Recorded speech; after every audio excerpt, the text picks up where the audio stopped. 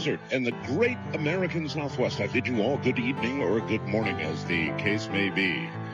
Boy, do I have news for you. Serious news for you this night on what we call Ghost to Ghost AM. So stand by. I'm developing information as of airtime. Information that I think is shocking, to say the least. Anyway, from the Hawaiian and Tahitian Islands out west there in the Pacific to the Caribbean and the U.S. Virgin Islands south, all the way into South America, north to the pole.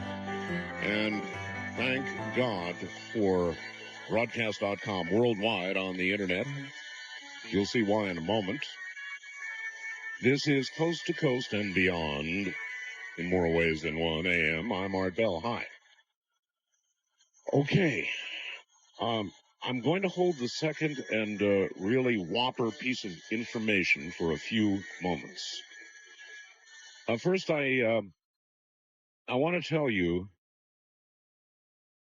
something that you may or may not believe. Ghosts are real.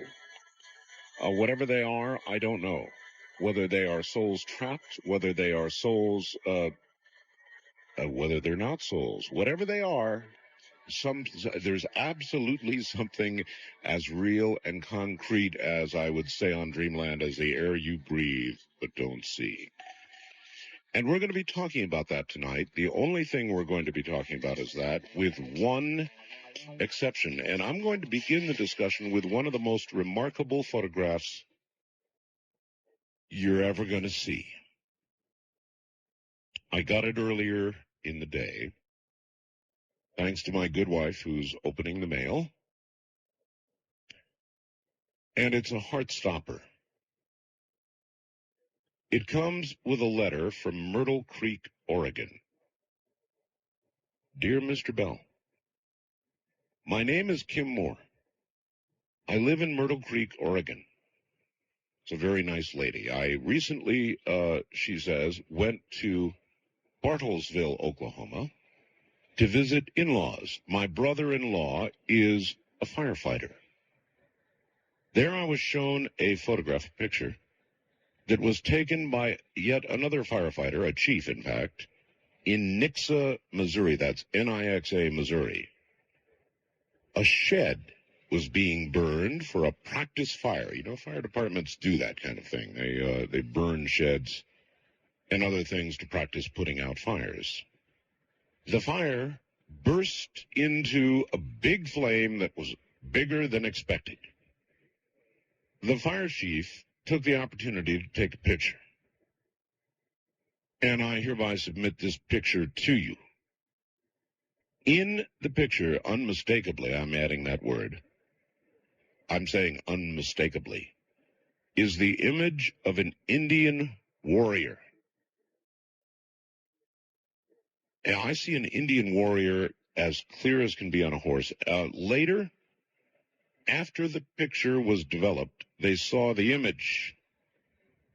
The firefighters found out later that the shed they burned was on Indian burial grounds. When I saw the image, I got chills. Hope you enjoy it. Thank you, Kim Moore. Well, that's a handwritten letter. And I sent the photograph and the handwritten letter to Keith Rowland. Where is it? You know it's on my website right now. And if you want a chill for the night, if not the rest of the year, you're going to want to make it up to my website right away and take a look at this image. It is remarkable. First-time caller line, you're on the air. This is Ghost to Ghost AM. Hi. Good morning. Hi, where are you? I'm in Oregon. Oregon, okay. And anyway, my story is when I was really small, about 7, and this happened in my parents' home. My parents still live there. I saw this. I was laying in bed, and this entity just appeared before me. It was just totally frightening to me, and he didn't say anything, but I could see him as plain as day, as plain as looking at a person in a room. What did this entity look like? He had a long red robe on. He had black hair. He kind of looked like he was a mixed race between Oriental and white, because he had both Oriental and Caucasian features. And he was standing there with his arms folded, and he was smiling at me. And anyway, he didn't say anything. And then my mom, who was laying there next to me, I was shaking her and trying to wake her up and like, Ma, look at this. And then by the time she finally woke up, it just vanished. It was really creepy for me. I haven't seen anything like that since. So what do you think you saw? I don't know, because I've tried to do some research, and the house is not that old. So the only thing I could figure is something to do with the land, but I can't find any other information on the land itself. But I wonder, like my mom has seen something. It sounds similar to what I've seen, only he was wearing white when she saw him, but he had black hair, had similar features to what I've seen. And I don't know, we haven't seen him. You don't think you imagined it? No, I'm sure I didn't imagine it. You weren't doing drugs? You weren't... No, I was just a little wee kid then. But I remember, 'cause yeah, those were the days when little bitty kids didn't do drugs. Yes.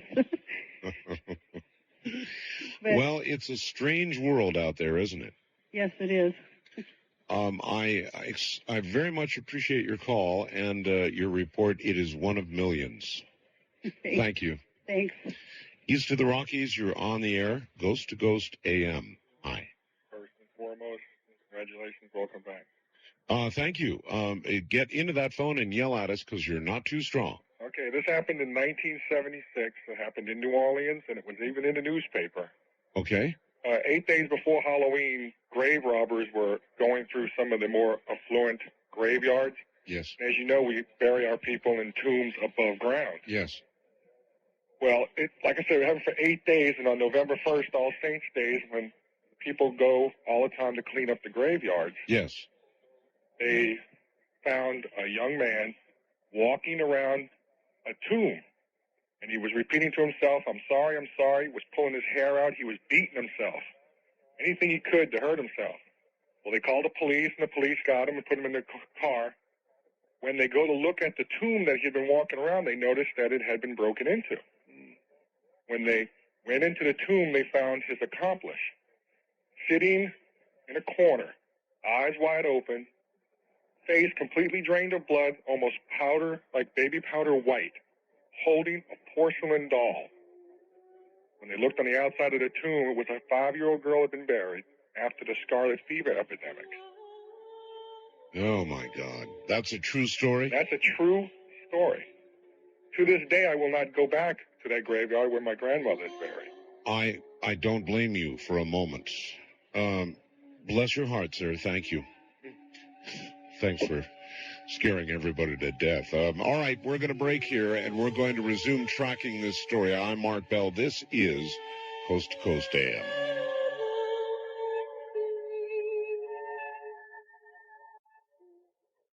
Okay, you want to hear a true story? Yes, I do. I've been doing my family tree, and I heard a story about my great-grandmother who came from England and my great-grandfather. Yes. And I looked it up, and she had a daughter named Annie, and around 1872. Right. She died at the age of maybe 2 or 3. She died from diphtheria. My mother told me that she heard her daughter making a noise at night, and they had kerosene lamps in them days. By the time she got the light on, her daughter had died. She had a very hard time getting over it. So one night she was all alone in the house, and when whoever was out, the relatives or whatever, came back, he told them the story, and she said that her daughter had come to see her, and her daughter was standing there with another little girl. They were both holding candles, and she said, I hear you've been crying about me to her mother. Did you notice my friend's candle? How brightly the flame is burning? Look at my candle. The flame is flickering like it's ready to go out. The tears are putting out my candle. I don't want you to cry about me anymore. I'm happy where I am now. And when she told this to the people that had been out, you know, they thought maybe she imagined it or something. But that's the story in my family. It's supposed to be a true story. I appreciate the story, and let me tell you something.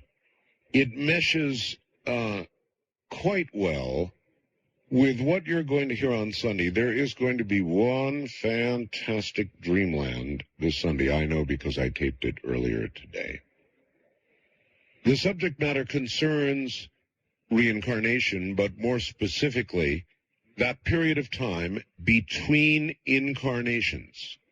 That period of time between, if you will, lives. Do you follow me? And that period of time is not particularly discernible because it is not time in the linear sense as we understand time. Hour by hour, day by day, week by week, month by month, year by year. Not that kind of time. A place where time truly is meaningless. I think you'll find it to be one of the more interesting Dreamlands you've heard in a very long time. It'll be this Sunday at whatever time you get Dreamland. My first time caller line, you're on the air. Good morning. Good morning. Where are you? I'm in Oregon. Oregon, okay. Do you We have... got a lot of calls from Oregon tonight. Yeah, that's true. And as a matter of fact, the letter I got with this absolutely astounding photograph also came from Oregon. Yeah, I went and saw that. Oh, you saw the picture? I did. Now tell me, did that jump out at you? Yeah, instantly. I saw it instantly. I know. I mean, for that to show up and then to learn that the fire was right over an Indian burial ground. Well, No, it's just weird. Yeah, real weird. Anyway, do you have a story for us? I do. Ever since I was a little kid, I've always seen weird stuff.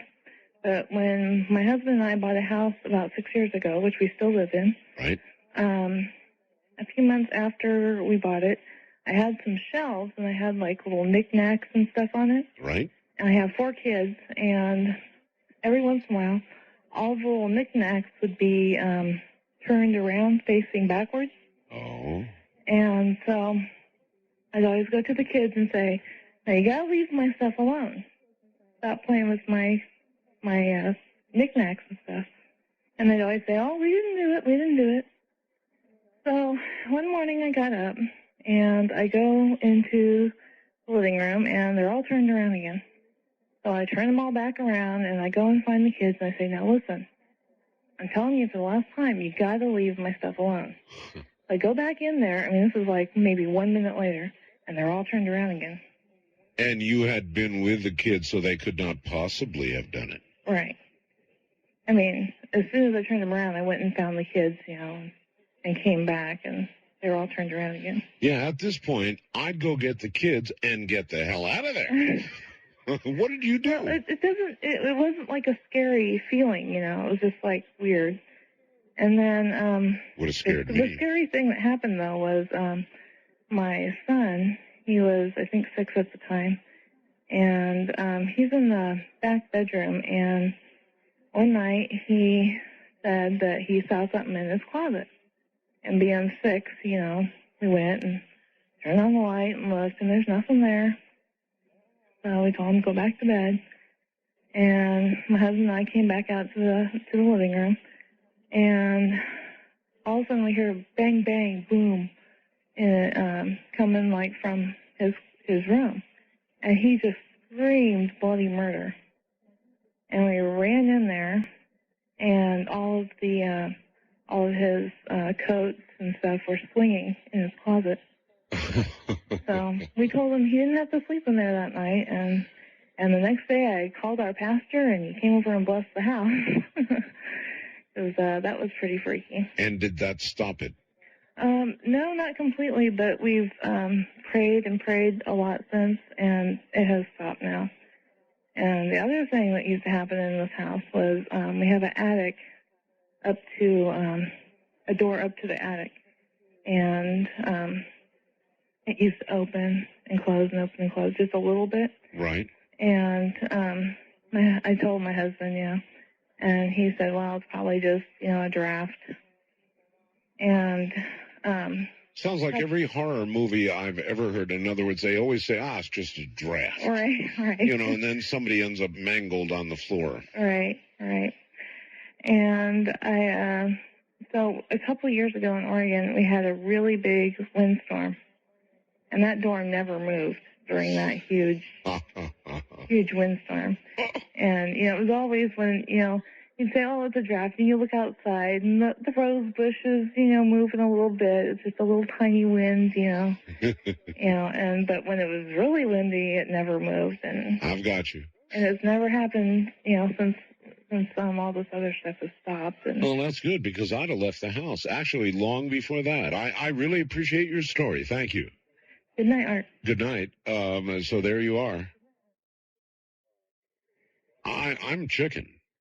I mean, if I were to go to a closet and I were to see coats wildly swinging back and forth in a closet, I'm out of there. I'm really out of there. Now, that young lady is just like the young ladies that you will see in the movies.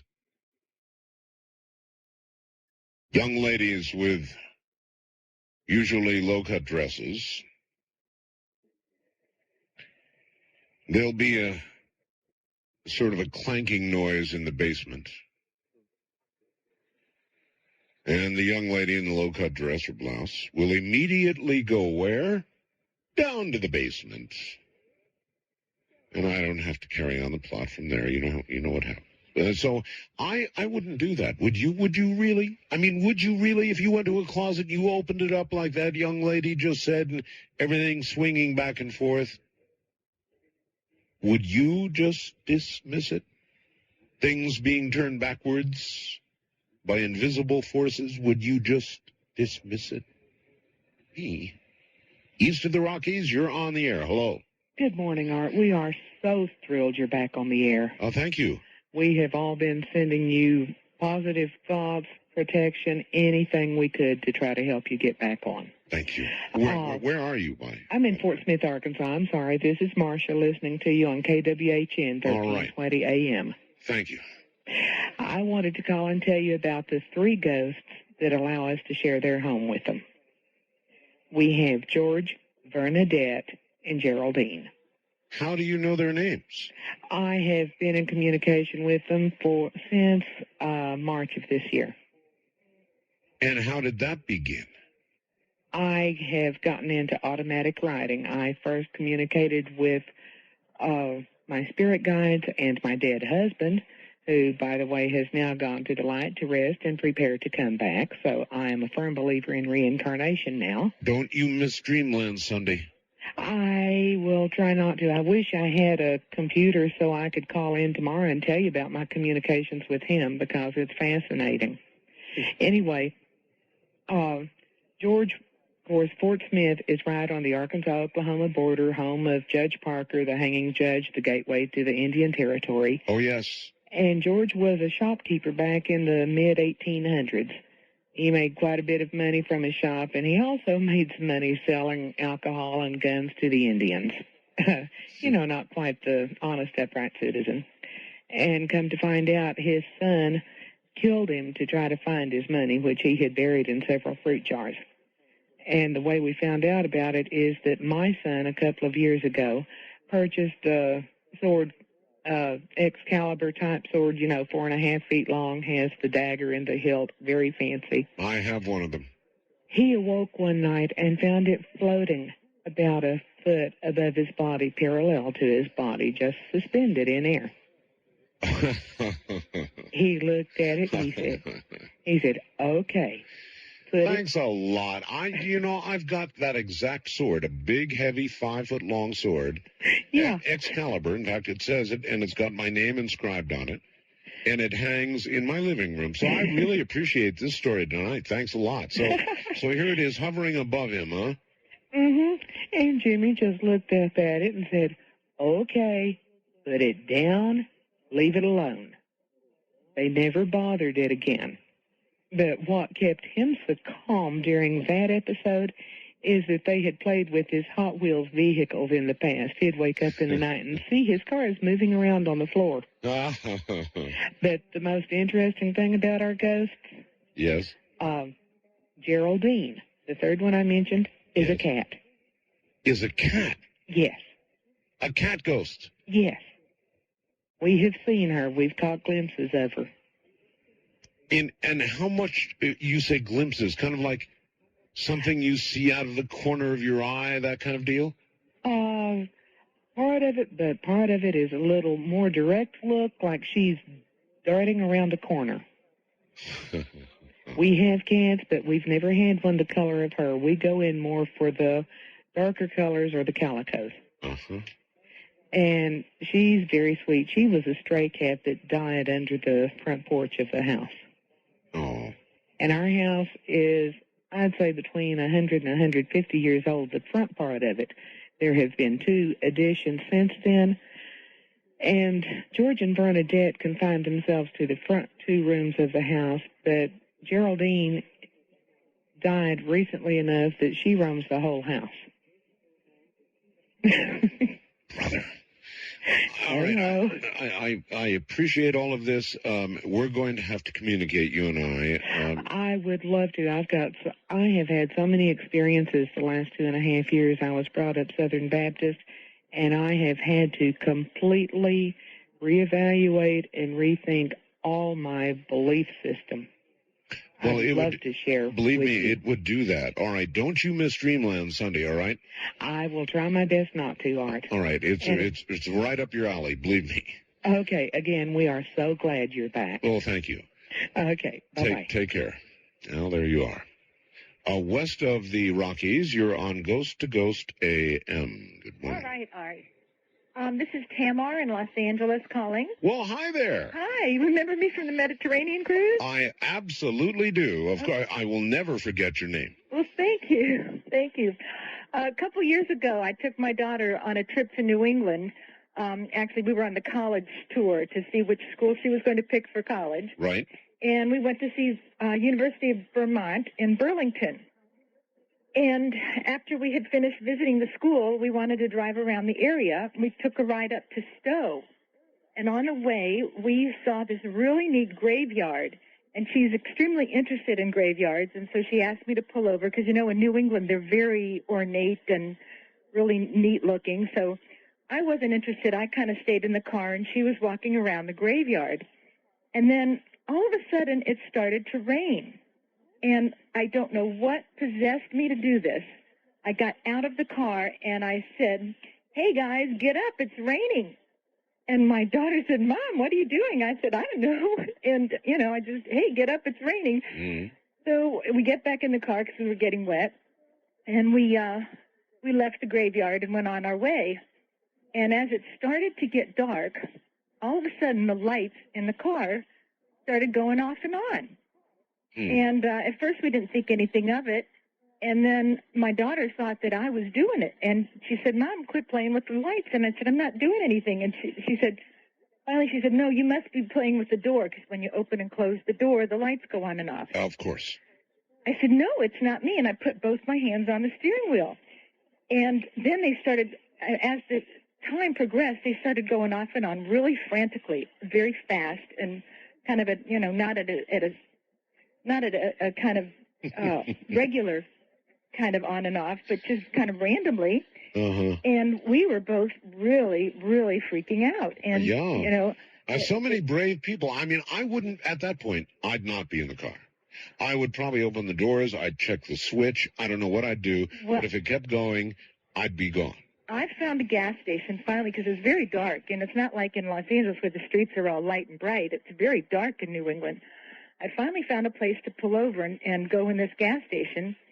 And then we came back out into the car, and I was like a nervous wreck. I mean, I was just really blown away. I was so frightened. And so, first of all, I called in the light, which was, put a light of protection around and put a light of protection around whatever it was doing, whatever was in there doing it. And my daughter had a heart-to-heart talk with this thing, and she said, look, you're really scaring my mom. Now, we're going back to Burlington, and if you want to come along with us, it's fine. You're welcome to be here. We're happy to have you come with us, but please quit playing with the lights because my mom is getting so scared she can't drive. So you're reasoning with whatever this is. We did. My daughter was, she did it because, I was just putting the light around myself just for protection, but she felt that she would tell him that he was welcome, he or she, whatever it was.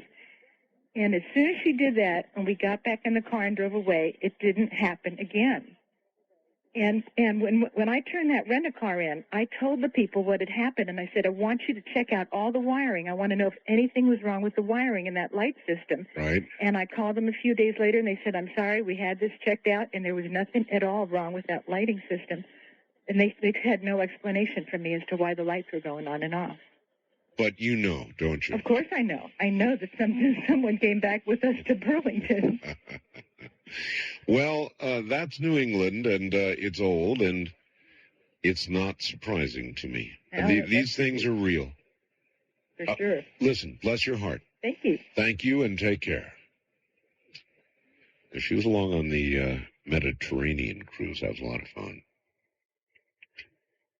Boy, oh boy. Wild card line, you're on the air. Hi. Hi, Art. How are you doing? Well, you're listening. Well, good deal. So it's kind of a wild night. It is. It's glad to have you back.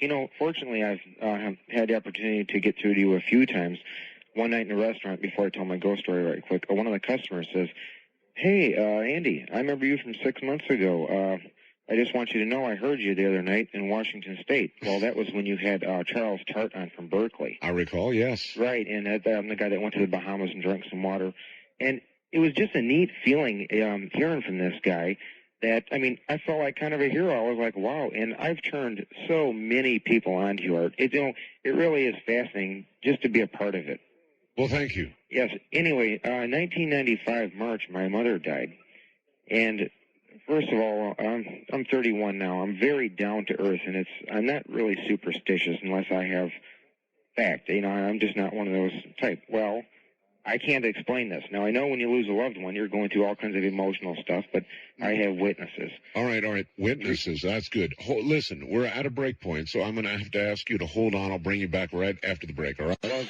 Let me hold my commercial break and go back to this poor caller on wildcard line, on one of the wildcard lines. Thank you for waiting. I'm sorry, that was stuff we had to deal with, sir. Oh, no problem. I totally understand, and you're not going to get a bill. I'm just lucky enough to get through. I'm a good fan. Okay, anyway, my mom died in 1995, and we had a small farmhouse. And like I says, for the listeners, I'm not someone that is superstitious, really. I don't believe in something until I have most likely physical proof. Well, my mother was spiritual. She was a quarter Cherokee Indian. I don't know if that had anything to do with it. But anyway, 3 days after she died, the family's still mourning and all that. Anyway, I got home late, about 3 o'clock in the morning, and I get in, and my dad came up from Florida and to finish up the house, paint it and stuff like that, make sure everything was good. Sure. He was sleeping. My brother was downstairs sleeping, and he's 32, and I know he wouldn't play games or anything. Anyway, I go up in the living room, I clear off the table, I get set up because I'm going to watch some TV before I go to sleep. And then it starts to rain, so I run outside because I left the windows open on my Ford. So I close that, and when I came back in, I walk around a corner, and I see an award I won in high school for most improved player when I played trumpet. And it was sitting on this little coffee table I had pulled up by the couch, and I was like, well, okay, that stopped me a second. Well, I picked it up and carried it back in the room and says, I don't know what that's all about. I didn't see it when it was there. And then I went out in the kitchen, and my dad had made some brownies. And my mom used to hate it when I never covered stuff up or anybody didn't wrap stuff up right. So, I got to grab a few brownies and a plate, go back out in the living room, and I'm sitting there watching some CNN, and all of a sudden I hear tinfoil. And I stop a second. I put it on mute, and I stop a second. I'm listening. And I hear tinfoil crumbling. So I jumped up, and I flew around the corner, and the tinfoil was nicely tight around the edge. And I knew right then, I had chills going up my neck. I was like, whoa. because I know I don't cover stuff up like that, and I know I have that habit of not covering stuff up right. And so I went back out in the living room and lit up a cigarette, and I sat there, and I smoked about 3 cigarettes, thinking this over. Yes. And, when something like that happens, there really is no reaction. It's happening. And what actually happens is you go into a kind of state of shock. Exactly. And, I think, which is good because, when you think about it, most people would be like, most people wouldn't believe the story anyway because they think you'd freak out. Well, there is no reaction. It's a protective mechanism. Exactly. Well, throughout the whole week, this was going on, weird things. Well, I finally went to sleep, and I told my dad and my brother about it the next day, and they were like, yeah, right. Well, my friend Chung, we had to go to Tennessee for the funeral because we buried her in Tennessee. And my friend Chung, who's in medical school, now graduated, congratulations, last month, Michigan State. Anyway, he stayed at the house for 3 days. And he's down-to-earth Korean, too. He's just, medical school guy. He doesn't believe in stuff like that. Well, he was scared literally out of the house. And he said it was like somebody was holding a cigarette, and it was just, he was looking for smoke, and there was nothing on fire. Well, when we got back from the funeral and all that, my brother's in the bathroom shaving, and I walk by, and I look in the bathroom, and I see this smoke. And I'm looking, and he doesn't have a cigarette. And I said, did you drop your cigarette? He says, no. And I says, look at this. He turned around, and we were studying this stuff. It was like ectoplasm. I don't know what it was. And, my friend Chung witnessed this, and he said, he wouldn't make something like this up. I know him. I knew him for years, ever since we were kids. So I have my physical proof. I know ghosts exist. Why was my plaque sitting on the table? I mean, that's, my mom told me that. Why would I hear tinfoil on the brownies? So that was my experience, and I don't know what this smoke was, but I was sitting there studying it. I was like inches from it, just looking at this as it just kind of evaporated. And it looked exactly like if you held a cigarette still. Just watch this. It was that thick. Brother. Oh, brother. And that's physical proof. And the bathroom light would go on and off. The lights would go on. And, I mean, it wasn't like the movie Poltergeist, but it was always a pleasant, it was always a pleasant experience. My neighbor smelled Christian Dior. Well, my mom, it was her favorite perfume. It was like $132 an ounce, but it was really nice stuff, and everybody could smell this. And after about 3 weeks, things just kind of chilled out, and then they just all went away, and it's like the vibration came back to, as if there was nothing going on. To you, too, my friend, I say don't miss Dreamland Sunday. Definitely. Thanks. Listen, thanks, Art. Take care, and thanks for waiting so long. All right, back to it we go on our first-time caller line. You're on the air. Thank you for holding on. Oh, it's a bad time. I know. Where are you? Tucson. Tucson, all right. You're going to have to kind of yell at us a little bit. You're not too loud, so go ahead. Okay.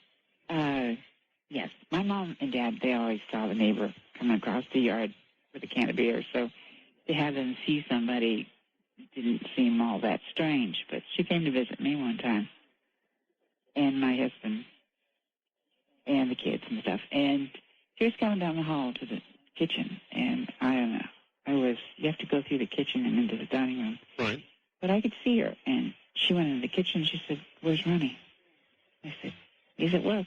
And she came out into the dining room where I was, and she says, where's Ronnie? And I said, I told you, Mom, he's working. So, you're not going to believe this. I saw him coming from the closet and the front door is about the same, distance apart, but there's a space in between where there's more room into the living room than there was. It was a closet. Right. I saw him coming from the closet into the kitchen. He was wearing shoes. They were untied, no socks, pajamas, and his robe. And I said, you're not going to believe this, but I saw that too. And the minute I got into the kitchen, it left my mind. Like it just erased it. Like if I'd have remembered it, I'd have been so scared.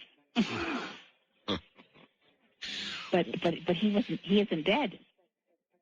He was not dead. And he still isn't. So what do you think you saw? Well, what we saw was somebody that looked just like him. But I don't know. I've never heard that.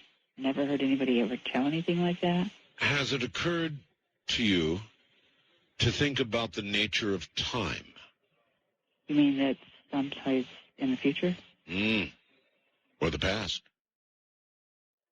In other words, if you're seeing an image or an apparition of somebody who is presently alive, then obviously we can rule out the fact they're a ghost, right? Well, it was something. Yeah, it was something, all right. Okay, thank you very much. And I'm sure some of the rest of you understand what I'm driving at here. What if it was, in fact, him, but simply at a different time? We've had a lot of reports of that, of time seeming to slip on occasions. Just a kind of a slip.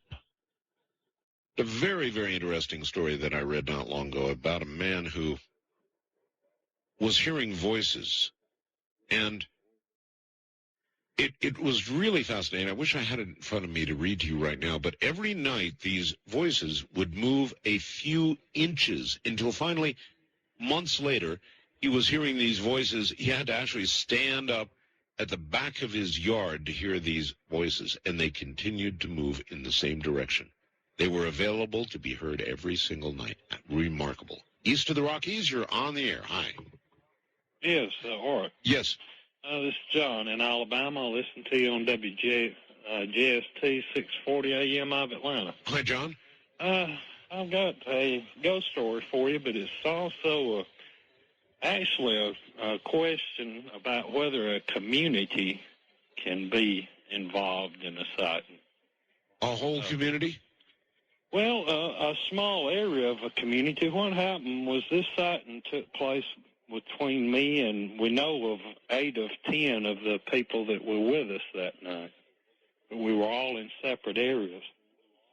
A friend of mine was killed in a car wreck. We were about 12, and we had a game we used to play we called Spotlight. You take a flashlight at dark, and you go out and flash people in the light, and they're it. You know? Yes.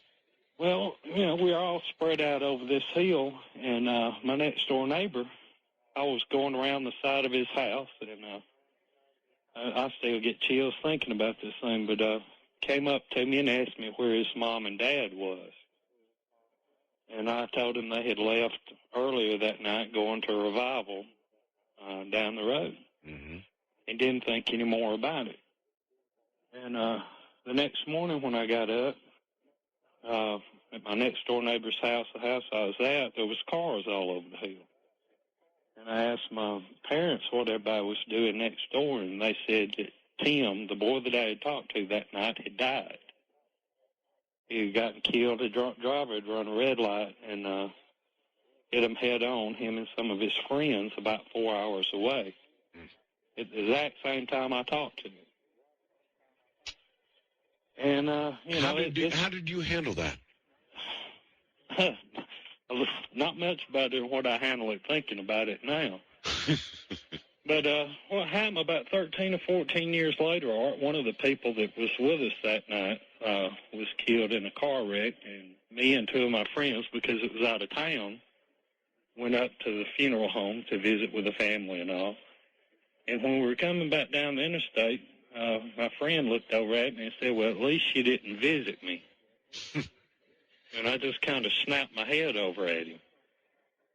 And we got to talking. I pulled off the interstate, and I said, what are you talking about? And he relayed the same thing to me. And we got to talking about it, and our friend in the back seat was with us that night, too, and he said, same thing happened to me. Well, that would do it for me. And what was another getter, we ended up talking to everybody that we could, and everybody but one person saw the same thing that night. Well, then you've got a story that should be printed.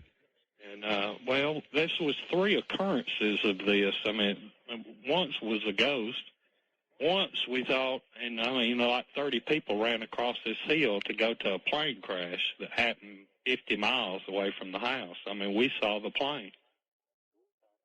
And I'm just wondering, because my friend that had made the remark the other night, what's brought this all back up, and it's so scary about it, they've moved back into his parents' house.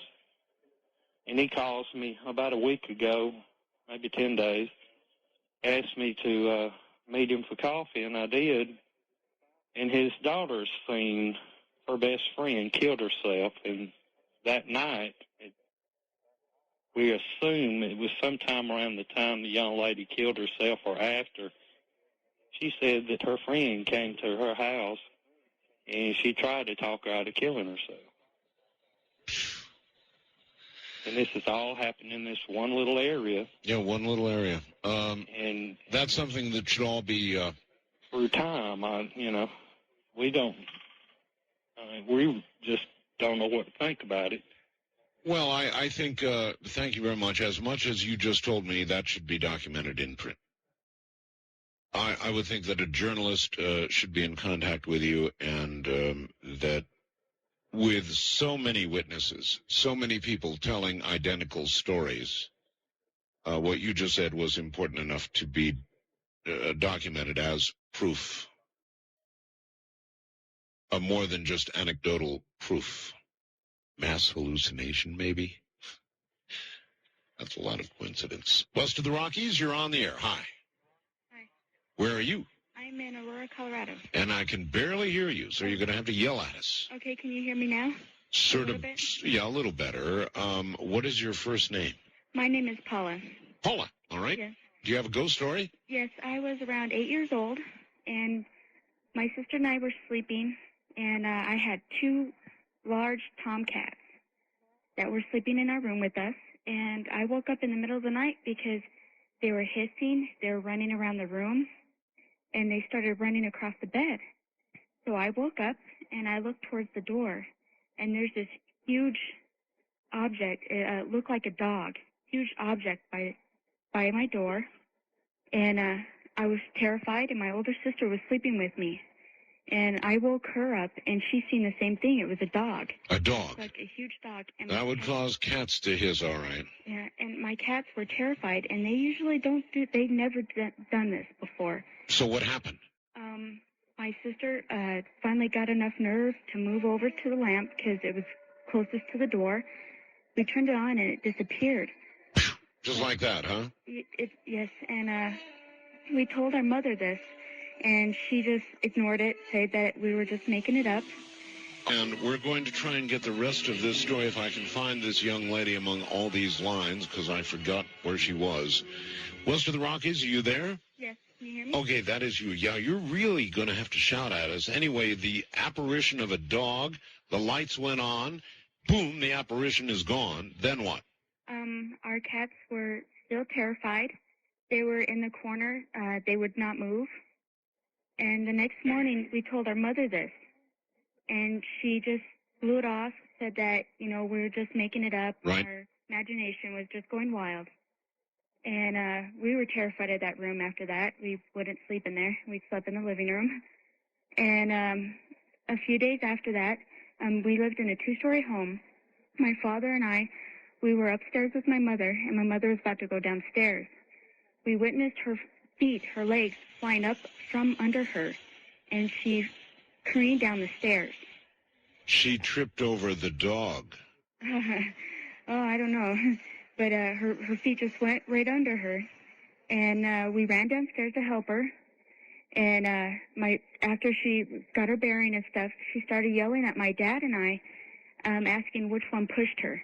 And we were not near her at all. And she kept thinking that one of us pushed her. Right. And after we finally made her believe that no one was around her at that time, we moved into a different house. The first sensible caller I've had tonight. Thank you so much. That's right. Goodbye. Different house, different town, possibly entirely new continent. That's what I do. And so many people seem to do the opposite. They seem to stay right there and somehow fight it out. This is one area where I don't think that I would do that. There are a lot of brave souls out there. First-time caller line, you're on the air. Hi. Hi, Art. Hello. It's good to have you back. Good to be here. My name's Tim in Portland, Oregon, Yes, Tim. and I grew up in a haunted house. I lived there about 10 years. Boy, I'd like to have moved much sooner than that. But you did move.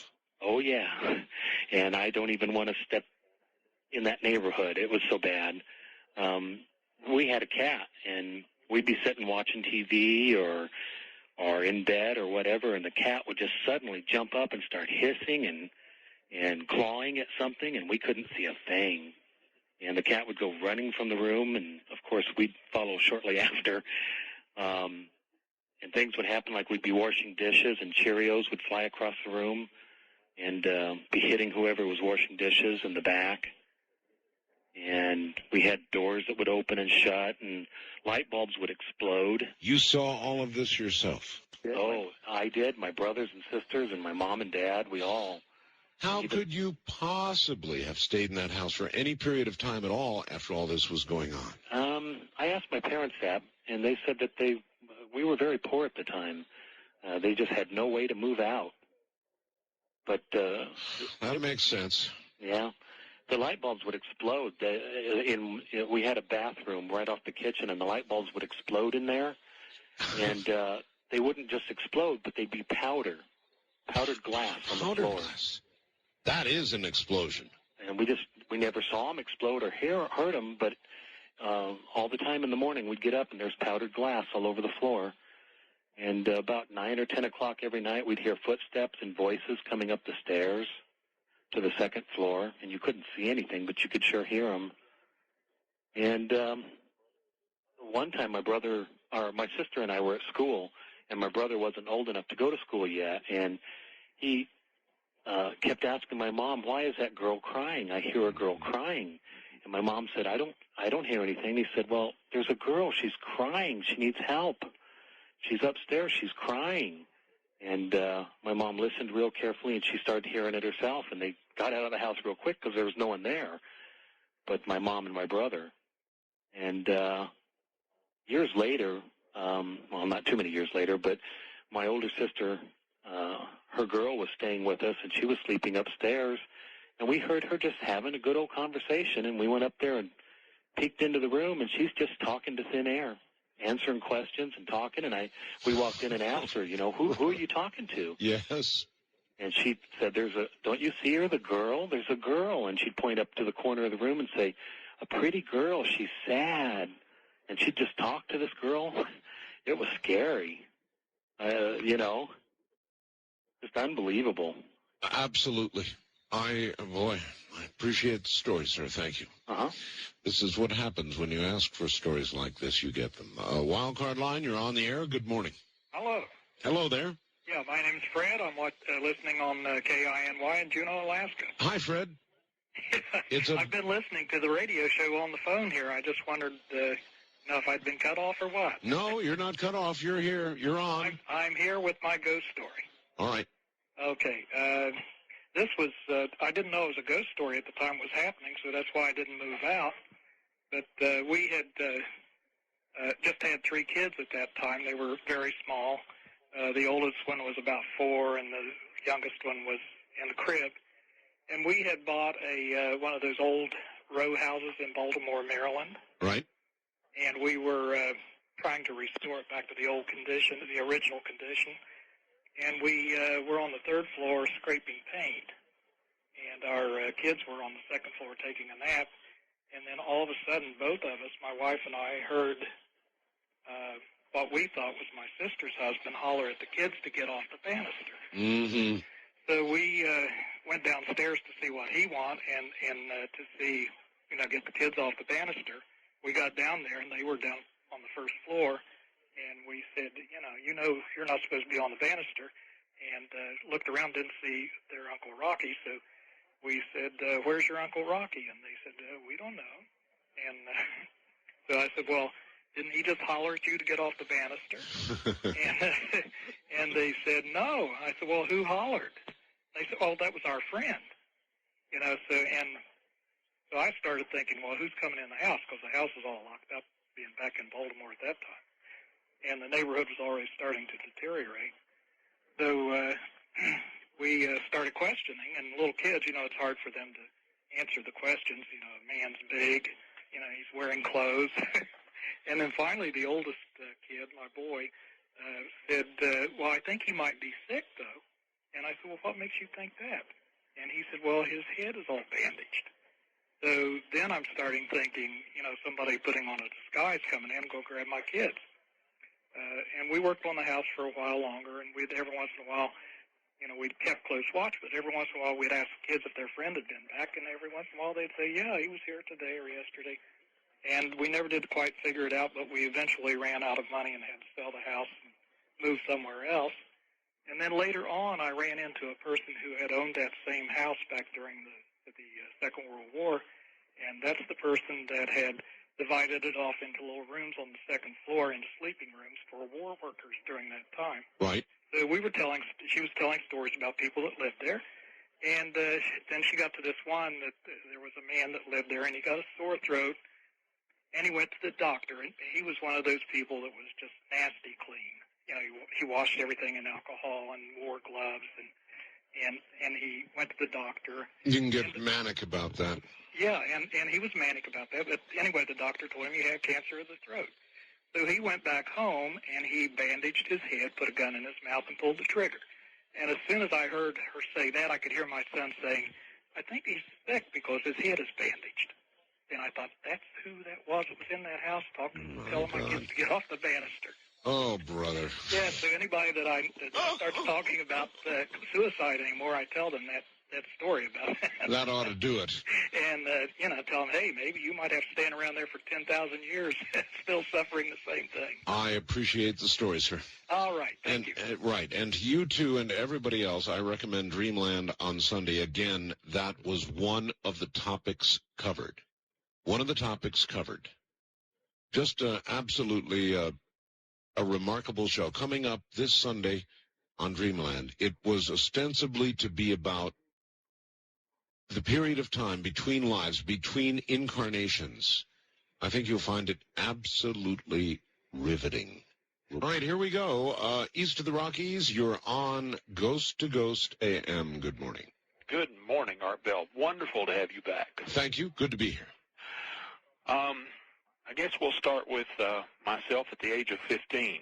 All right. My uncle, who I was very close to, passed away rather suddenly.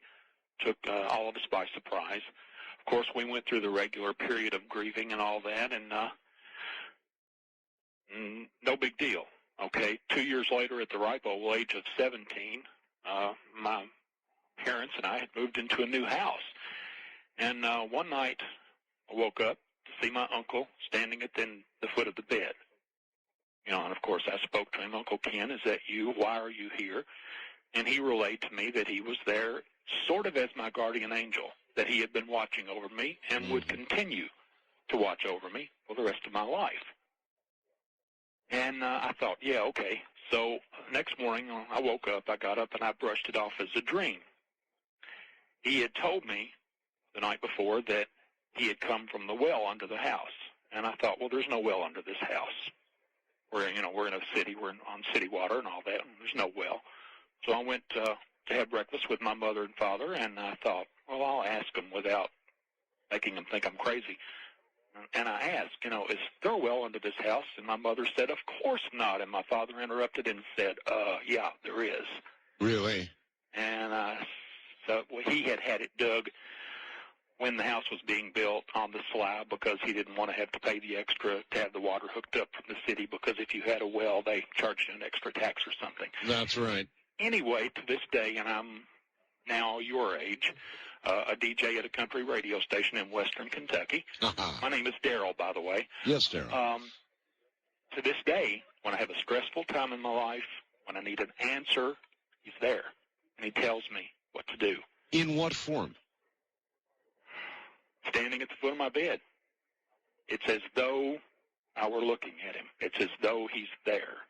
It's not a misty, like you would imagine a ghost to be. There's a human being there. I've never been able to touch him. If I try to raise up and get closer to him than, the length of the bed, he disappears. And he always, as he disappears, he tells me, this is as close as we can get. But what's more incredible about all this is that the last time I talked to him, the last time he came to me, was 3 nights after you went off the air. I was lying listening to a repeat. He came to me. He told me, "Don't worry, he's coming back." And I thought, "Oh no, this is something wild." He said, "No." He mentioned Ramona.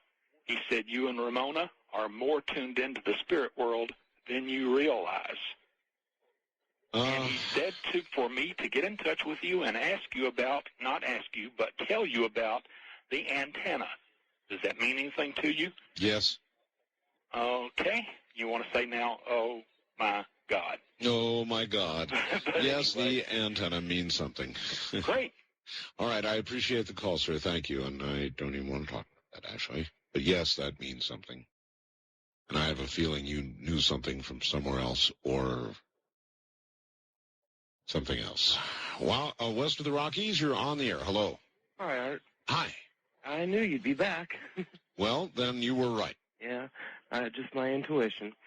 But I'm glad you're back, and I, among millions of others, were projecting good thoughts towards you and your family. Thank you. Anyway, the story I'd like to tell occurred about 12 years ago in Klamath Falls. I'm in Springfield, Oregon, and my name's Robert, by the way. Yes. Anyway, it was about 12 years ago, and me and 4 of my friends, we were at one of their houses.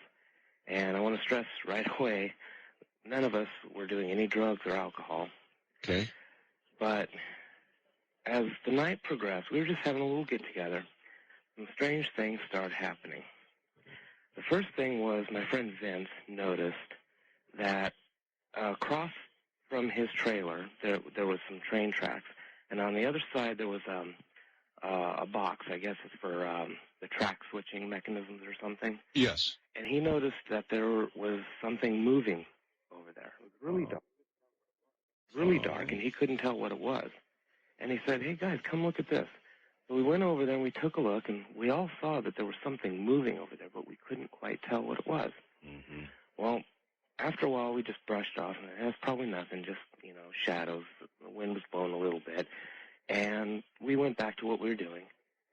About 15 minutes later, we hear this loud wham on the door. So we fly open the door, and there's nothing there.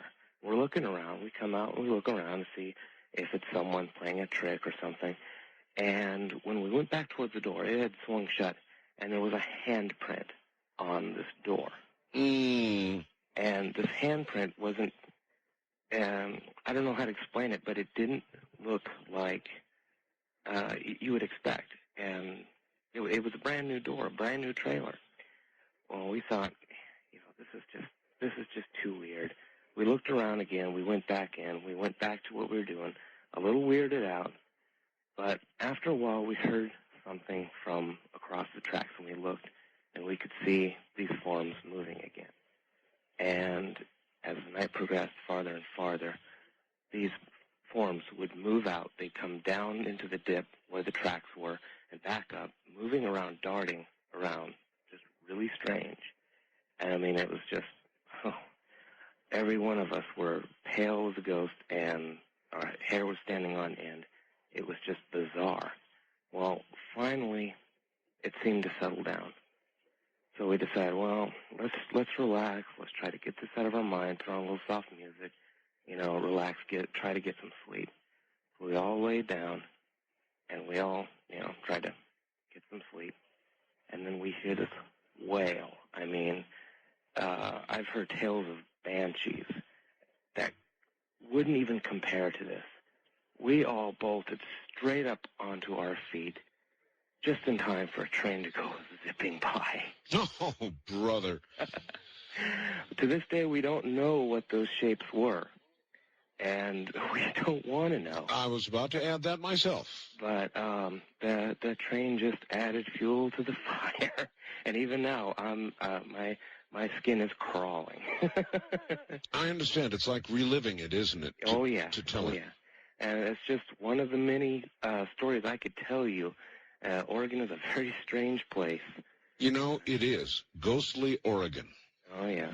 I appreciate the call, sir. Thank you. Yeah, take care. We've had many calls like that from Oregon for some reason. East of the Rockies, you're on the air. Hi. Yeah, I was wanting to talk to you about your picture of the Indian on the horse. Yes, sir. I live in Springfield, Missouri. Yes, sir. Which is about 10 miles from Nixa. Oh, I had no idea where Nixa was, so. Okay. Nixa is just south of Springfield, Missouri. It's a small community. Right. Basically, if you look at that picture, you will see down at the bottom, you will see some other things in it. I think it's a wagon wheel and some pottery. That may be, I don't know. I haven't looked. I'll have to go back and look. What jumped out at me, unmistakably, I didn't have to sit there and look at it and stare at it. There's no question. It looks like an Indian warrior on a horse to me. Right. Uh-huh. You see that clearly? Oh, yeah. I've seen the picture. There's a lady that I work with that is a volunteer fireman at that fire department. And she brought a picture to work and showed us at work. Thank you. I appreciate your call because, inevitably, every little computer dweeb out there gets out their Adobe Photoshop and they go down to pixel number 748 and they say, oh, an obvious fake. This is not a fake. Real. It is not a fake picture. It's a real picture. Right. And it's a real story. Right. This photograph was taken on Indian burial ground as a shed burned. Well, it was actually an old restaurant. It was an old restaurant? Yeah, uh-huh. And they did that. They burnt that building as a fire training exercise, and the fire chief takes pictures of all the fires whenever they do training. Sure. And they can take and if a person wants a copy of that picture, they can write the Nixa Fire Department. It is a volunteer fire department, and they can buy that picture.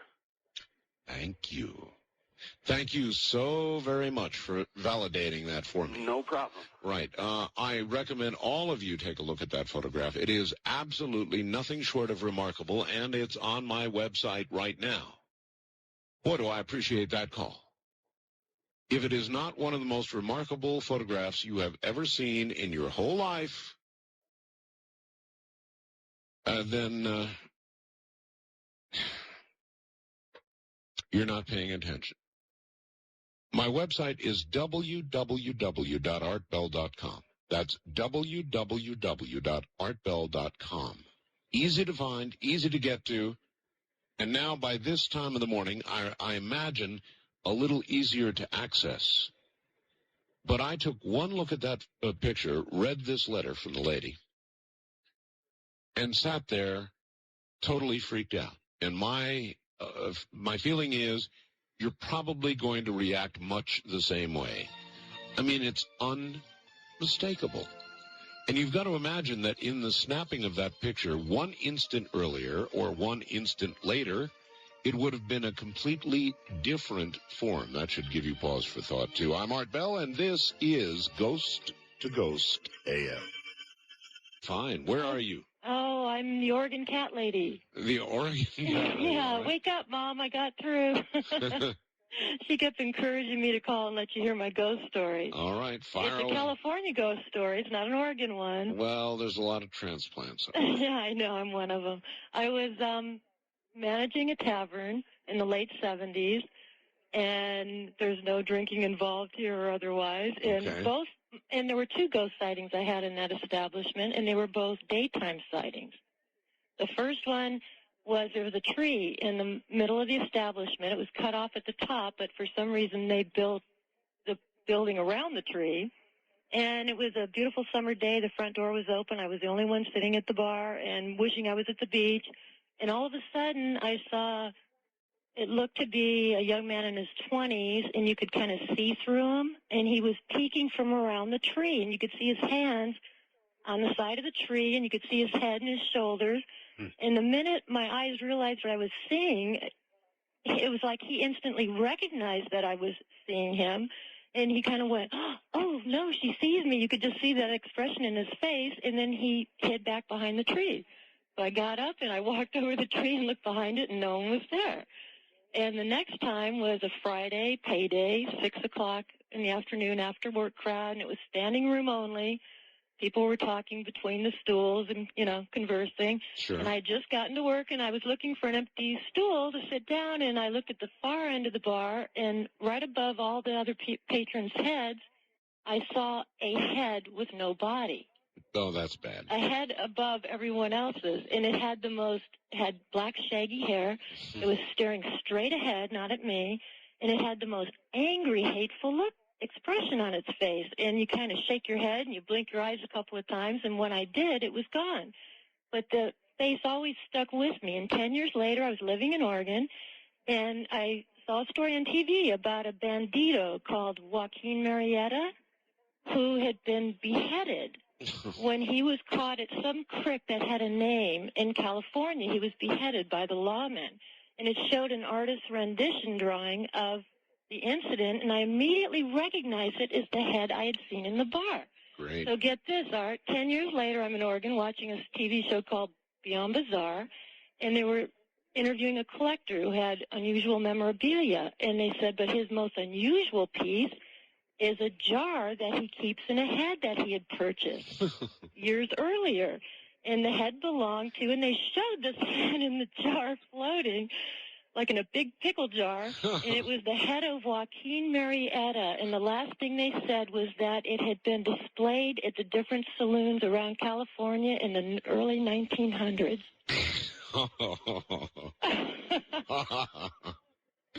Which I had no prior knowledge of any of this. You're not over this yet, are you? No. What would you be?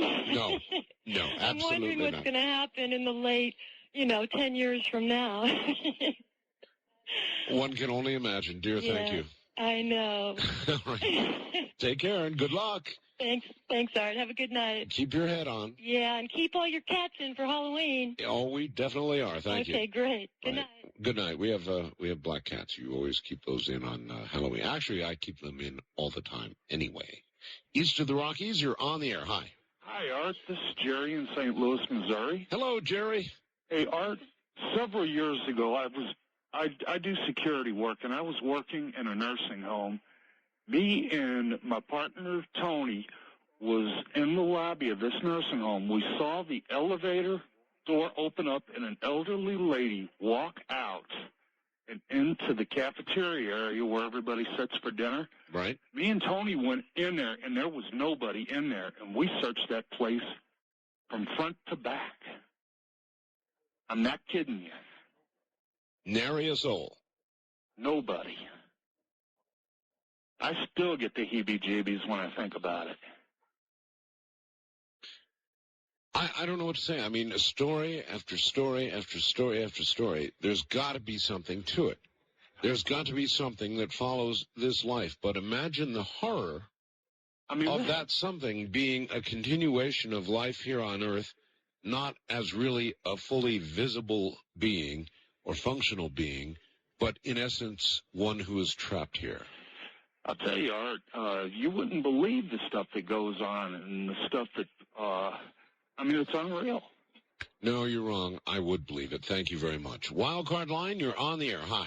Wow, can't believe I got through. Art, this is Joel in Albuquerque, New Mexico. Welcome to the show. Oh, thank you very much. Been listening to you for about 2.5 years. And giving you a ring here from 770 KOB, Richard Hoagland country. The absolute monster in Albuquerque, yes.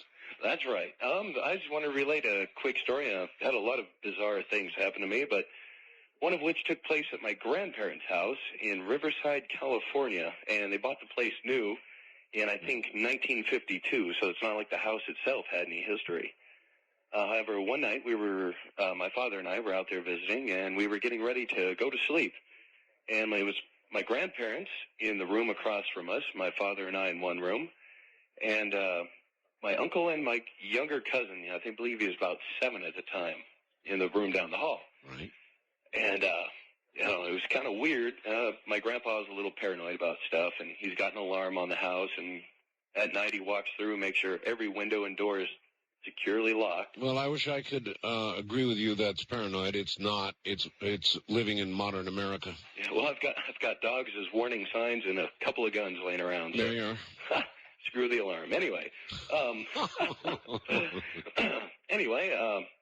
we had all just shut our doors and kind of just getting ready to turn all the lights out. And something started from the end of the hall by my grandparents' room and my father and I's room. Yes. Ran straight down the hallway and smashed into the front door. All of us kind of opened our doors, looked at each other, and everyone was there. No one else could have done it. And is that the end of the story? That is indeed.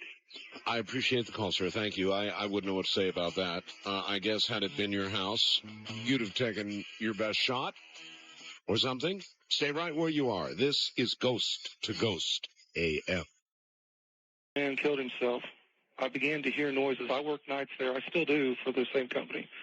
And I would begin to hear steps. It was an upstairs and a downstairs with these big wooden floors on the upper floor. Right. And you could begin to hear these steps walking across, like one at a time. And at first I thought, well, I could convince myself, well, this is an extremely old building. It's just creaky. No big deal. But then I began to go upstairs because to carry up reports and things. And I'd open a door, and down at the other end of the hallway, a door would slam. And I still had to do my job, and I was very frightful of it, but I'd worked for him forever. And over a period of months, this continued. Well, there was another person that would work for me whenever I was off on these nights. And this lady wouldn't even go up those stairs because she could feel it too. It was really strange. But the capper was whenever we got to one night, there was a driver that showed up at the building, which they would every night. And I had let the driver in like normal. And while she was there and we were getting ready to move the truck out of the building, she heard the footsteps too. And I kind of laughingly said, well, that's, and I won't give the man's name, that's old, I'll just make him name Tom, walking up the stairs. And then she said, yeah, that's really funny. And then as soon as she did, there was a clash right at the window, right by where we were at. And we turned around and looked. And I said, you know what, I don't think you like that. And with that, the entire building turned dark, stayed dark for about 30 seconds. All the power was out. And then it kicked back on again like nothing happened. And you stayed there like nothing happened? Hey, I still work for the company. Maybe I've been sane, but he never harmed me. But he would just be these creepy noises and things. Story after story. I appreciate it, sir. Thank you. Take care.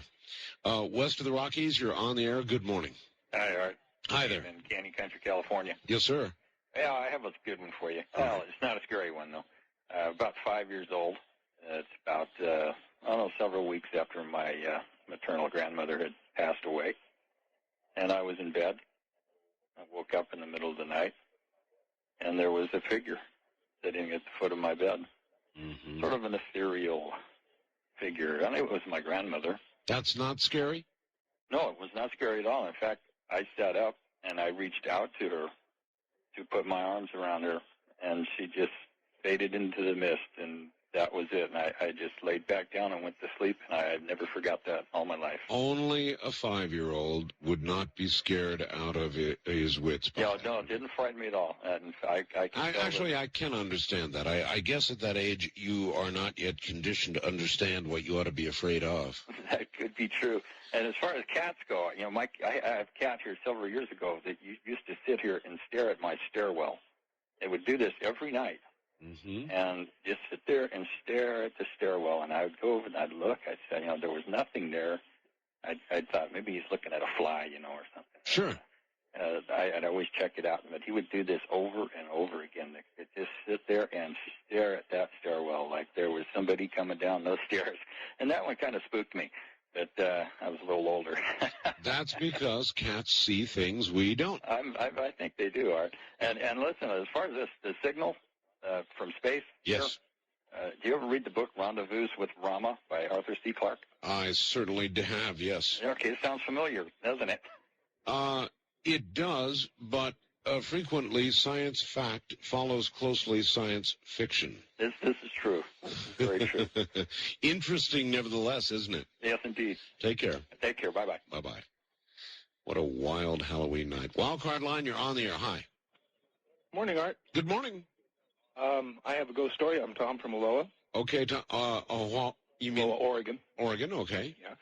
I was riding dirt bikes with a friend up in the Coast Range of Oregon here, and it was November about 3 or 4 years ago, and we decided to go out well after dark for a last ride before we packed it in for the night and camped out, and we took a trail, and as we came back down onto this gravel road, I was several hundred yards ahead of my friend, and as I was coming to a corner, up on a bank beside the road, I saw just the strangest looking thing I've ever seen. Just for all the world, it looked like a skeleton just standing beside the road.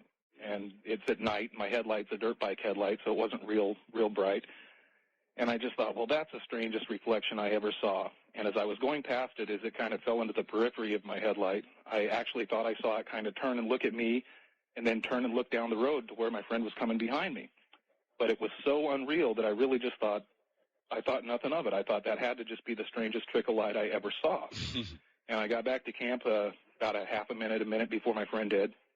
And when he got back, he said, well, Tom, what about we just head home for the night? And I thought, well, yeah, it's cold. It's wintertime. If we ride home for an hour, if we pack up the bikes and drive home, we'll get a good night's sleep in a bed instead of sleeping in a cold sleeping bag. So I said, okay. And as I was loading up the bikes, I noticed he was just throwing stuff into the truck. And he's normally a really meticulous packer. He doesn't scratch anything. He's very careful. And he was just throwing things into the truck. In a big hurry. In a big hurry. And I said, Mike, you saw that, didn't you? And he said, yes, I did. And I asked him what he had seen. And when he saw it, I'd seen it about 10 feet up the bank, as I say. When he saw it, he saw the same thing I saw, but it was standing down on the road, and it appeared to have a big dog standing next to it. And it looked like a skeleton to him, and it looked like a skeleton to me. And as we were driving out, he said, if anything comes in front of us, I'm running it over. And I wouldn't blame him a bit. I would have done exactly the same thing. God, that's incredible. It's the strangest thing that's ever happened to me. He won't camp there anymore. I've camped there several times since and never seen another thing, but it was the strangest thing. I don't blame him, and I'm surprised at you. Well, I camp there. I go riding with a bunch of policemen, and they've all got guns. You and I both know that guns do nothing against skeletons. Have a good morning, sir. You too. Guns. International line, you're on the air. Good morning. Hi, Art. It's Dee from Vancouver calling again. Hi, Dee. Yeah, actually, I kind of have a two-part story. One.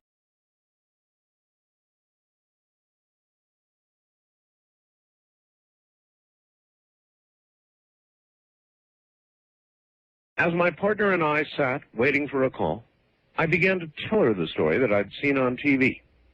But for some unknown reason, I couldn't remember the name of the hotel. At that moment, we got an emergency call. We ran the call, brought the patient to the hospital. The whole time I'm trying to remember the name of that doggone hotel. Well, we arrive at the hospital and wheel the patient inside. As I'm giving my report to the nurse in the emergency room, I just happen to glance behind the desk, and hanging on the wall is a calendar. And the full-color, large picture on the calendar is, you guessed it, the Hotel del Coronado. Well, I tend to pay attention to these little things and took this as an invitation from Kate to visit her hotel. So, I reserved one of their smallest, cheapest rooms, and the next time I had a 4-day weekend, I packed up my convertible, drove down the coast from San Francisco to San Diego, arrived at the hotel, went up to the desk to check in, and the clerk says, "Oh, I'm sorry, all of the small, cheap rooms, like the one you had reserved, are booked up." Let me see. Oh, we do have this suite with a balcony overlooking the courtyard in the old section of the hotel. Will that be all right? He said, "I'll give it to you for the same price as the small, cheap, cheesy room you had reserved." Naturally, I say okay, and I'm beginning to think this is going to be a very interesting stay. So, up I go, took a bubble bath, drank a beer out of the room bar. Shouldn't do that, by the way, they're terribly expensive. jumped on the bed, as is my habit anytime I stay in an expensive hotel. I took a nap and got dressed for dinner. Went down to the bar for a cocktail. The bartender brought all of my drinks.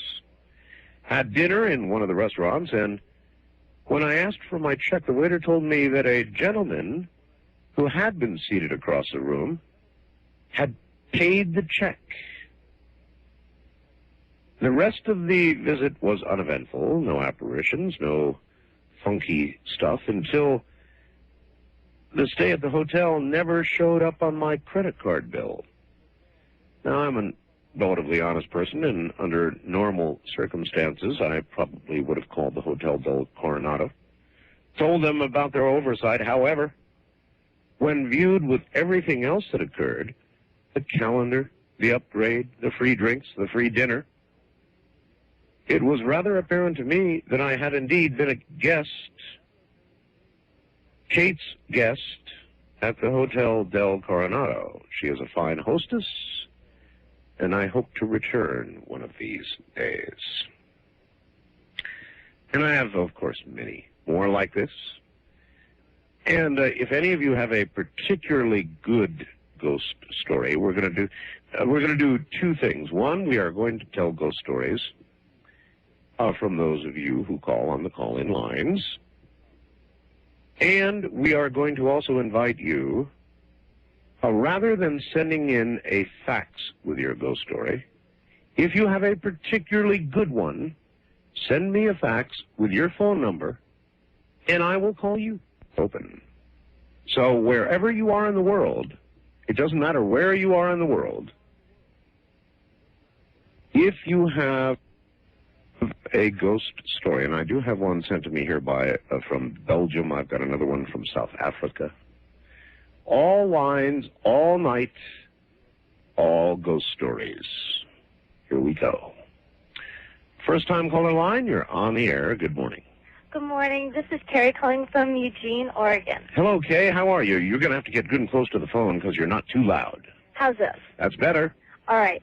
Well, my boyfriend's brother, he moved into this house in Providence, Rhode Island.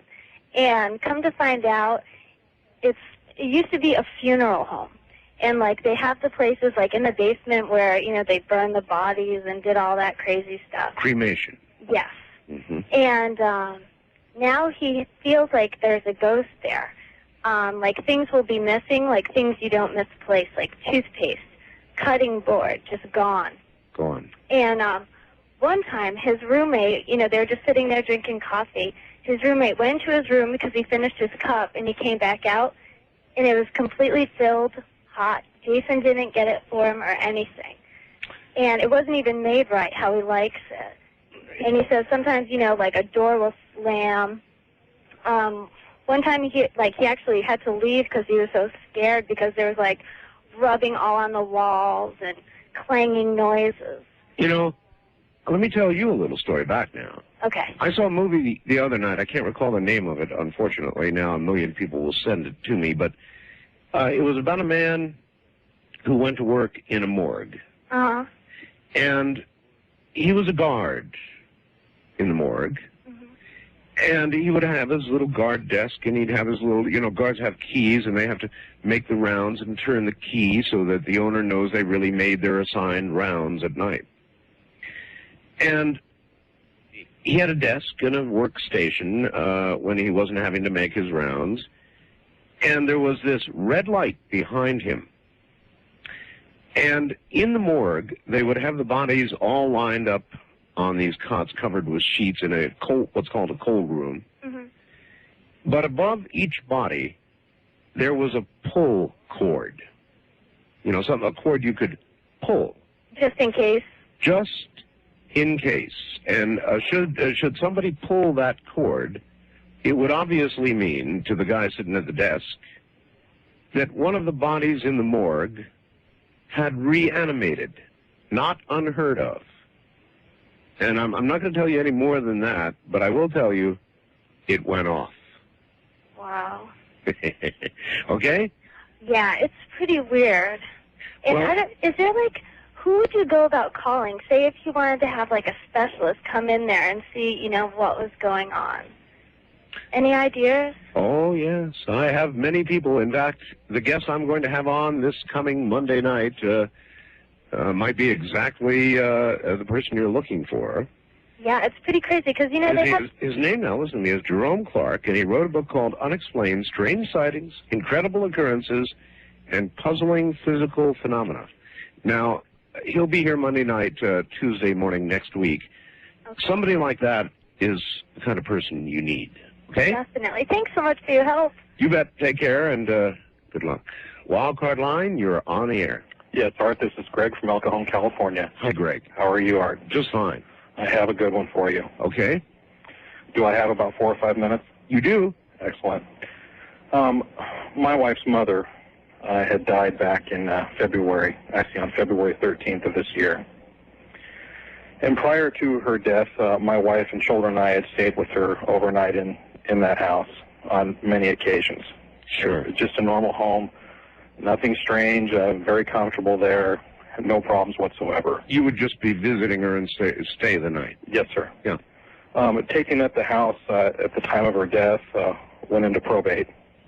And, of course, my wife and her siblings not wanting to leave the house empty, of course, because of vandals and that sort of thing. My wife and our 2 daughters and our unborn son moved into that empty house on March 1st of this year. Makes sense. Shortly after, my family and I took occupancy of the home. Certain events started to take place. Like what? Well, just to paraphrase you also, at this time, on around March 10th, we adopted a German Shepherd Beagle mix that it made my wife feel a lot better, of course, because I worked late at night, sometimes till 2 or 3 o'clock in the morning. Like me. Yeah, there you go. And it gave her a peace of mind because the house was out in the country. Okay. Like me. Yes, sir. And within the first 2 weeks that we took up residence in my wife's deceased mother's home, my wife would relate to me from time to time that she felt as she was being watched intensely. I myself, at the time being a complete skeptic, dismissed the information as an overactive imagination, which I probably should not have. That was my belief until the evening of March 16th, 1998, when my eyes were widely opened. On that evening, I was having dinner with my wife and children, and my sister-in-law and her 2 children, teenage children, were over to the house for dinner, just, a few weeks after moving into the house. Everyone had left but my wife and I was sitting in a position in the dining room, at the dining room table area, that allowed me to look all the way down the hallway into one of 3 bedrooms, which was my youngest daughters at the time. Sure. At that point, I saw something that is so hard for me to describe. It was an aura of what seemed to be a woman's form, with a lot, to me, of what seemed to be energy around. In other words, indistinct, kind of a foggy light aura. Yes, sir. All right. And it definitely was. It seemed to be the shape of a woman, to me. Mm-hmm. I was so motionless and locked into what was happening at the time that I almost lost relative consciousness of what or where I was, except for what was going on in that room. My wife was sitting over to the right of me and asked me what I had seen, and I described it to her, and she said something to the effect of, "You too?" You too? Yeah. You mean she saw it as well? She had seen and felt things before me, and yet had never, over that period of time, that 2-week period since we'd moved in there. Can you hang on through the break? Absolutely, Art. Stay right where you are. When one sees it, you can imagine a bit of undigested meat. When 2 see it, well, my suggestion, turn the lights down, turn the radio up, get as comfortable as you can, because some of what you hear is going to require you be in a nice, comfortable place. By the way, with respect to my story about the Hotel Del Coronado, I just got this. Hi, Art. My sister-in-law actually works at the Hotel Coronado as a concierge. She says the ghost stories are real, and you can, even if you wish it, rent, I repeat, you can rent the haunted room. That's from Jeff in Amherst, Ohio. Wonder if that's really true. Thank you, Jeff. And by the way, for any of you who have ghost stories out there, just send me a fax and tempt me. Tell me how good it is and give me a phone number. And if I am tempted enough, I will call you and get you on the air. My fax number is area code 702-727-8499. If you can't tempt me in one page, you can't do it, so hold it to one page. And now, back to the gentleman who saw the apparition down the hall in the bedroom and then turned to his wife, and his wife saw it too, right, sir? Yes, she had seen it, but it was at a different time. And so then what? I mean, did you sit there and compare notes with her, or what? Well, I had, the hair was standing up on the back of my neck, Art. I'm sure it was. And I didn't know what to think. I just moved my wife and my children into a house, and I didn't know how long I was going to be there. Did you think about getting out? You know, at that point, I really didn't know. You know what? I actually, it's so easy to say, man, I'd be out of there like a shot. But the fact of the matter is, there are financial considerations, there are physical considerations. You have a wife, you have children, you have a lot of furniture, you've moved into a house. So you don't just immediately make a decision to split. Let me tell you, Art, the rest of my notes that I have here for you that I compiled today, you're going to think more and more why we didn't actually get out. On or around March 22nd, I was alone in the house. And my wife had left with her sister, and my children, they went over visiting for the day. Mm-hmm. It was around the noon hour. I was preparing to leave for work. I'd just come out of the restroom that adjoined our master bedroom. Mm-hmm. Bear in mind, our bedroom used to be my deceased mother-in-law's bedroom. Oh. In a fairly quick instance, as I looked over my right shoulder, and I can see this as plainly as the day that, in my mind, is the day that I did see it. In just a few seconds' time, I saw my deceased mother-in-law leaning over the dresser area where her dresser used to be in her room. Mm-hmm. And it appeared as if she was leaning over to place something down. This time she was of more form? Yes. Uh-huh. Shortly thereafter, that situation, an interesting yet strange phenomenon began to occur. My deceased mother-in-law there was a beautiful type plush white carpet, very white carpet in her home. Mm-hmm. It was throughout the home. There was no variance throughout any of the rooms whatsoever, and I'm just giving the details so the listeners understand what I'm about to say. One morning, I would believe it was the end of March, 1st of April, my wife said, "Honey, come look at this." And I said, "Well, when you walk barefoot on the carpet, Art, it would leave almost a type of imprint of your foot." I understand exactly what you're saying, yes. And so we experimented a little bit. This was not my wife's footprint, Art. It wasn't my footprint. And it was much too large to either be either of my daughters. Sure. So we just stood there looking down, and my wife said, "I know it's my mother's. I know it's my mother's footprint," and she lived with her mother until she married me, until she was, 19 years of age. Mm-hmm. She felt that, also, too, from that time on, that the constant set of eyes or being watched was all the more ever present. Our dog, on many occasions, Art, would stand up and stare across the house into our bedroom, whining, staring. I'm going to ask, it's an embarrassing question. You don't have to answer this, but if it was your wife's mother, yes, sir, haunting the house, present in the house,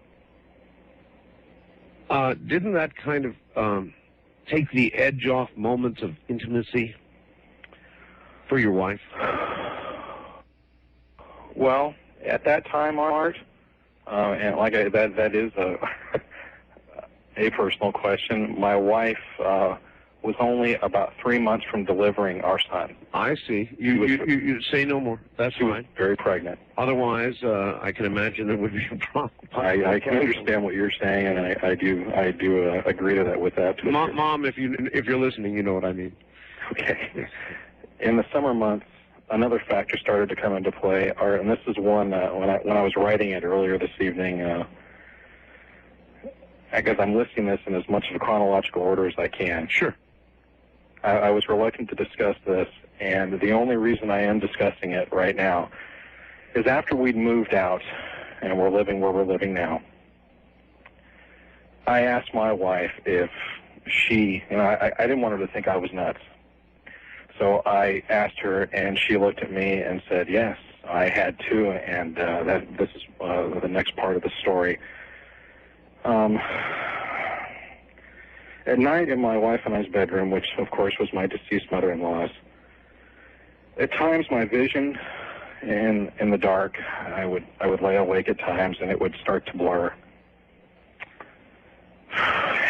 Eerie, if not demonic typefaces would appear in the dark room.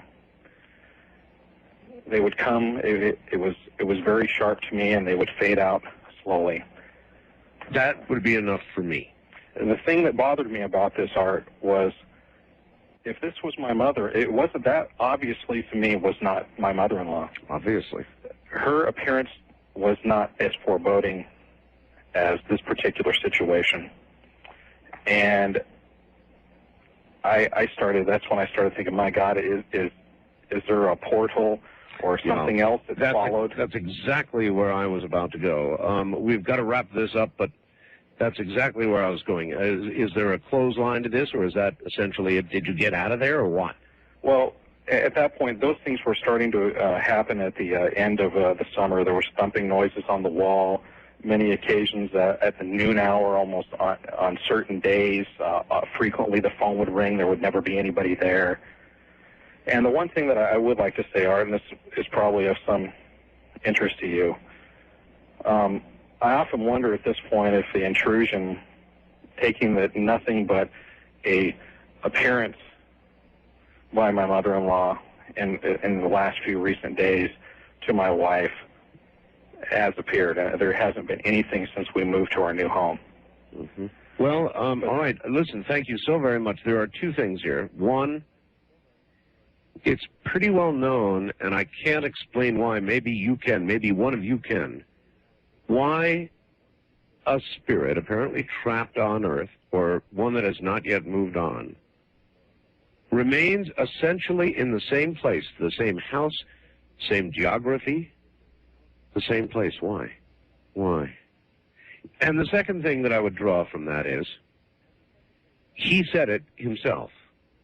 Do you think it might be true that once something has come through or is visible on both sides, depending on how you want to look at it, that in essence a portal has opened, allowing not just the spirit of his mother-in-law, but more to come through?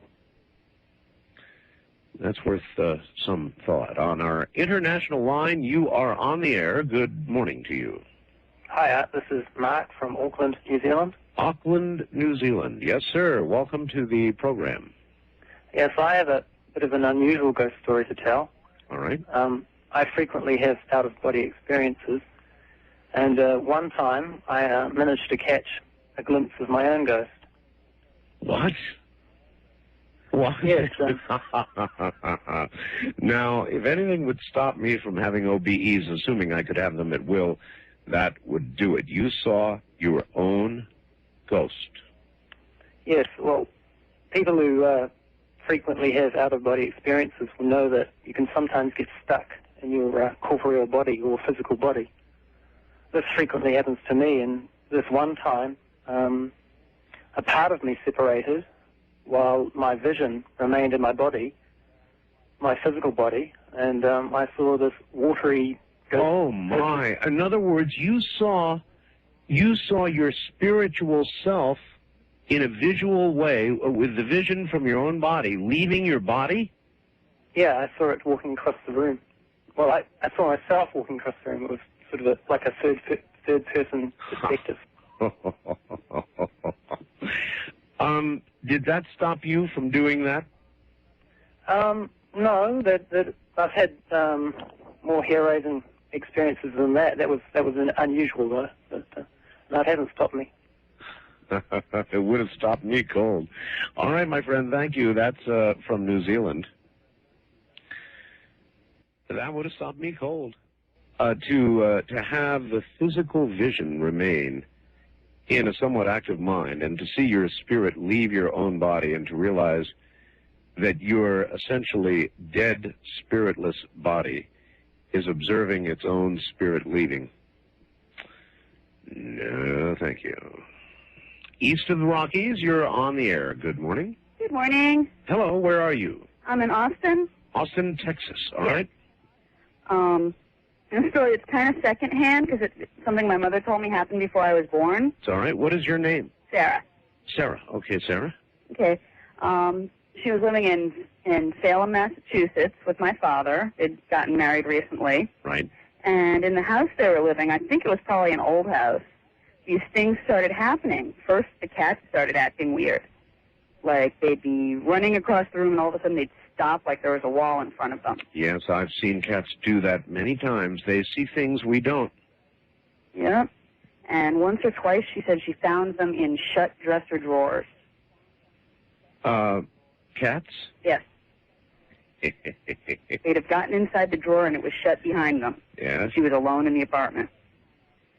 And once the bathroom door was stuck. And she wasn't sure why it was stuck. She kept trying to get it open. My father wasn't home, so she had to get a neighbor to help her open it. And it took him a lot of work to get it open.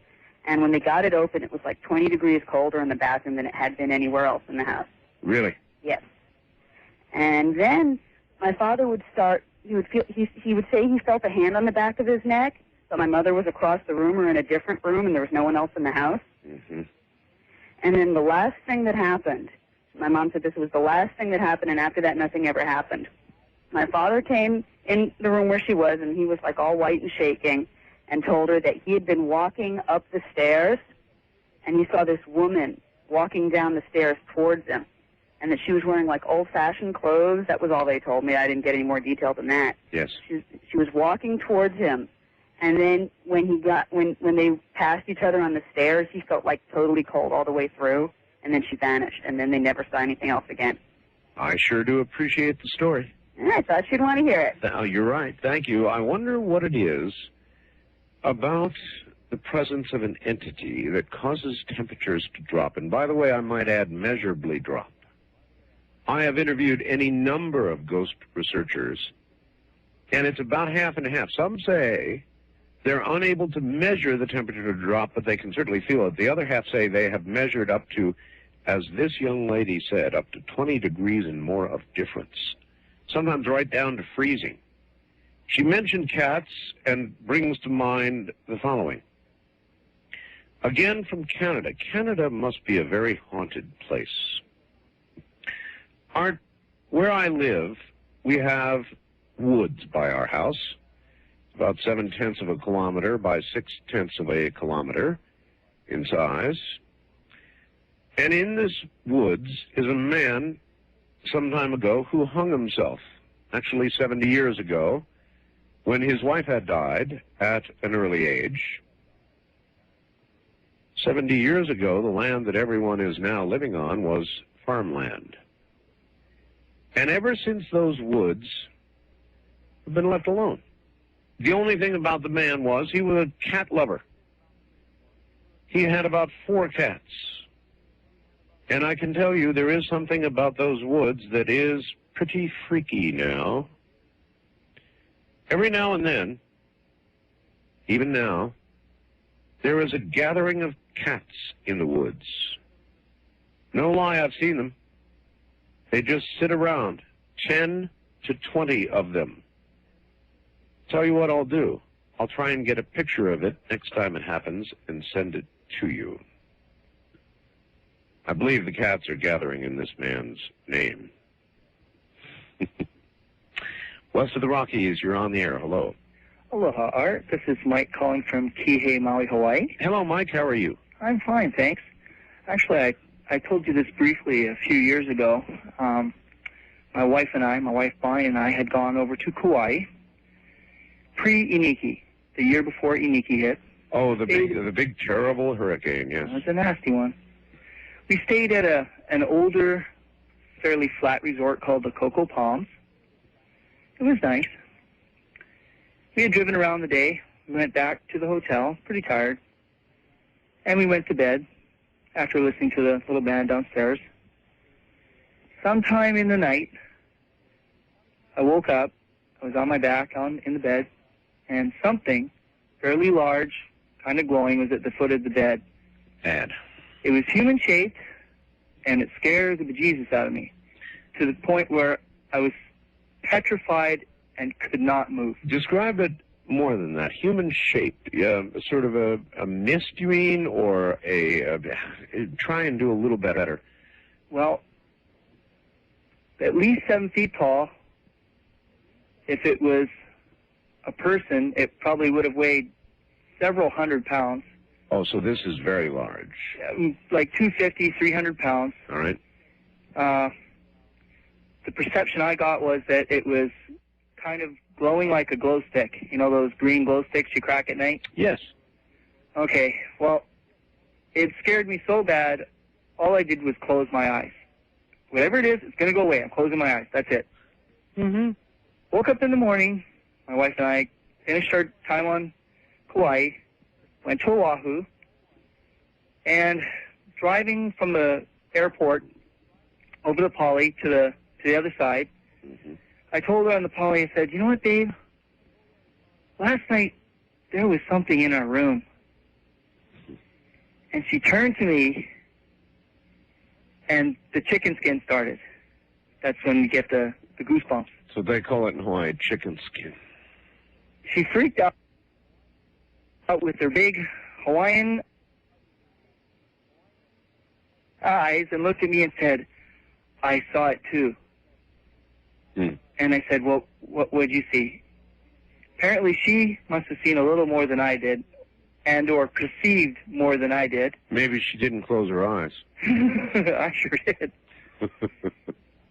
My wife says that she saw a very large Hawaiian float in through the window and stand at the foot of our bed, and it was, to her, she said, it was very pissed off. It was a pissed off Hawaiian. A pissed off Hawaiian. Now, I'm white. My wife's almost pure Hawaiian. I'm wondering, is this a Hawaiian ghost looking down, seeing a local woman with a white man? I hear you. Angry. I hear you. That was very perturbing, and we both had chicken skin for quite some time that evening. One more recently, unfortunately, my wife's lovely father, who lives over in Waimea on the Big Island, yes, was diagnosed with a terminal cancer around May this year. And he decided that he would prefer not to fight it and would go with hospice care and prefer to live out his remaining time in the living room at home. And with a lot of the homes here in Hawaii, we have day beds in the living room. No, I understand that. I think I would make the same choice. So, Shem, that's his name, you know, her dad, spent out his remaining time in the living room on the beautiful hospice bed provided. Mom lovingly cared for him. And it was wonderful because he had time and all of us family could come by and say aloha. Well, we're staying there, and he has not yet passed away, and the only room left because of all of the ohana, or family over, is Mom and Dad's room, which they really don't sleep in too much anyway because they sleep in the living room. Anyway, Dad is still alive, but getting near the end. This was within 3 days of him passing on. My wife and I go to bed about 11 o'clock at night in the parents' bed. I'm sleeping on my stomach, and something gives me a finger jab poke through the mattress into my ribs. It felt like it came up about 2 inches. Yes? It woke me up, scared the hell out of me, and I said, "Fine." She goes, "What?" "It was something poked me in the ribs." And I rolled over onto my back, and she goes, "Are you okay?" I go, "Yeah," but what was that? She goes, "I don't know." And then the pressure of someone sitting down on my legs. And I said, On your legs? On my legs. I said, and I'm getting chicken skin now. I'm freaking out remembering. I said, "Babe, it's sitting on my legs. What am I going to do?" She says, "It's okay. It's all right. It's probably just Dad, his spirit coming into the room saying, 'You're in our bed.'" I said, "Well, he's not dead yet." She says, "I know that this is his house and he can move around when he wants." Sure. I said, "Babe, can I please sleep in another room? I can't handle this. It's too much." She said, "Okay." So we switched with her sister. And Dad passed on shortly after that. We have not yet, myself, she's returned to visit Mom twice. I'm a little leery about visiting. Why do you think the state of Hawaii is such a haunted state? I don't know. It is, though. I've had guests on who have told story after story, like the ones you just told. Hawaii is a very, very haunted set of islands. There's no question about it. You and your wife, well, your wife's from Oahu, right? That's correct. Thank you for listening, Art. I hope your audience keeps in mind that the loved ones are close by. All right. Take care, sir. Aloha. All right, that's it. Tonight, all we're doing, as you can already tell, are ghost stories. Real ghost stories.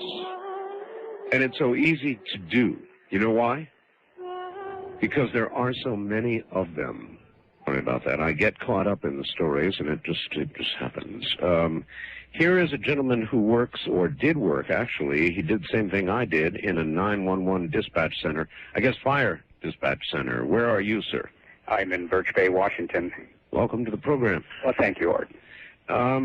You're about to tell me that you have had ghosts call 911?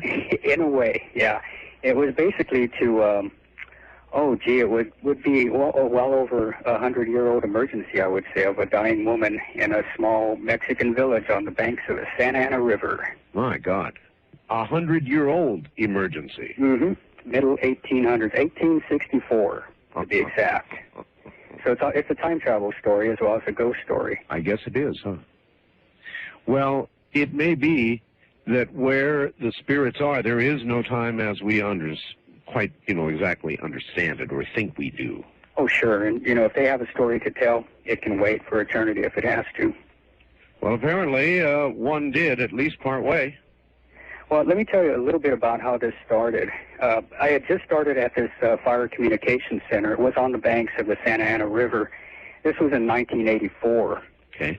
And basically it was a 24-hour operation. We were on a 24-hour shift, so we would sleep and eat and pretty much live there for an entire day and then be relieved by the relief crew and work that type of schedule. So normally my shift would end at 8 p.m. From 8 a.m. to 8 p.m. I would get to sleep from 8 p.m. till 1 a.m. and then go back on the board till 4 in the morning. Gotcha.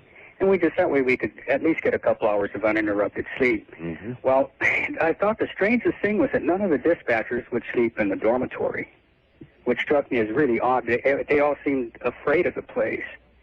And the dispatch personality, they're usually guys that are rock-solid individuals. Oh, yes.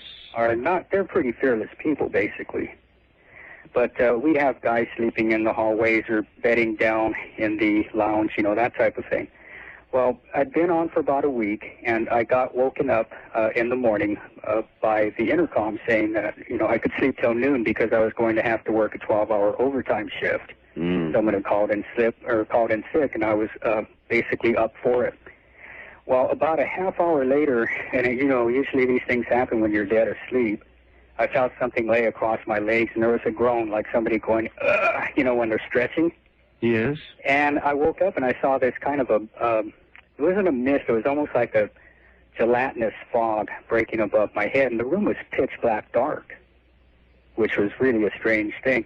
So anyway, I stumbled out in the dispatch center and asked the people if, what the heck was going on, and, why are they playing games, and they all gave a conspiratorial look to each other and said, "Nah, go back to bed. We'll tell you about the ghost later," right? So I slept real good after that. Yeah, right. Well, anyway, it was uneventful. I came back for the next shift, and that's when the weirdness happened. 1 in the morning, just a little bit before 1 in the morning, I went into the strangest dream I've ever had. I was walking along the banks of the Santa Ana River, and it felt, I mean, I knew it was 1864. I just knew it. And I thought, this is the strangest dream. For one thing, I'm here. I can feel the wind on my skin. It was just barely blowing. I could hear the leaves rustling. I could feel the sand crunch underneath my feet along the banks of this river. Right. And I thought, wow, this is really interesting. I know where I'm at. I'm right by the fire dispatch center, but the city's gone. I mean, there's nothing here, and, where are all the children and the You mean animals? you were literally seeing the same geography minus the buildings and the people? Except for, differences, the variations of a river as it changes over the year. But my internal radar and compass told me I was exactly at the fire dispatch center. I was actually walking up to it, approaching northbound along the banks of the Santa Ana River. And I saw this small house. Yes. Kind of like an adobe little house like you would see, part of a rancho or a very small village. And this woman appeared in the door. And she was what you would call, probably about a 20-year-old, really beautiful senorita. I mean, she was just gorgeous with long flowing hair and a smile that would melt your heart. I mean, this was like, wow, what's going on? Anyway, she beckoned to me to come to the door. And as soon as my foot hit the threshold of this little house, I was kind of transported into her, if you know what I mean. It's like she melded with me, for want of a better word. We were like one person. Spock would say mind meld, yes. Almost like that, but not quite as as trite as you would expect something on Star Trek. This was like a total two bodies and two souls instantly mingling together. Wow. And it was an instant feeling of like warmth and love and a tremendous sexual rush, which later on I found out that happens sometimes. Anyway, she kind of separated from me and beckoned me into the house, and I went in there, and she showed me this old woman laying on a bed. And prior to entering the fire service, I'd been an ambulance driver in L.A., and you pretty much know when a person's ready to breathe their last. And this woman was definitely, she was what they call chain stoking, that, final type of breathing. And she had on a kind of like a floral print shift dress. Yes.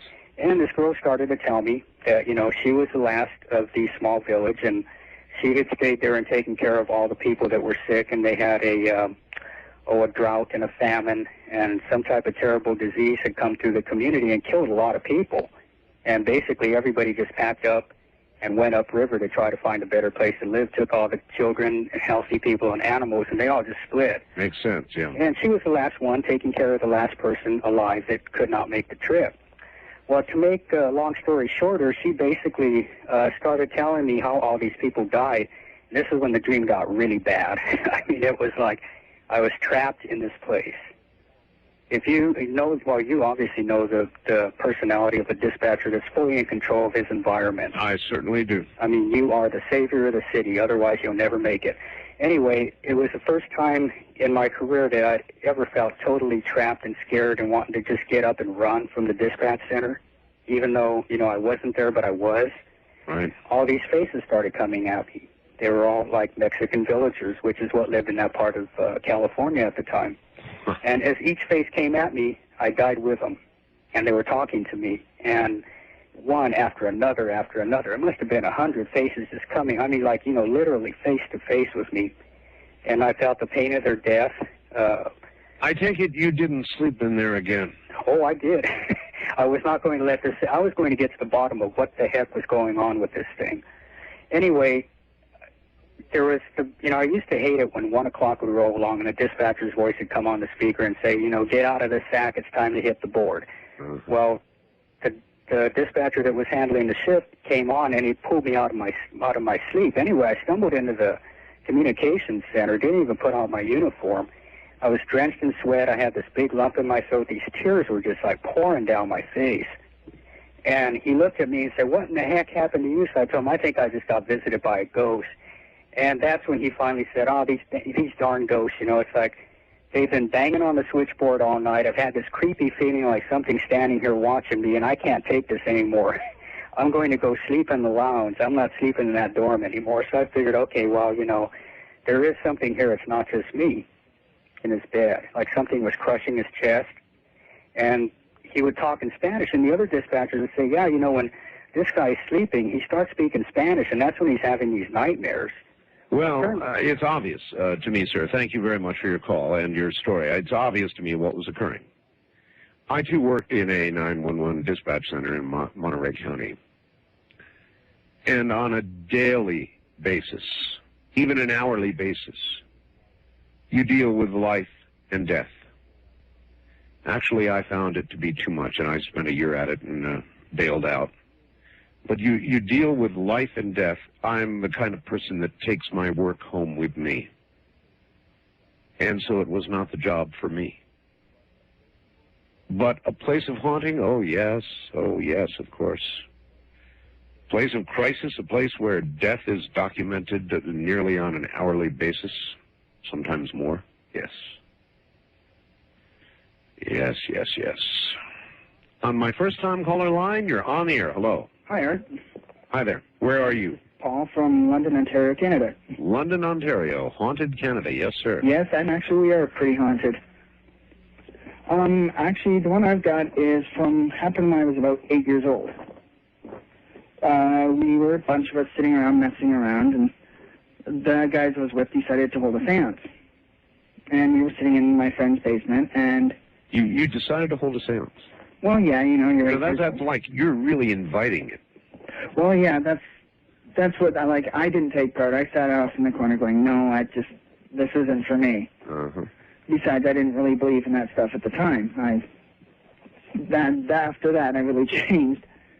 Halfway through the seance, I kept hearing strange noises, and we were sitting in his basement, and they just kept going, shh, stop making noises. And I was like, well, it's not me. They're like, yeah, sure, just shut up. We're trying to get a hold of this ghost.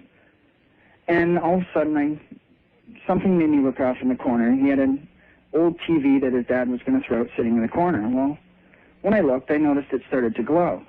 Mm-hmm. And after a few minutes, it just exploded. The television exploded? Yes. The whole screen blew out, and what did it for me was the fact it was unplugged. Like the thing is, the TV was unplugged. When I looked on top of it, I saw other people have called in before about it, seeing the dark man. The dark man? Yes. I saw a dark... I could tell it was a man. He was sitting cross-legged on the TV, wearing a long coat. He just looked at me, smiled, nodded, stood up, and disappeared. I'd be out of there so fast. Well, the thing is, no one else saw it but me. They Well, I mean, yeah, but what about the television? You said the television... Oh, they all saw the TV explode. His mom came downstairs yelling what happened, and we were just, nothing. Like, I couldn't tell her, well, there was someone on top of the TV made it blow up. Mm-hmm. First of all, a television, under no circumstance, sitting there, sedentary, not plugged in, televisions do not explode, period. Oh, I know that. Even plugged in ones. That'd be it for me. Well, the thing is, for me, you'd think you'd be scared, but I was just looking at it going, okay, that was odd. And, I mean, since that day, I've seen the same dark man every so often out of the corner of my eye, or it's almost like he's watching me. Maybe he's waiting for you.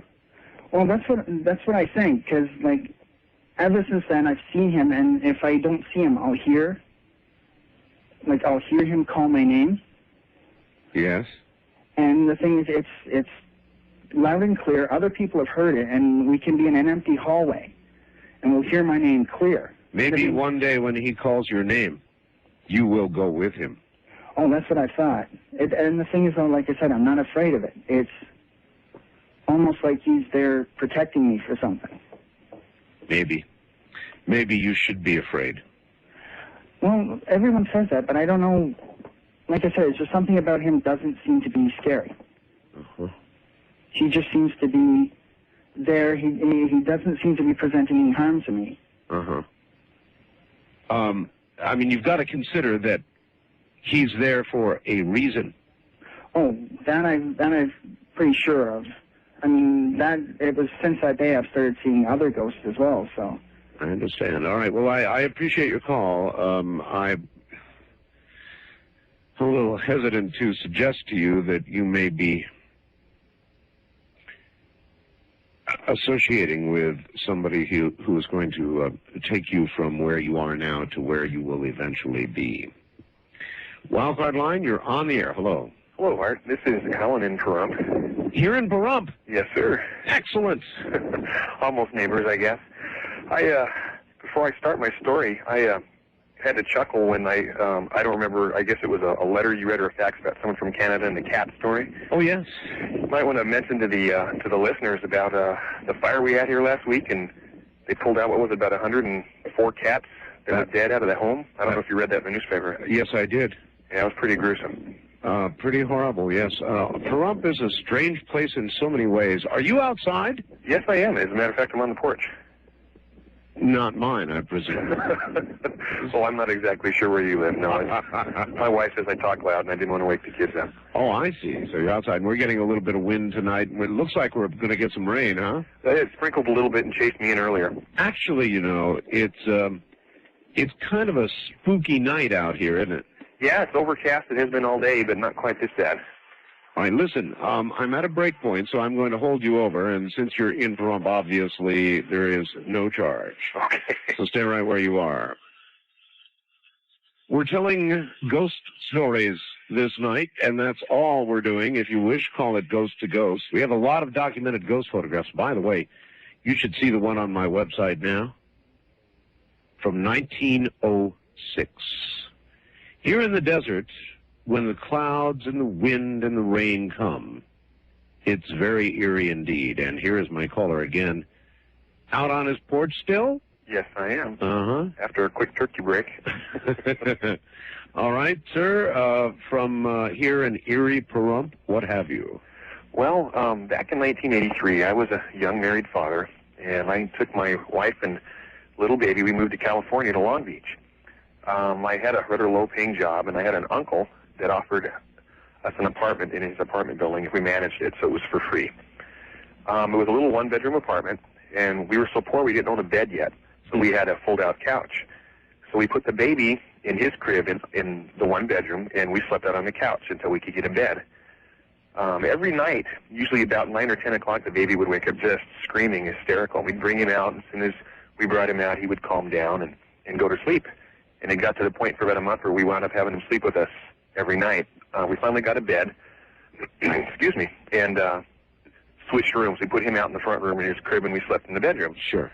I guess it was about a month or so went by. One night I was sleeping, and I started having this weird dream that turned really scary. Now, as I was growing up, there was a period where when I was a young kid, I had scary dreams all the time, and I guess out of necessity, I taught myself to wake up when a dream got too scary. Now, this happened to me. I woke up, I was laying face down on my waterbed, and something had a hand in the middle of my back and had a hand on the back of my head and was shoving me down into the water, into the pillow, and I couldn't breathe. So I opened my mouth to talk, to call for help to my wife, yes, and whatever it was, it bound my tongue. I couldn't talk. All that was coming out was a bunch of gibberish. And so I was struggling back and forth, and whatever it was incredibly strong and shoving me down into this waterbed. And I figured, well, if I wiggle back and forth enough, I'll wake my wife up. Well, she woke up and she says, my gosh, what's going on? And she flipped on the light. And as soon as she turned on the light, whatever it was released me. And I looked up at her, and she looked at me, and she says, oh, my gosh, what happened? I feel this. She described that the room felt like it was just filled with hate. And I explained to her what had happened, and it was just, I didn't sleep very much that night. Oh, thanks a lot. I've got a waterbed, and up until now, I've loved it. Well, I can only imagine that. That was attempted murder. Well, let me finish the story, and it gets even creepier. We said a couple of quick prayers, and the room still felt creepy. We didn't sleep much that night. I was also working for my uncle, so the next day I told him what had happened, and he kind of scoffed at it. He said, oh, yeah, right. I've never had anyone else complain about living in that apartment. And I said, well, I wonder what happened. And then he got kind of serious for a minute, and he goes, well, there's something I didn't want to tell you. He said, a year before you and your wife moved in, we had a couple that lived there, and the man was a drug dealer, and he wound up getting murdered in that room, somebody came and busted in and shot him with a shotgun. And I said, and you're trying to tell me you don't believe, what I'm telling you, that you think it's just a bunch of mumbo-jumbo. And he really didn't say much after that. And that's basically my story. Up until then, of course, I never believed in ghosts. And after that, I've been... That's enough for me, sir. I've been converted. I appreciate the call on the dark, rainy night. You bet. Take care. That was attempted murder. That was attempted murder. Can you imagine having that happen to you? A presence that you can't possibly fight, pressing you down into the bed, pressing your tongue so you cannot speak, your head, your back into the bed. No, thank you. Good morning. You're on Ghost to Ghost AM. I'm Art Bell. Where are you, please? I'm in Tampa, Florida. Tampa, Florida. Yeah, I'm listening to you on the net. Okay. My story goes back to when I joined the Navy. I joined in 1980 as a nuclear power electrician and got assigned to the USS Enterprise in 1982. Oh, the Enterprise. Right. And the biggest nuclear power carrier in the world. She will not fit through the Panama Canal. She has to go all the way around. I believe that. I went through the Panama Canal myself on a large, cruise liner, and as we went through, we scraped the sides of the ship, so it was that close. Well, it has to do with ghosts that have been there for quite some time. They've been there for a very long time. The refit took 3 years before I even got to the ship. They took the superstructure off, put a new one on, and I was just getting to the boat as she came out of her refit. And so these guys who assigned watches were telling me, do you want a mid-watch and 5 and 6 switchgear? And I said, I don't know. And they said, well, there's a ghost. Well, I'm not a Navy guy. 5 and 6 switchgear, what's that?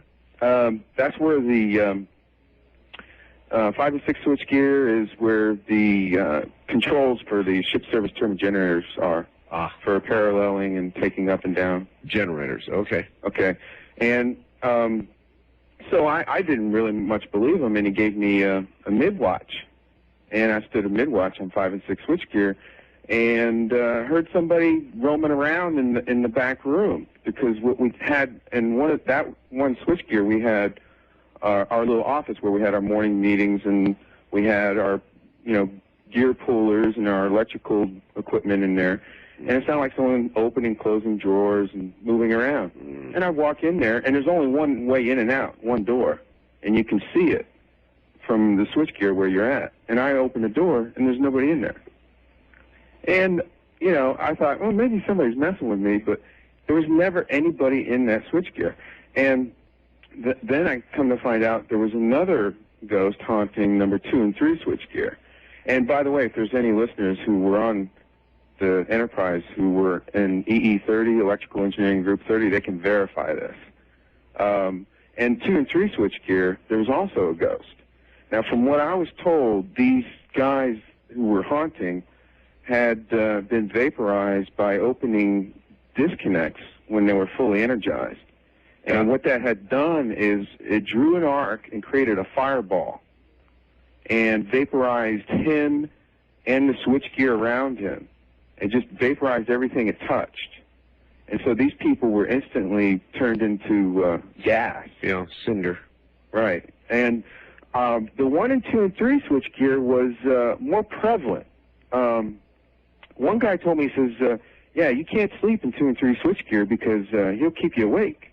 This is very common. When people die that way, completely, unexpectedly, instantly, tragically, that's when they seem to remain. And the thing was, he was like a guardian. You know what I mean? He was making sure that the guys didn't fall asleep on watch, because he'd do something to you. Now, I was just, I was wondering about the 1, 2, and 3 because I hadn't ever seen it, so I decided to play a trick. And I decided to pretend I was nodding off. And it felt like someone grabbed the back of my hair, and yanked my head and jerked it to wake me up. And I was like, man, and that just, you know, sends a shiver up your spine. I take it you stayed awake on future watches. Yes. It was really, really something. And you're telling me that anybody who was on the Enterprise, EE-30 that time, could verify this? Oh, yes. Oh, yes. Guarantee it. Guarantee it. There's absolutely no doubt. In fact, one guy left his post screaming from 2 and 3 switchgear and said he'd never stand watch there again, ever. And he never told anybody what happened. And he wasn't in electrical engineering group 30. He was a conventional electrician. Sometimes really good conventional electricians, they'd let stand watch on those switchgears. But see, the thing was, is there was a nuclear electrician. What kind of voltage and current were running through those? 450. 450. Right. And tremendous current ratings of those generators. Tremendous, I'm sure. We had 8 turbine generators in all, and there were 4 main machinery rooms and 2 reactors for each. So we had a total of 8 reactors, and each reactor, I believe, was 1 megawatt each. So we were running about 8 megawatts of power when we were churning and burning. I appreciate.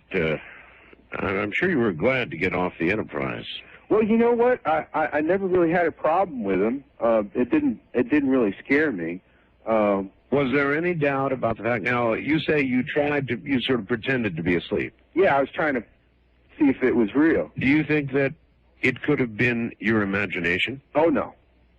Oh, no. When someone comes up to you and grabs your hair and jerks your head, you know it. You're right. You know it. I mean, that's something, and it happened to anybody who ever fell asleep in 2 and 3 switchgear. Boom, they get waking up instantly. You could never fall asleep while you were on watch. Appreciate your call, sir. Yep. Thank you. Take care. He's right.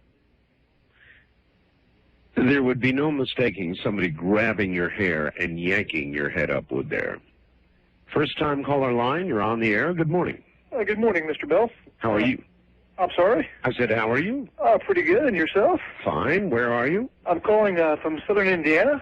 Southern Indiana. Yes, sir. I'd like to answer your questions first. You had a couple like, why do ghosts stay in one place? And I think there was something right up about why does the temperature change when there are ghosts around? Well, I think the last caller was a very good example of a ghost that remained exactly there. And if that one didn't do it for you, I've got one from San Antonio, Texas, that'll curl your hair. That was fairly scary, but I was wanting to explain to you why ghosts stay there, though.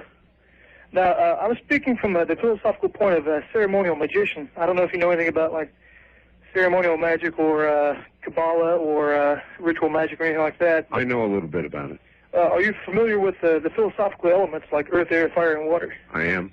Well, they have spirits associated with those. They're intelligences of sorts that are similar to animals as far as their intellectual level. Mm-hmm. But sometimes, elementals can feed off of emotional energy that people put out. That's right. And when people pass away, they'll leave their astral shell or astral body behind.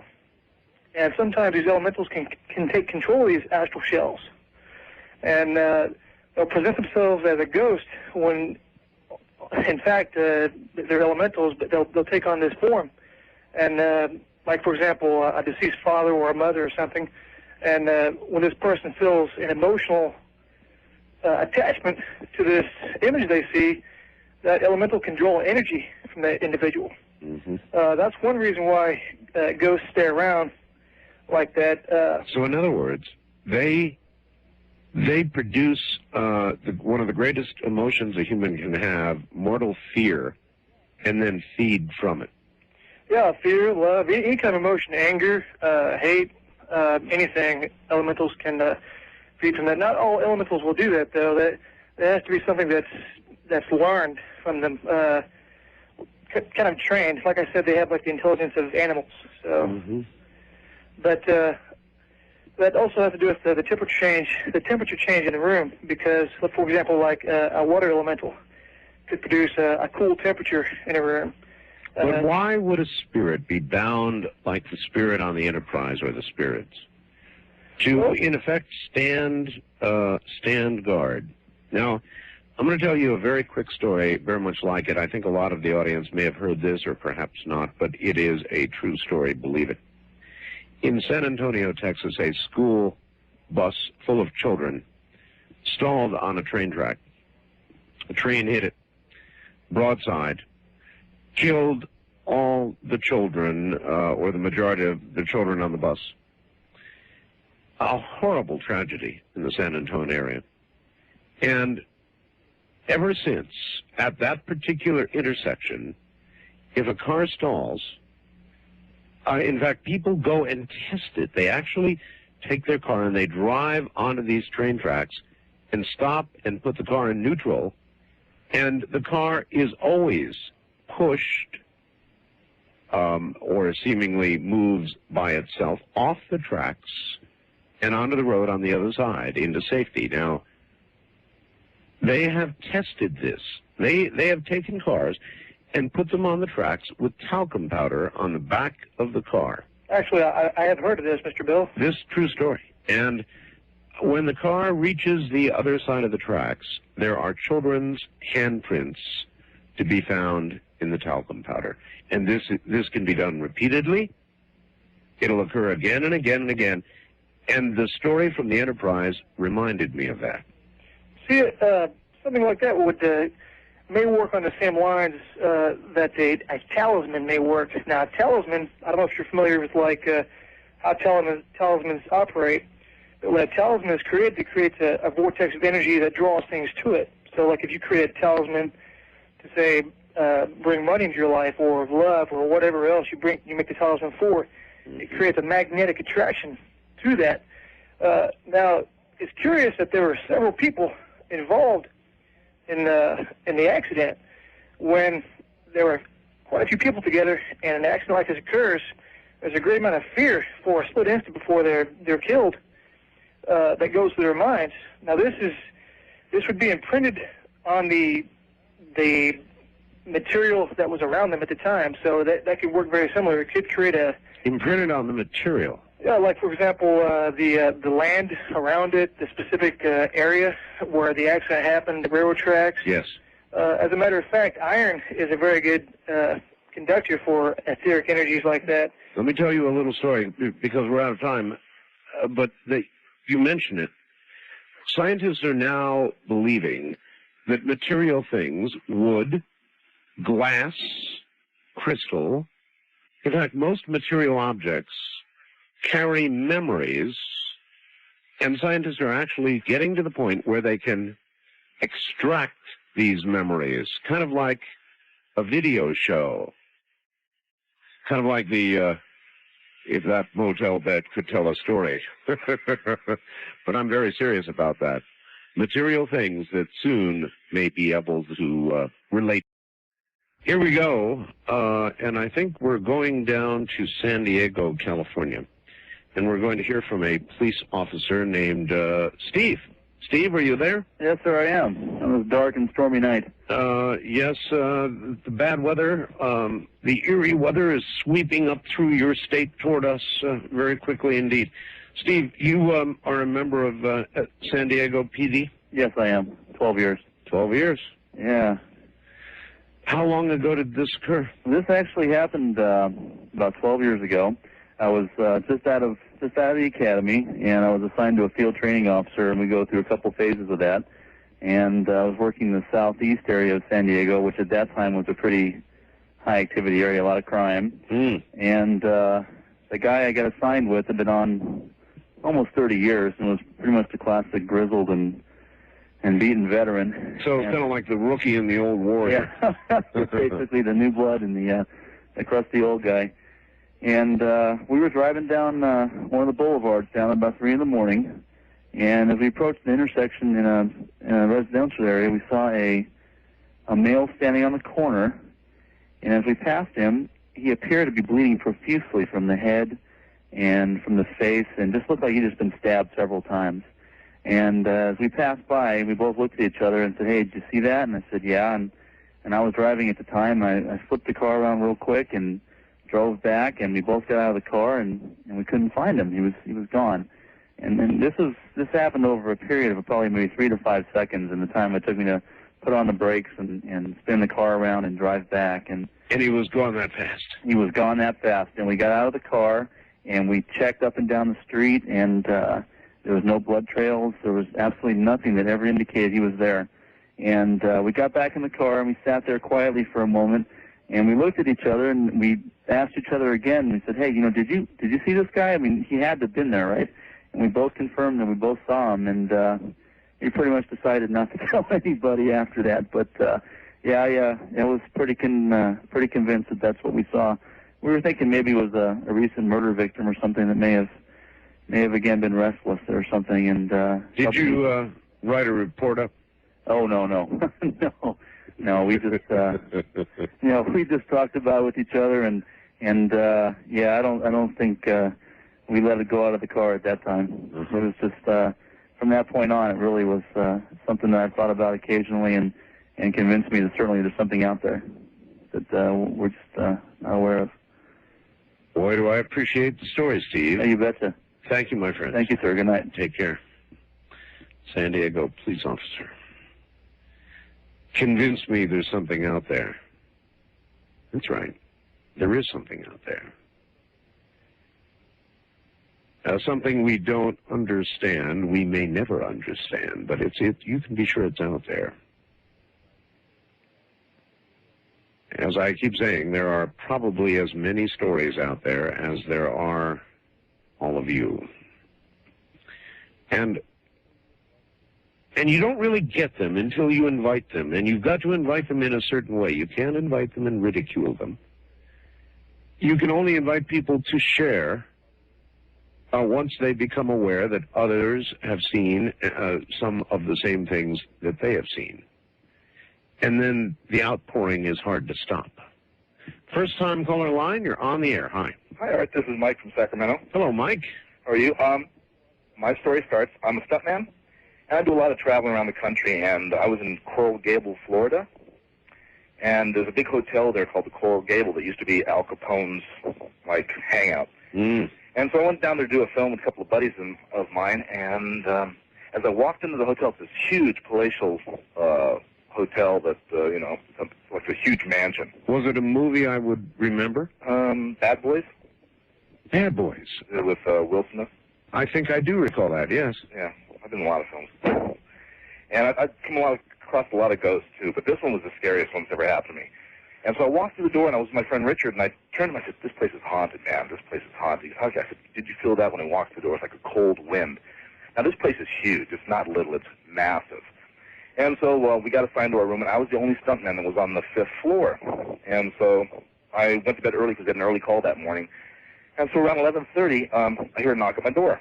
I get up, look out, and there's nobody there. No, one of the guys was playing a joke on me, right? So I lay back down, start to go to sleep, and I start feeling my covers being pulled off me. Right? And I said, "Come on," and I looked down, and I thought someone snuck in, right? I said, "Okay, whatever." Knock at the door again. Go to the door, nobody's there. Now I'm getting kind of irritated, and I'm hearing like a party going on down the hallway, and it's like noise. I'm trying to get to sleep. I got a 4:30 call. I'm getting real agitated. So I lay back down again, cover myself up. The covers start pulling off me again, and I'm saying, someone's short-sheeting me or something here, right? Right. I get up, door knocks again, open up, and there's a guy at the end of the hallway wearing a tuxedo and a red carnation with his hair slicked back. And he looks kind of odd because it looks like a period suit. Yes, like a 1920 period. Yes, sir. And I looked at the guy and said, "Hey, bud, I'm trying to get some sleep. I got to go to work tomorrow. Could you just knock it off? It's not funny." And he kind of laughed and turned and walked down the hallway. So I shut my door, and all night long, party. I called downstairs and I said, "Look, you know what? I'm going to have to change rooms. This floor is way too noisy." And she says, "Oh, you're on the 5th floor." I went, "Yeah." And she said, "Okay."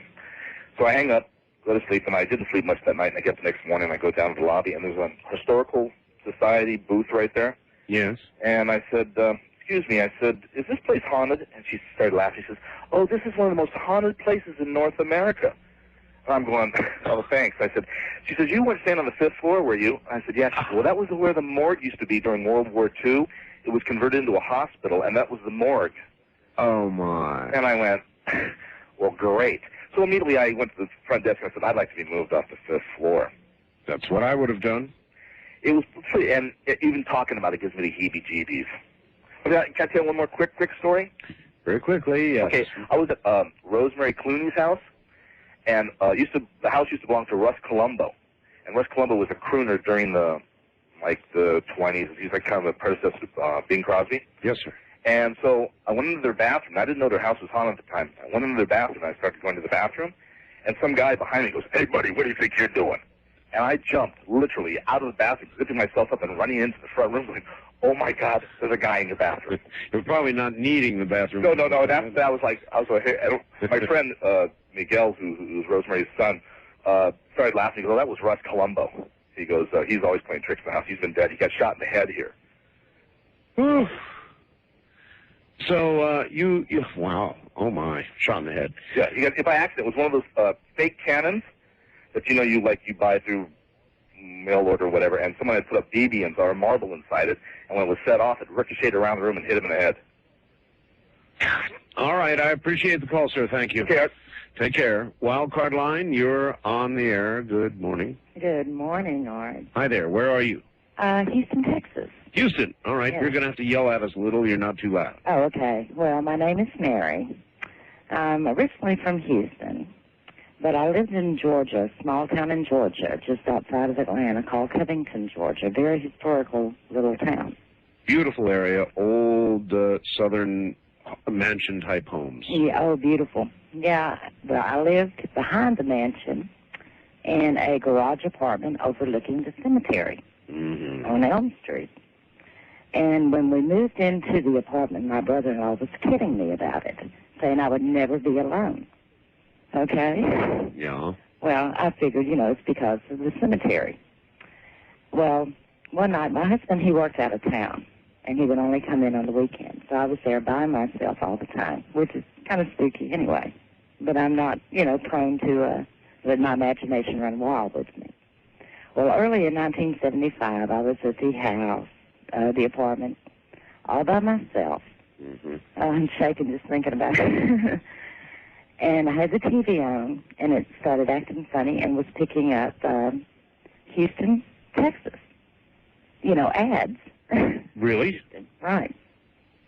Okay, the apartment, I could not get it to stay warm.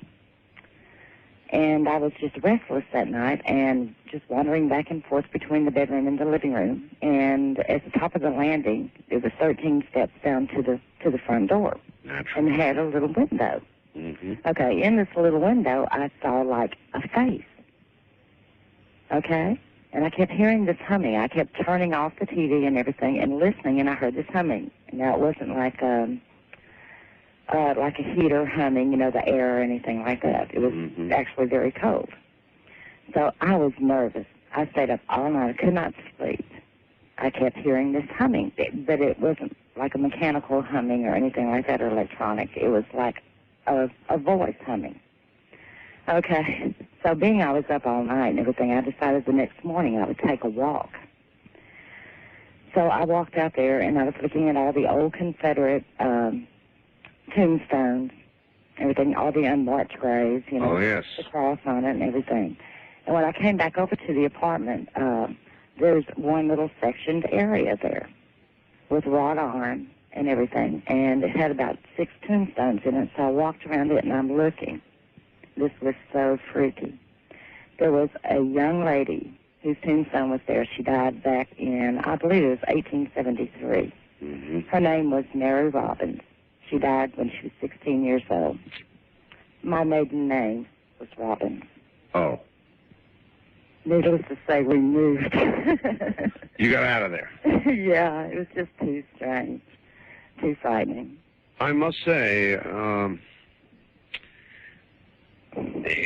graveyards are very strange places. I mean, they really are very strange places. Well, they are quiet neighbors, but that night... Quiet neighbors? No, you can feel them. Thank you very much. I've got a little story for you. My wife and I love Paris, France. You know, City of Lights. We go back there and we'll go back again. Paris is a magical town. Whatever you may say about the French, and there's a lot you can say about the French, Paris itself is just, there is no city like Paris. Very romantic town. In our last visit to Paris, we decided to travel about, 20 miles outside the center of the city and visit the burial place of Jim Morrison. It was a very, very, very large cemetery, and we had a very difficult time finding the burial place of Jim Morrison. And I finally got sick of looking, and there were tombs everywhere, and they were truly ancient, back in 1800s, late 1700s. It was creepy. I mean, they were all around you. You were literally in a field of graves, many of them decrepit, many of them, the inscriptions very difficult to read, and I finally got sick of looking, and so I said, I'm just going to sit here and wait. And Ramona would hike up the hill and look for Jim Morrison's resting place. But just sitting there by myself, in the middle of all these very old stone graves, I don't want to tell you because I would be lying that I could feel a presence. Because I didn't. I felt a kind of universal presence, a kind of reverence that I can't quite explain for a place where many lives came to rest. So no ghost story there, just a very eerie feeling. We did, incidentally, find the resting place of Jim Morrison, ultimately.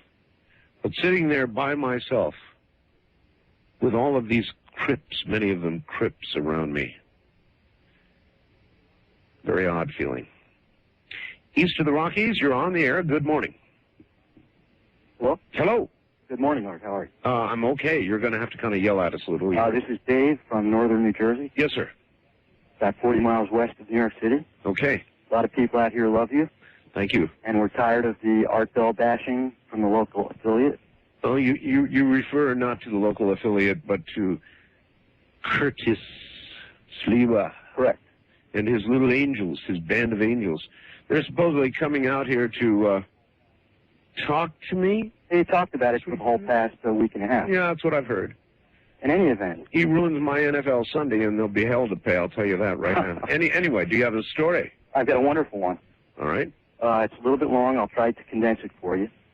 I got my parents a puppy back in 1980 because my dad had recently lost his hearing. And I had read that it was very cathartic to healing to get an animal for a person that went through a traumatic loss of the sense. It absolutely is. It lowers blood pressure. Right. Scientifically proven again and again. Listen, it's going to take obviously a moment for this story to unwind. So let me go ahead and do the break and come back, and we'll get it full on. All right? Okay. Okay. Stay right there. Yes. Yes. If Curtis and his little band of so-called angels come out and screw with my NFL Sunday, they're going to be haunting the halls of WABC. You hear me, Curtis? From the high desert, I'm Art Bell. This is Ghost to Ghost AM. Back now, I think, to New Jersey, right? With Dave, right. Right, Dave. Okay, now go right ahead. Okay, I got the puppy from my dad back in 1980. It was a highly evolved little animal, a Cairn Terrier, kind of like Toto.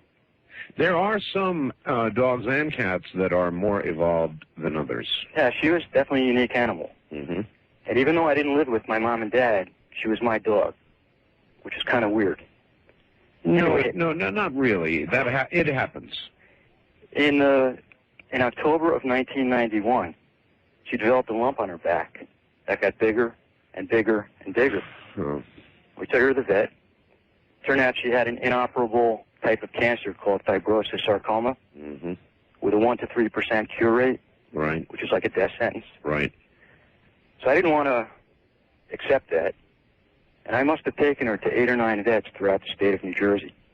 And my friends thought I was crazy, you know, getting obsessed, being obsessed, whatever. No, I understand. Anyway, to make a long story short, I finally got networked in with a veterinary oncologist down in Red Bank, Central Jersey. And he was affiliated with the University of Pennsylvania Veterinary College, a teaching college. And he had just heard of a new interferon-based drug that had been approved by the Department of Agriculture, which is the government arm for drugs for animals as the FDA is for people. Sure. And he gave her the treatments, and she was cancer-free within 3 months. The tumor receded. It receded, and it just kind of popped off, and it was like a kind of bowl of jelly on her back, and they operated, and it was gone, and there was no trace. Wow. And she made the front page of the Asbury Park Press, which is the main paper for Central New Jersey, with a readership of about 1.2 million. Anyway, she finally got cancer back again in August of 1993. Yes, sir. So it extended her life about 2.5 years, approximately. And we had to make the decision to get her euthanized. Right. Even though we didn't want to. Right. But it was for her best interest. And it's tough when you lose something you love. And I felt very, very close to her. It's very hard. And I prayed. And I prayed. This is down at my mom and dad's, about 80 miles south of where I live. And I asked God if God would please give me a sign to let me know that she was okay. Now, I just have to interject one thing in here. When she was a younger dog and healthy, because she was a little dog, I used to have this little game with her where I'd pick her up, kind of rock her back and forth, and gently, like, throw her on the bed. Sure. And she would land with, like, a broom, you know, pouncing on the bed. Right. Wagging her tail and waiting for me to pick her up to do it again. Right.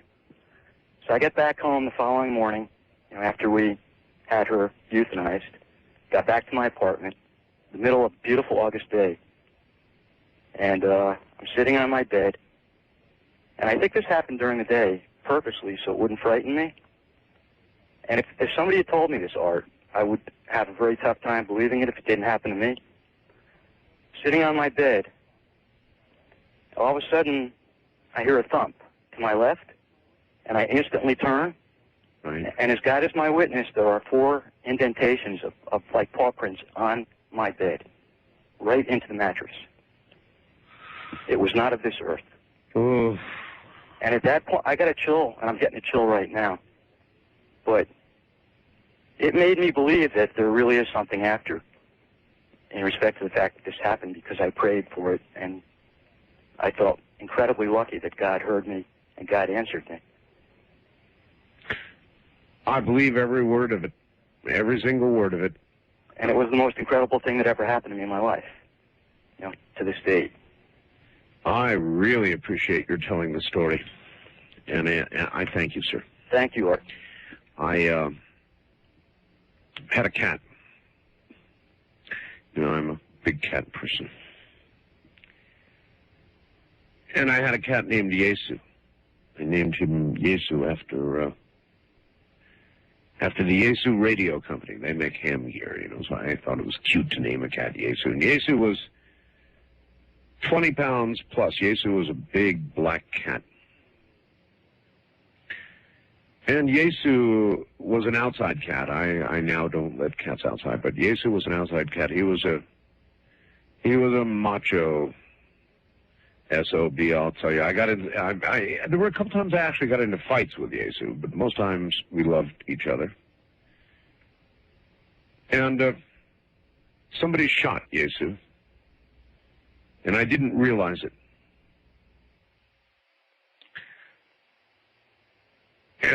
But I did realize that my cat was extremely ill, possibly dying, and unfortunately the bullet hole was not visible. Somehow the bullet had gone in, and exited and gone right through Yesu's body and wasn't visible. You know, the fur, I guess the blood clotted, I don't know, the fur covered it. I had no idea this cat had been shot. Yesu, to make a long story short, died in my arms. That's something I will never forget, just died in my arms.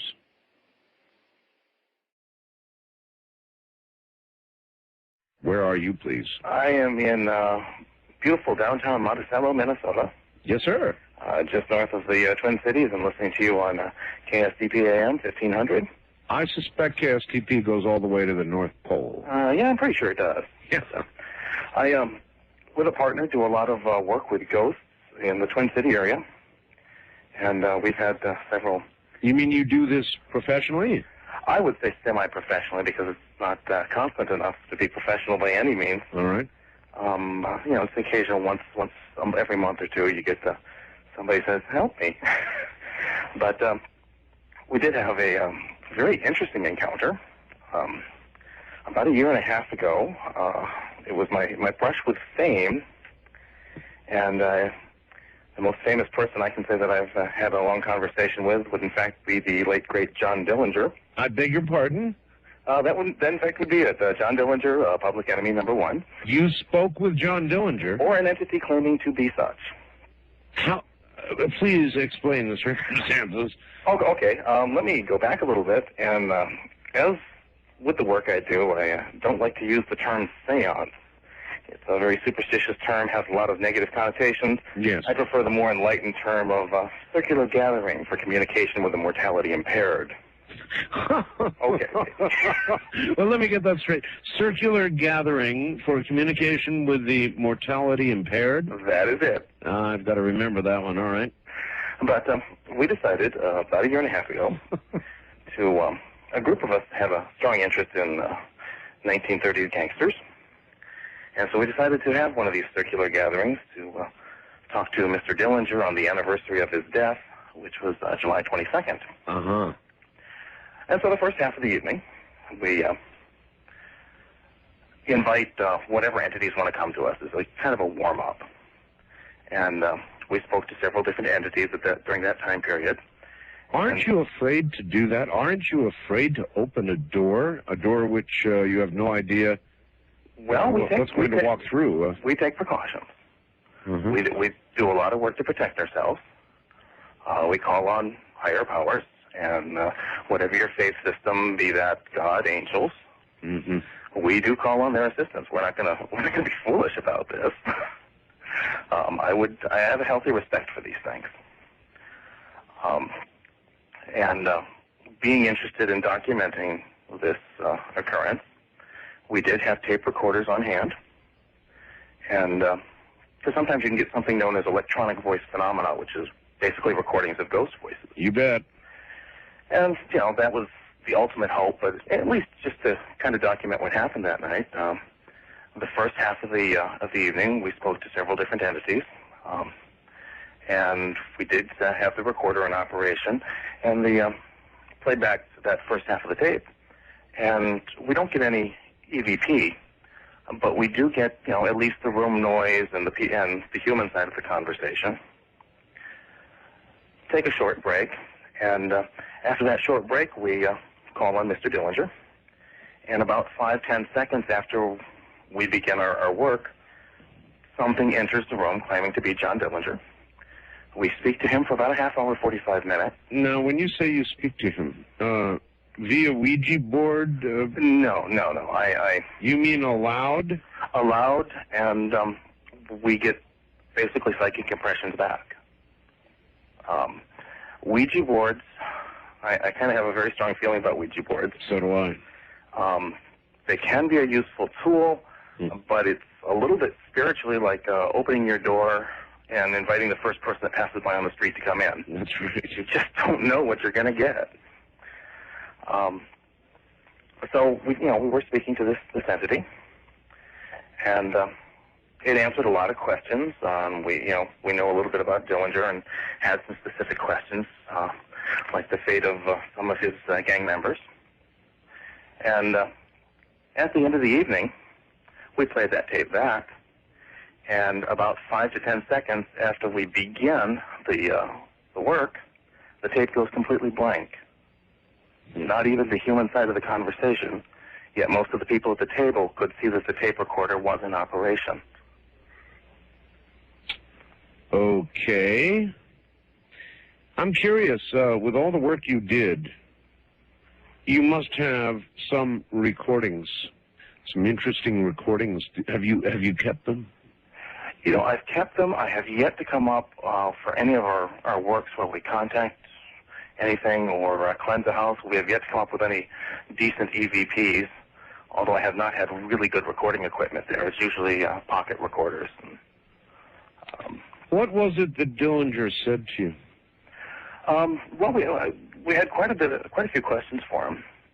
One of the more interesting things was one of his gang members, Red Hamilton, was supposedly shot in the back in a chase from Hastings, Minnesota to St. Paul, Minnesota, and died several days thereafter. There had been rumors that Red Hamilton indeed did not get killed and made it out alive and hid undercover, much like the rumors about Butch Cassidy. But we asked John Dillinger about that, and he said, well, yeah, of course, Red got it out. He was fine. He lived to a ripe old age. What was interesting about that is 3 or 4 people at the table did get the distinct impression that at that point we were definitely being lied to. And some of them even went so far as to suspect that maybe John Dillinger killed the guys to speed the death along so he could run further faster. Well, what would you expect from John Dillinger? Yeah, well, I mean, he's got a reputation as a cold-blooded guy, and then there were some apologists recently saying, well, no, he wasn't so bad, but maybe he was. Maybe he was. I sure appreciate the story, sir.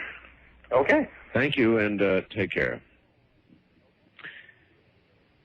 Hello, Art. Having just heard the story from your fellow townsperson, or Perumpian, if you will, I thought I would multiply the impact of that story. About 15 years ago, while sleeping in my upstate New York, very old residence, I was aroused by the growling of my husky shepherd, but I could not awaken. I was paralyzed, unable to move or speak. The absolute sensation of a person kneeling on my chest and restraining me delivered one of the most solid moments of panic I've ever known. I was, I assure you, totally conscious, but powerless to move my limbs or cry out, as the weight of this apparition seemed to increase. The entire time, my dog kept barking and growling. I concentrated on the sound of his voice until I was suddenly able to sit up and force the intruder off my chest. Within a heartbeat, to my utter amazement, the curtains of my room were shoved aside. Even though the window was closed, my dog confirmed what I had seen by leaping to the window and continuing the barking and growling. It took a full 30 minutes before my dog would come and sit with me on the bed. And there was no more sleep to be had that night, and I stayed with friends for a few nights following that incident. Yeah, I really love hearing stories about Pahrump. West of the Rockies, you're on the air. Hello. Yes, Art, hi. Hi. Some Friday stories tonight, and by the way, my name is Dan. I'm calling from Woodland Hills, California. Yes, sir. I got another terrifying story to share with you. Fire away. Yeah, it actually happened to my father back in 1961 down in Dana Point, California. And like I said, it is rather terrifying. He was coming home late one night from work, and the house he was living in had partially burned down, so he was back in an add-on home in the back. He was getting ready for bed, and like I said, this is 61, and there were some of those rather kind of deco lamps hanging up in there that had the strings that you pull to turn them on. Oh, yes. You might remember. Sure, I do. But anyway, he had just gotten ready for bed and turned the lights off, and the lights were controlled from a switch on the wall. Right. And so he didn't turn them off from the pole, he just did them from the switch. Well, he laid down to go to bed, and the room was completely sealed, and the mattress he was laying on was rather low to the floor. It didn't have one of those box springs. Right. Well, he laid there just for about a minute or two trying to get to sleep, and as I said, the whole room was sealed shut. He started to notice and actually hear these strings for the lights jingling, just ching, ching, ching, ching. And he started getting, wondering what that was. And he was just looking straight up at the rafters on the ceiling. And at that moment, it still frightens me today to talk about this. He heard actually just didn't hear, but he felt a moan and a breath blow into his ear like like this. Oh, boy. And this is the kind of stuff that you hear about, but my father's a very serious man, and he's never had experiences like this before. And it really affected me. So he was laying there, and of course, as I've been hearing this evening, he was just completely petrified. But he heard the thing still rattling as if there was some kind of motion in the room, and this thing did it again, moaned into his ear louder and longer. Well, you go into a kind of a state of shock is what happens. I guess it is. I guess the system goes into a complete shock. But he definitely had a sense. This happened a third time, and this happened over probably was it's 30 for him, but he said it was just a couple of minutes. He definitely had a sense beyond the shock that he had to move. He was in utter danger for whatever reason. I don't know if it was possession or what. It's fight or flight. Mm-hmm. Yeah, I guess so. Anyway, so he was there, but like I said, he was overcome even over that with a sense to get out of there. So he summoned every ounce of courage he had, and he jumped out of bed, ran across the room, flipped the light switch on, looked back, and of course there was nothing there. But the things were still moving up there. Well, needless to say, he got out of there and never slept in that room again. I wouldn't. But it's affected me so much that I actually cover my ears when I sleep at night because of that story. For me, it's closets. I never go to sleep with an open closet. There are things in closets. You always close closets before you go to sleep if you're smart. If you don't want things coming out of them, you close them. Amen. Thank you for the call, sir. Sure. All right, we're going to break here at the top of the hour. There is more. If you can handle it, if your heart can handle it, there is more. This is what we call Ghost to Ghost AM, and I do it when I get in the mood, and this is one of those nights. It's dark, it's kind of windy, and a little bit of rain in the air in the desert. It's kind of eerie. It's good night for this. I'm Art Bell, and this is Ghost to Ghost AM.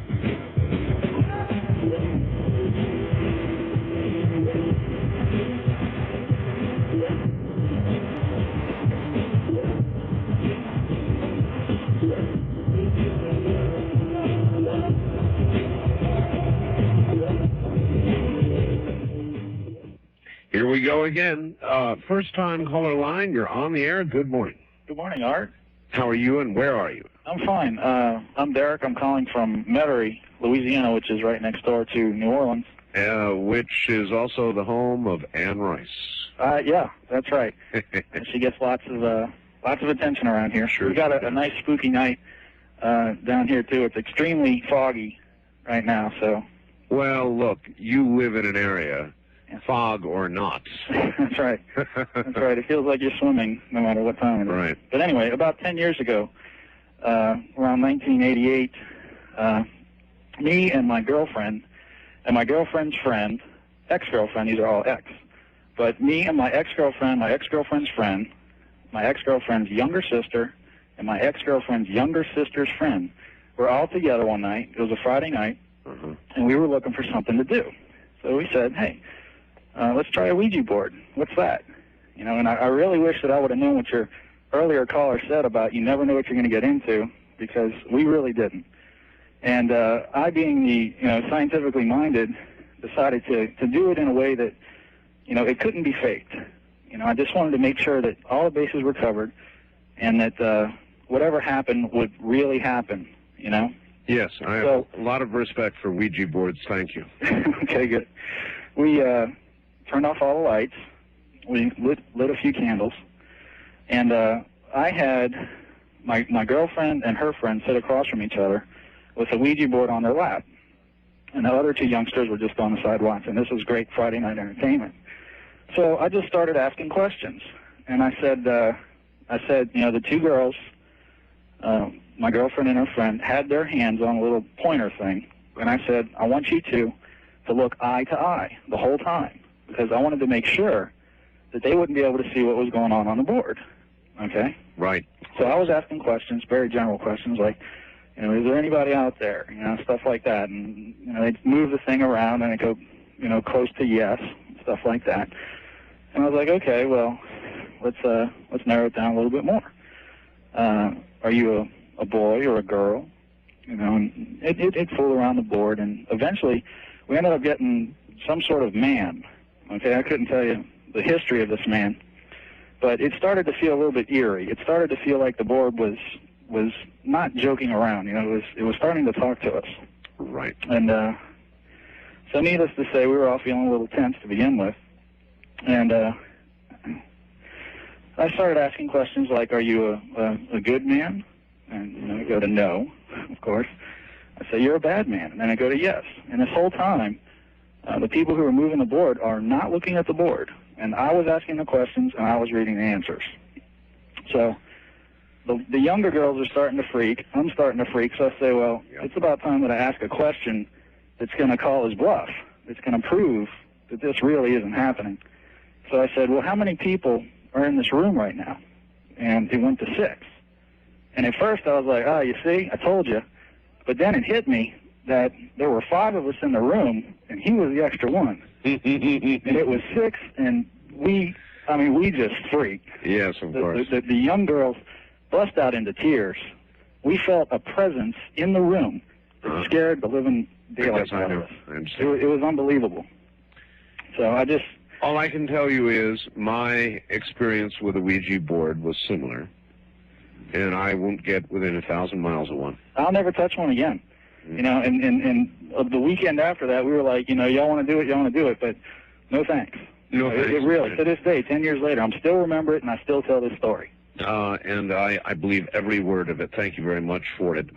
Look, I won't even talk about it, but I'll tell you that you be wary. Don't think it's fun. Ouija boards are invitations to, it's like, I guess it's like getting on the radio and inviting everybody in the audience over to your house. You know, you have no idea who's going to come through the door. Wildcard line, you're on the air. Hi. How you doing this morning, Art? Well, I'm okay, I guess. I'm getting a little freaked out at my own program, like usual, but I'm all right. It just goes with the territory. Yeah. Now, this is from an earlier caller. He was on the Enterprise back in 1982. That's correct. I was on the Enterprise in 1984. And really? I can verify what he was saying. I was in a different department, but I can definitely verify what he was saying. Really? Yeah. Mine is from the same time frame, 84 to 88. I was in a squadron, one of the fixed-wing squadrons that was on board. We were to do some temporary duty on the USS Independence. And so a few of us went over there with it. I'm one of the cooks out of that squadron, so I said, yeah, I'll go with the guys, no problem. Right. And we were told that, some strange things happened on board that ship. And I'm going, okay, yeah, whatever. Well, I'm in one of the voids. It's a room that's just used for whatever. And this one just so happened to be for a lot of our dry storage for the galleys. Mm-hmm. And me and this one guy from that's normal ship's company, we're sitting there, we're talking, we're going over inventory. And he goes, hey, you want to hear something really freaky? I said, okay. I said, first of all, you got to turn down the radio. Well, there was no stereo in the room. Okay, there's a bunch of music. He goes, well, that's part of it. I said, okay. And he goes, you just stick around here for a little while. You're gonna see something really strange. Now, there's boxes all over the place with cans of dried goods or fruits and stuff like that. You're talking around 25 to 30 pounds each box. And all of a sudden, at the complete other end, the boxes are just starting to fly. What? Like something is just going right through them. And I'm the one that's facing it, and the guy's looking the other way. We're standing right there by the hatch. And he just sees this look on my face, and he grabs me, and he pulls me right through the hatch, and he slams it shut, and it sounds like something just ran right into the hatch. And I'm going, what in the hell was that? He goes, oh, that's just the beginning. You don't know about this yet. And there was nobody else in there but us two. And we had already looked everywhere. Right, we were going through making our inventory. He goes, come on, I'm going to show you something else. So we go into this other void that's completely empty, except over on one of the bulkheads, one of the walls, there was a former hatch there, but it was all bolted down. Right. I'm going, okay, so this is, nothing new. I used to play poker in some of these rooms and stuff like that on the Enterprise. And he goes, oh, no, just sit here and listen. So we're sitting there just shooting the breeze for a little bit, and all of a sudden I hear a whole bunch of banging and a whole bunch of yelling. And it was kind of muffled. It sounded like it was coming from the other side of the wall. And I'm going, okay, so what's going on? And it was getting louder and louder and louder, and the more that you listen to it, the more you can hear, help us, don't let us drown, just, help us, all this. I'm going, what is going on here? And he goes, come on, we're going to go explain it to you. So I'm sitting there with a whole bunch of these other guys. You're telling me this is a bolted hatch? Bolted hatch. What had happened was a torpedo hit perfect right into the one of the old tanks where they used to hold the jet fuel. And there were a whole bunch of guys down there at that time scrubbing it out because it had been contaminated with something. They had to completely empty it, scrub it down, dry it, and then refuel it with jet fuel. No problem. Well, these guys were down in it. I believe it was during World War II. A direct torpedo hit right into that tank. It was already empty, so it didn't, completely blow up. But all these guys drowned in there. They had to close all the hatches that led to it, so it was called watertight integrity. This way, the water wouldn't spread out throughout the ship. Right. All right. But all these men drowned in there. And that's what you were hearing? Oh, yeah, that's what we were hearing. I don't know if I could stay on board a ship like that. Well, there's a lot more. Going up, now this is all on the Independence. Go up there to the bridge to go visit a couple of friends of mine that I knew from high school that I knew were there. And I was telling them about these two experiences, and they said, oh, that's nothing. Oh, yeah, there's more. And just as I said that, all the instruments were blinking. The standard compass that we have, a humongous compass, at least 3 feet in circumference. Yes, sir. Was just spinning. It was just going like it was hooked up to a mechanism to where it was just going to start spinning. I hear you. Well, electromagnetic disturbance around things like this is fairly common. Yeah, it was just, to this day I will never forget it, especially hearing the screams that were on the other side of that bulkhead where those guys were that had drowned, and then seeing all those boxes fly around, 25 to 30 pounds each. I would not handle that well. I appreciate the call. Sure. Appreciate the story. Thank you. I wouldn't handle that one well at all. Not well at all. The implication of that is, and I'm still trying to figure this out as we handle these kinds of stories. What is that? Certainly it cannot be the lingering souls of men who died such a horrible death. Can it? Reliving that again and again? With some kind of hellish consciousness? No, I wouldn't handle that well at all. Good morning. You're on the air on Ghost to Ghost AM, if you will. I'm Art Bell. Where are you, please? Hello? Hello. Hi, my name's Denise. I'm calling from Sacramento, California. Hi, Denise. And the story I have for you, by the way, I've really been enjoying the ghost stories. Well, enjoying is a word, I guess. I'm not sure if it's a proper one for some of what you've heard, but... Not some of them. Yeah. Perhaps. Anyway. So anyway, my story is, my mother, she drove down to Lodi, California yesterday. Both of my grandparents are buried there. Oh, yes. And she went down to see her uncle, my grandmother's brother, with her brother, my uncle. and they usually stop by the cemetery to see my grandparents. And she is not a believer in ghosts, but I think, I don't know, she might have changed her mind after yesterday. She went by the grave site, and she usually goes by to do a little visiting, and she was knelt down, she was saying some prayers, she says to herself. Right. She says, just all of a sudden, there was this film in front of her. It was just like a film. And she said it wasn't there that long. And she said, then pretty soon it was just gone. And she said, it was strange. And I said, you don't believe in ghosts, huh? She's not a believer, but I am. And there are a couple other odd things that have happened with that particular. Well, I'm a believer. I don't know exactly what ghosts are. Oh, I don't either.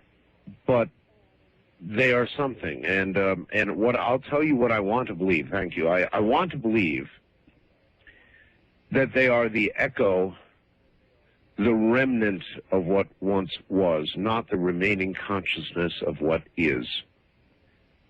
Because to believe that, as that man said in that terrifying story, that those men eternally remain reliving that horrible death again and again, that drowning, that's too much.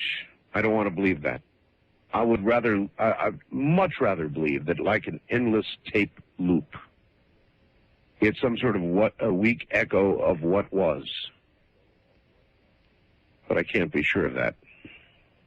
Can you? East of the Rockies, you're on the air. Hi. Good morning, Art. Good morning to you. And how are you doing this eerie evening? Well, I was better earlier. I understand that. Well, like one of the previous caller, I am calling from New Orleans. New Orleans again? Like Metairie. Yes. Now, for most listeners, if you've never been to New Orleans, it is a very eerie place to come to. It really is. Yeah, especially at night. They have vampire tours now. Oh, vampire tours? In the French Quarter, you can take a vampire tour. You can take haunted, mansion tours. I absolutely am coming to New Orleans. You know what? It's amazing the things that you'll find out here. Especially, one of the most amazing things to visit, if you are not, a native of New Orleans, one of the things that you'd want to come to if you were a tourist is the cemeteries. Mm-hmm. The cemeteries are unlike any other cemetery in the world. Okay, because all the cemeteries are above ground. Mm-hmm. Okay, so they're tremendous, and just some of the sculptures and statues in these cemeteries are just. It kind of sounds like the one I was in Paris. Oh yeah. But what I'm calling to tell you tonight is there's suburbs of New Orleans called New Orleans East, and I do live in these suburbs.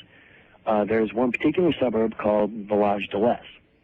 Now, as story goes, from way back when, Village de l'Est used to be kind of like an Indian, you can't really call it reservation, but the Natchez Indians used to settle on this land. It was a lot of swampland. Right.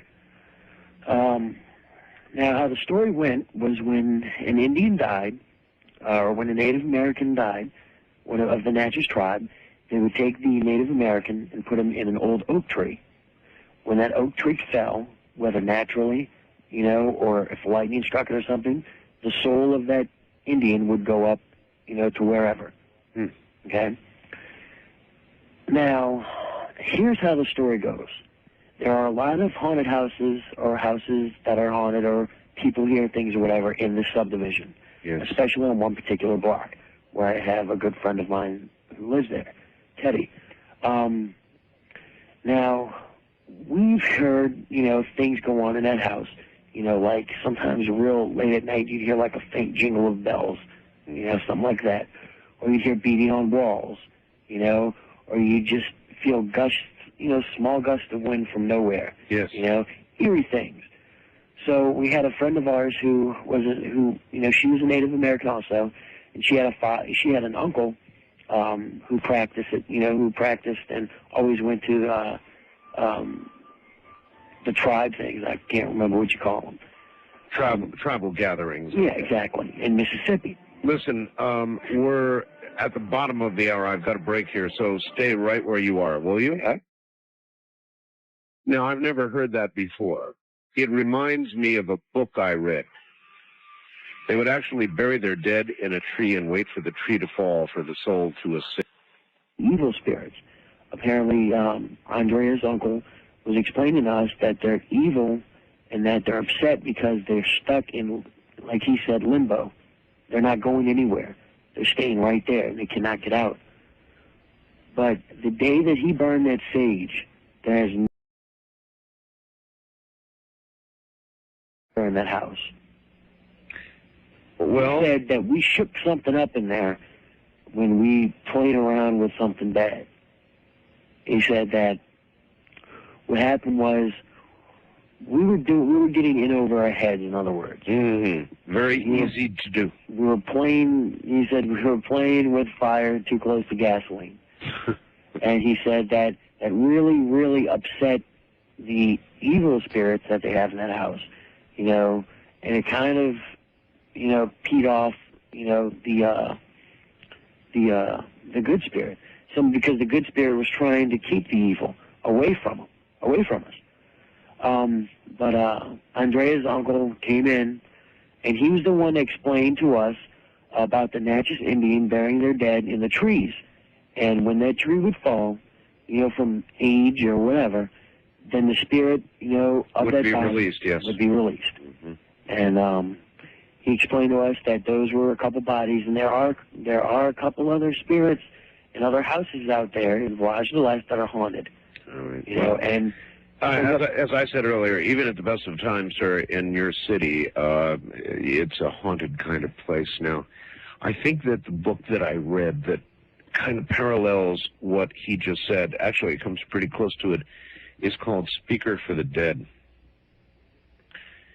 You ever get a chance to read Speaker for the Dead, definitely do it. In fact, I've been meaning to interview the author of that book for some time, and I had it lined up, and I don't know what I did. Must have slipped by me. I'll get on that again. Good morning. You're on the air in what we call Ghost to Ghost AM. Where are you, please? Hi, this is Kelly in Soda Springs, Idaho. Kelly, we have a big hum on the phone here. Oh, okay. That's the other line. Can you hold on 1 second? Sure. You have to hang on, Dana. Oh, I see. We've got two on the line here. So that was my husband on the other line. Well, we have a couple stories for you. Okay, but we still have hum. Still? Still have a lot of hum, yes. Wow. I mean, I can hear you, but it's like something's... Let me shut off my computer. Maybe that's what it is. Let's see if that's it. Could it be your computer? It is now safe to turn your computer off. Okay. No, it's still there. Anyway, go ahead and tell us one. Is that better? No, but go ahead and give us your best one. Okay. Well, about 3 years ago, my daughter was 2, and every night at 12:26, every night she'd wake up screaming. 12:26. Not screaming scared, and not screaming upset, but screaming pissed. Like if you went in and you shook somebody awake and then you hid. Oh, yes. Okay. She was mad. You could tell she was just mad. Yeah. So I'd run upstairs and calm her down, put her back to sleep, and I'd go back down to bed. Well, one particular night, it was hot. It was just dripping sweat. I got to bed. I told my husband, if that booger wakes her up tonight, and I'm going to be so mad, he's going to get it. I don't know how do you get a ghost, right? So she woke him up, or he woke her up. And at 12:26, I go upstairs. I'm trying to calm her down. I'm ripping this ghost a new butt. And I finally get her calmed down. I go back downstairs. I'm even more dripping wet because of the heat from upstairs. And I'm tossing and turning, trying to go back to sleep. And all of a sudden, I feel this, cool fingers go across my neck. And I was turning around to, ask my husband what he did that for, and he's rolled over on his other side, sound asleep. Oh, my. And I'm thinking, oh, wow, that was kind of weird, and it never did scare me. Within 20 seconds, the temperature in the room dropped a good 15, 20 degrees to cool it off. And, I got the feeling that he was apologizing to me in his own way, appeasing me, I don't know. Never woke her up again that night, after that night. So, in other words, your little tantrum... Yeah, I did throw a tantrum. Yes, I did. And it worked. Wow, what a story. What part of the country are you in? We live in a very small town in Idaho called Soda Springs. It's like 1,300 people, or 1,100 people, I'm sorry. A lot of old buildings, a lot of... It's an old mining community, a lot of deaths in the mines, and this so happened to be a little boy who turned out to be my daughter's best friend for a while. And they'd walk along holding hands and talking, and she'd hold his hand, and they'd walk along, and all of a sudden a chair that'd be in the middle of the room would tip over like he walked right past, right over top of it. And she was, with her hand was a good foot away. I mean, it's just weird, all kinds of fun stuff like that. But never a bad thing. We never felt threatened in any way. He pulled tricks on us. Well, that is a remarkable story. I mean, thank you very much. To take off at a ghost, to get angry at a spirit, and to literally read it the riot act. First of all, I don't know how you'd have the guts to do that, but I suppose eventually waking up enough times to a screaming child, you might do it. And then to feel a cold hand on the back of your neck and feel a temperature drop of 20 degrees in a room. And then to have that entity go away. You've got to wonder. Some of it seems so conscious. First time caller line, you're on the air. Hi. Hi. Where are you? I'm from Redding, California. Redding, California. Mm-hmm. All right. You've been having some earthquakes up there, haven't you? Oh, yeah. Yes, I have. It's been really rocking and rolling. As a matter of fact, it's swarming up there, so... Yeah, there was 2 yesterday and then 1 today. Uh-huh. So what's up? I have a story from... I'm 15 years old now, and it was in 8th grade. Okay. Yes, and 8th grade, junior high, my junior high has a theater, an old theater. The junior high is dated back from 1911. Mm-hmm. And I was doing a play there. It was my first play. I had the lead role, and all throughout the play, well, there has been plays before about speculation that the theater is haunted, because all the time the house lights, brand new house lights, would go on and off and on and off and on and off. The whole audience saw it, and the stagehands backstage could see the light switch going up and down and up and down. Your name's not Carrie, is it? No, it's not. Okay. It's Heidi. Heidi. Yes, Heidi. That's just as good. All right, Heidi. And then there'd be pounding on the top part when nobody would be up there. You could actually, going back, you could actually see the switch going on and off? Yes, my friend was the stage manager, and she was there doing the house lights, and she wasn't even touching them. The light switch was going on and off and on and off by itself. Enough for me right there. It was pretty scary.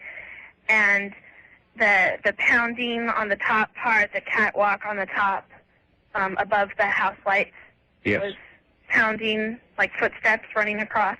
Yes. And then those side entrances going to backstage, the curtains were flapping back and forth like somebody was pushing them around. Mm. And, well, while all this was happening, I was the lead of the play, so I was getting into costumes and stuff, and I knew something wrong was going on, but nobody was really, I really wasn't following, but I was really nervous because it was the first play that I was ever doing, and I was the lead. Sure. And I could, I don't know if I could actually physically hear it, but I felt like a girl's whisper in my head saying, "You're going to do all right. I'm looking over you. You're going to do great. Just go on there and you're going to do fine because I'm watching over you. I could hear this person whispering in my head. I could just feel a presence of a ghost or something around me, and it was actually kind of neat. I wasn't that scared. But the first stuff, the house lights going on and off, it was just kind of like this child having fun. Who do you think was talking to you, Heidi? Nobody was around me. Like I was behind the curtain by myself. No, I know. You were hearing this. Who do you think it was? Well, I have heard stories, but they have been just stories. You know, I thought they were just stories of a girl a long time ago, like when the school just opened, performing a play, and I don't know if she died in the theater or she died, but she really liked the theater itself, so she might have kept that as a home or something. And I think it might have been her, you know, telling me that I was going to do all right. Right.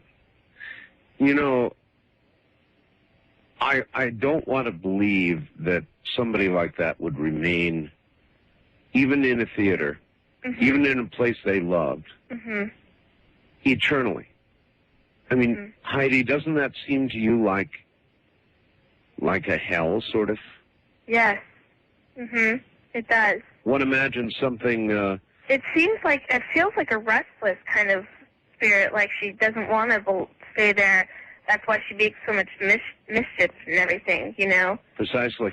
Flicking on the house lights and pounding up in the stairs ways and messing with the curtains and everything. Heidi, how did the play go? It went fine after that. Besides, everybody was just... They all thought that it was a trick, which was all right. We didn't want the audience to get scared, so we just let them think that it was a trick. So they never really knew. They thought that was part of the act. No, I think they just thought it was part of the act, yeah.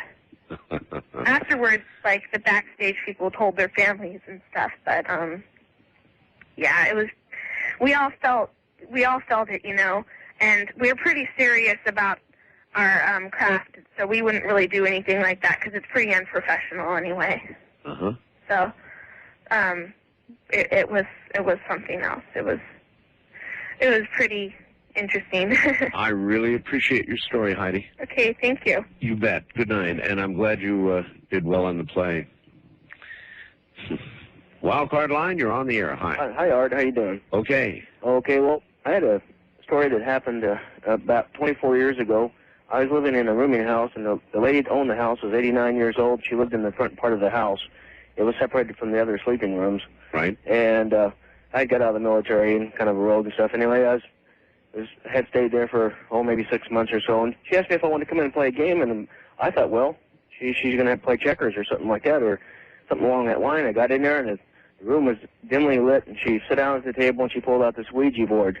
That kind of a game, huh? Yeah, and she told me how to do it, and we proceeded with it, and it started spelling out old-fashioned names, first names, like Horace and Elmer. She had been married 4 or 5 times before, and she told me that these were the names of her husbands. And the more we played it, probably went on 45 minutes to an hour, the faster that would go across the board, that little triangle-shaped thing would go across there. Yes. At the point, it was almost flying off there. At one point, she had some tea there. She asked me to go to the kitchen and get a cup. And I went to the kitchen and opened the door, and this is no lie, she had hundreds of cockroaches crawling all through her cabinets. And she had honey in jars where she said she was catching them. And so I had enough of that. I didn't want any tea or anything else. I went back, and we continued to play that game. But it turned into, I just felt real eerie, like the hair was standing on the back of my neck, and that it got so out of control that that triangle little deal that we were working would just fly off the table just about. So that was a pretty scary. My friend, that would be it for me. I've got to go. We're at the top of the hour. You're on the air, Coast to Coast AM, or is it Ghost to Ghost AM? Good morning. Hi. Hi there. This is Joe. I'm calling from Jamestown, New York. Hi, Joe. Hi. I'm just so glad you called me. I can't believe it. Well, I love your show. Selectively doing that, looking at stories, and if they seem interesting, I'm calling a few people. Well, this is so great. First of all, I guess to start the whole thing, I've been living in it's my dream home, and it was a home in Frewsburg, New York, which probably no one's ever heard of before because it's kind of like a Mayberry, and a very small town but beautiful community. And but it's been known to be haunted because it was built in 1840, and it's a part of the Underground Railroad. So it has the tunnels and the false fireplace. There may be some people who don't know what the Underground Railroad is. The Underground Railroad was all of the connections that were made from the South all the way up to Canada to help the slaves escape from the South. So this was a home that was built. While it was being built, he was an abolitionist, and he actually built his home to provide for this, so that he would help keep the slaves in a safe area, even though they wouldn't just hide in these little cubby holes or anything for a long period of time. Only if the sheriffs would come would they need to hide. But they had it all protected so that they could help to, when it was safe, then they would move on to another station closer and closer, like up through the route came through Silver Creek, Buffalo, that kind of area, and then up into Canada until they were free from the country. Right. So, and this is, and it's written up in all the books and everything because it's one of the few places left standing, which makes us kind of nervous because it is old and it's huge and it has all its little hiding places and beautiful wood. And the reason I chose it was because it was I love antiques and I knew it was haunted from the stories that I'd heard in this small town. You know, people talk. But it didn't bother me because that kind of thing doesn't bother me. But we had right away. We were doing our as we moved in with my 1-year-old. We were doing all the painting and refurbishing the home and doing things that we needed to do to fix it up. But right away we could tell that there was an entity there.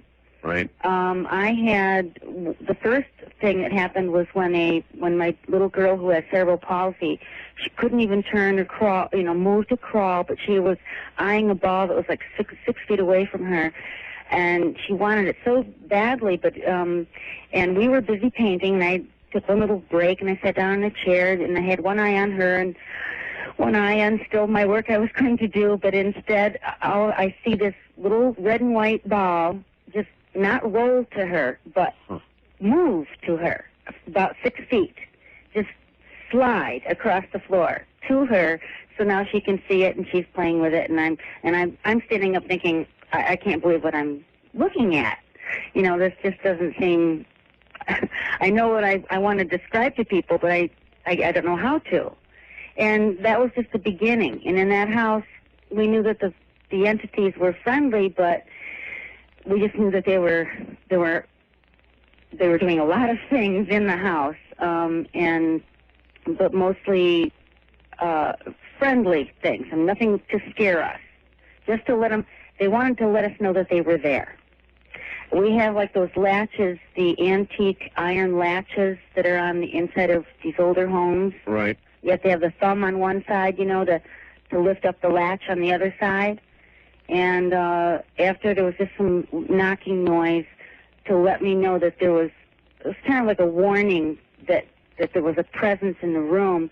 And then the next thing I know, I'm standing right at this door. It's an inner door. No wind, no scientific reason why they should move, and all of a sudden just the inner latch is going up and down. So I thought, well, you're supposed to talk to these spirits and see if they might, do something else to communicate with you. But as soon as I did, then it stopped. And there have been, like you can hear someone speaking downstairs. Like if you're upstairs, you can hear voices, and you know how if it's in a different room, you don't really know exactly what they're saying, but you know someone is speaking.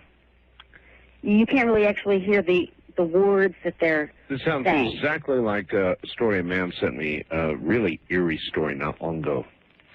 As a matter of fact, let me tell you that story. And thank you. This man is technically knowledgeable. He's a ham, as I am, and I'm sorry that I didn't save the story. But roughly, here it is. He and his wife slept in one room, his children in another. They were small children. And the children would be awakened in the middle of the night with voices, indistinct, busy voices. You could sort of just barely hear what they were, you know, kind of like you would hear voices carried on the wind from a neighbor's house, something like that. But the voices were so loud in the children's room that it would wake the children up at night. And the man finally went into his children's room, and he had to stand on a chair in order to hear the voices. But he heard them not clearly, but with enough volume to be bothered. And he had to be in one particular spot. Now, this man monitored these voices for months. And here's the really eerie part. You had to be in one particular place to hear the voices. And the voices would move about an inch or two every day. Every day. And he monitored these voices until finally they exited the house, spot where you could hear them, and literally moved across his backyard until finally he had to literally stand on the brick, you know, the block wall by the back of his house to hear the voices. And there they were, chattering away. Months later, they had moved, 50 or 60 or 70 feet, and they just kept going. Now, you tell me what he was hearing. He ran through just about everything. Could it be RF from a radio station nearby? No. He ruled that out. What could it possibly be? Some sort of rip, some sort of tear in the continuum? Something from time past? Almost probably that. And as far as he knows, they just kept moving. This little spot where the voices could be heard just kept moving. West of the Rockies, you're on the air. Hi. Hi, Art. Hello. How are you? A little freaked out, but okay. This is Marie, and I'm calling from Crowheart, Wyoming. Yes, ma'am. And we're on the Wind River Indian Reservation, and they call it the land of the little people. Ah. But my story doesn't start here anyway. All right. We lived in Oregon, and this happened to me about 22 years ago. Right. This was 1976. My daughter had a friend, and she would come over and stay at our house. My daughter would go down there and stay with her. And one night, her friend and her brother were driving down this little road. We live way out in the country, about 15 miles out of Sutherland, Oregon. And her brother and her were going down our country road, and I'm not really sure what happened to him, but they wound up going off an embankment about 100 feet down into the ravine. And he helped her crawl up the side of the hill, and they were hurt pretty bad, but he got her up to the side of the hill, and just as she got up to the top of the road, he fell back down. Well, she made it about a quarter of a mile to a half of a mile to where the fire department was, and she got some help. Well, needless to say, he didn't make it, and she wound up in the hospital. And I worked nights. I worked at the Denny's restaurant there, and I worked graveyard shift, or actually wasn't graveyard, but until midnight, and I'd have to come home through that road. Well, like the day after the accident happened, I would come to the area where they had gone off the road, and there was this Aborigine standing in the road with his hands up in the air. Oh, my. And it kind of scared me, and I didn't know if I should keep going or stop or what I should do. And I said, no, I'm going to go past. So I went on home, and I told my husband about it, and the following night the same thing happened. And this happened for like 3 or 4 nights. And my daughter got a call from her friend that was in the hospital, and she asked her if she could come and see her. So I took my daughter in to see her, and I really didn't understand why I was seeing this in the road. I mean, to me it was sort of, what do you want, what's going on, type thing. It was like he was restless or something was going on and trying to tell me something. At least that's how I felt. So I took my daughter in to see her friend at the hospital, and she went in to see her, and then she asked my daughter if I would mind going in and seeing her. Right. So I said, well, okay, I'd go in. And my daughter waited for me out in the hall, and it was just her friend and I in the room. And she started telling me that it was all her fault that her brother died, that she could have done something to help him, and she was just crying. And I finally told her, I said, it was not your fault. There was nothing that you could have done to change the situation. And after that, I didn't see him in the road anymore. Wow. It was almost like I was to go to tell her, because she wanted to commit suicide. She wanted to end her life because she felt like she was responsible for what happened to him. And after I went and saw her and told her that it wasn't her fault, then I felt like a big weight was lifted off of me, and she got well. Remarkable. Absolutely remarkable. It was really a strange situation. Did it make you a believer? Oh, definitely, because I had something else happen to me in '80, and it was sort of a situation where we lived in a little tiny trailer, and I kept getting this odor, and I couldn't figure out what it was at first, and we had this dog that kept looking behind her. Well, this odor that I kept getting was sort of like, I could smell like my grandfather. You know how certain people, they eat certain things, and they have just an odor about them. Sure. Well, he always ate Cheerios and all bran for breakfast and toast, and that's what I kept smelling. Now, they lived in New York, and we were in Oregon. And my dog kept looking behind her one day and growling, and I couldn't figure out what was wrong. And the following day, I got a phone call from my mother that my grandfather had passed away. And I knew he had been there. There's every reason to believe that those who pass away, even those who move on, linger long enough near loved ones. So I hadn't seen him in probably 20 years. I hear. And I think it was just his way of making sure that me and my family were fine, and then he was okay. A very common story. Thank you so much. You're welcome. Thank you. Take care. Bye. Listen, I'm getting a lot of email here indicating, well, let me read you one from Jay. Warning, warning, warning, solar images. Look out, here comes a big solar flare. And this one is a big one. We'll try and get the information up on the website tonight, if not tomorrow. So there apparently has been a very, very large solar flare, and we'll try and keep you updated. First-time caller line, you're on the air. Hi. Hello? Hello. Hi, how are you, Art? I'm okay. Where are you? I am in Kansas City, Missouri. Kansas City. Oh. The story I'm about to tell you, although it does not happen here, happens in central South Dakota. Central South Dakota. Right, Mitchell to be exact. Tell me something. Are they saying bad things about me on Kansas City Talk Radio? You know what? My husband turned me on to you this evening, and I work in a bar. And he said he kind of got freaked out yesterday about some Catholic pastor talking about... Oh, yes, that was another program. No, this relates to a possible curse placed on the Kansas City Chiefs. I've been getting some really nasty... And anyway...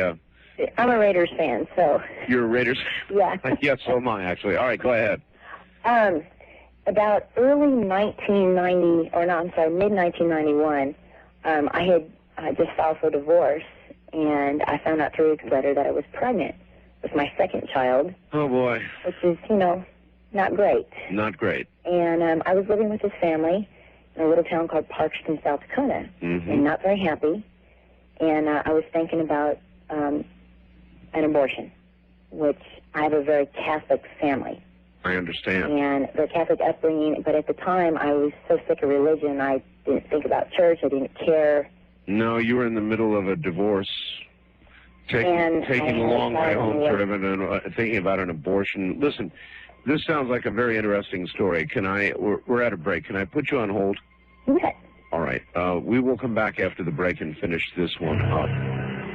Can you imagine that? Are there worse, more serious human situations than that? You file for divorce, you're with your family, and you find out you're pregnant. You begin thinking about an abortion.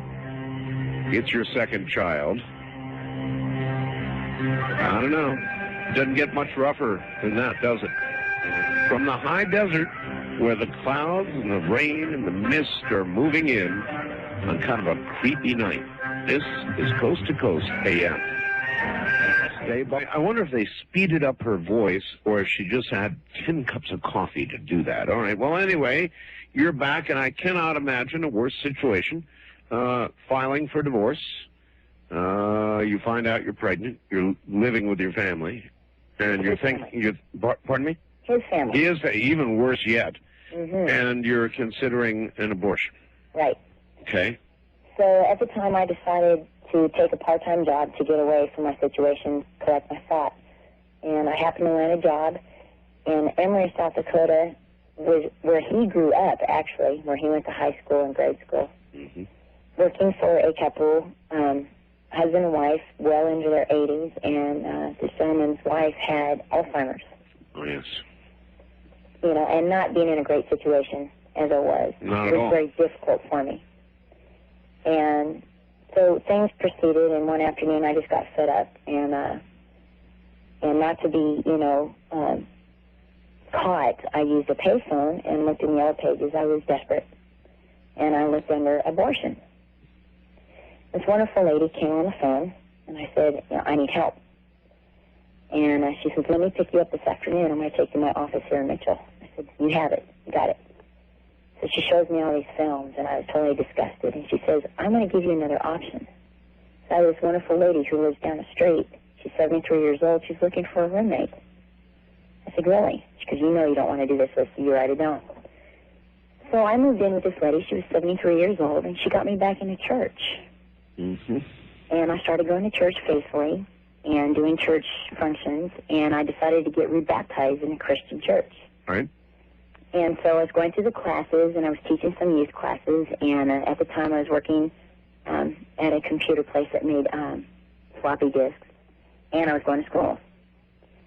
And I remember the pastor telling me, Tracy, there's going to be a time, there's a door here, and you're about reaching that time. You're going to have to make a decision. Either you want to go with the Lord or you want to go elsewhere. He says, and someone will try you. And I thought he was just full of it, growing up in a big family, big Catholic family. I'd never been in that kind of position. Mm-hmm. So one evening, and it kind of struck me weird, one evening I left both doors open. I slept in the basement, and there was 2 doors to my room, and I left the television on. And I read my pass out of my Bible, and I went to sleep. And I don't know what time it was in the morning because it's awful dark in the basement, being one little window underground. Sure. And all of a sudden, I hear 2 doors slam and the TV turn off. I'm freaking out. Yeah, of course, somebody's there. And then I open my eyes, and I see not an apparition, but a silhouette with 2 red eyes like you saw from Amityville Horror. Yes. I have chills right now remembering this. And this voice said, come with me. Come with me. Now, I heard other people talking about being paralyzed. Yes. I was paralyzed. I couldn't scream. I couldn't say anything. And all of a sudden in my mind, all I remember in my mind saying was, Jesus save me. Jesus save me. And then I was able to roll over on my belly and put a pillow over my head. And it was gone. And the next day, the doors were still open, and the TV was on. Mm-hmm. So we went and we talked to the pastor about this because I'm freaking out. Selma, being in her room right upstairs, never heard a thing. And the pastor came down and he anointed all the doorknobs, and he blessed the whole house, and I never heard anything again after that. And now I have... Do you wonder sometimes whether there was a subliminal or not such a subliminal suggestion given to you by the priest which caused this in your own mind, or if it was absolutely real? It was real. I mean, I even thought through that, being, I was 22, and, I'm like, I know I'm more intelligent than this, my mind doesn't play tricks on me. And, I looked a couple times at this thing, and I just saw those eyes, and they came close. I take it you went ahead with a divorce. I went ahead with the divorce, and I had a very happy, healthy child that was born on Valentine's Day. I appreciate the story. Thank you. Thank you. You take care. You too. Red eyes. Wild card line, you're on the air. Hi. Hello, how are you doing, Art? I'm okay, sir. Where are you? Northern California. All right. I'm an investigator for the county here, and I had to go up to this place about 25 miles up this old dirt road. Yes. And the people I was talking to, they told me that this house is haunted, that was on this property, and nobody lived in it. When you say you're an investigator for the county, what do you mean? I'm a fraud investigator. Fraud. Okay. Mm-hmm. And anyway, I was talking to them, and they told me a few stories about this house getting attacked by this mean male ghost. And I kind of just blew it off. Then I talked to my girlfriend the next day and told her about it, and she talked me into going up there. So we spent a total of 6 nights up there and got some really neat pictures. When we first went into the house, everything seemed to be okay, but then we smelled like rotting flesh. Rotting flesh. Yeah. Real strong odor. Excuse me. Along with a lot of cold spots in the house. And the majority of it seemed to be in the kitchen and the hallway. We looked around, couldn't find anything. Of course, this house hasn't been lived in 10 years either. So later on, my girlfriend and her daughter decided to play with the Ouija board. Mm. And that's when everything really started to get exciting. I'm taking pictures and playing with the Ouija board, and it's probably around 11, 12 o'clock at night. And all of a sudden, the chair flies back that she's sitting in, my girlfriend. She gets up, she's holding her knee, and she got kicked in the knee, or hit in the knee, which left a bruise. Immediately after that, the door, which is right behind me, the handle turned.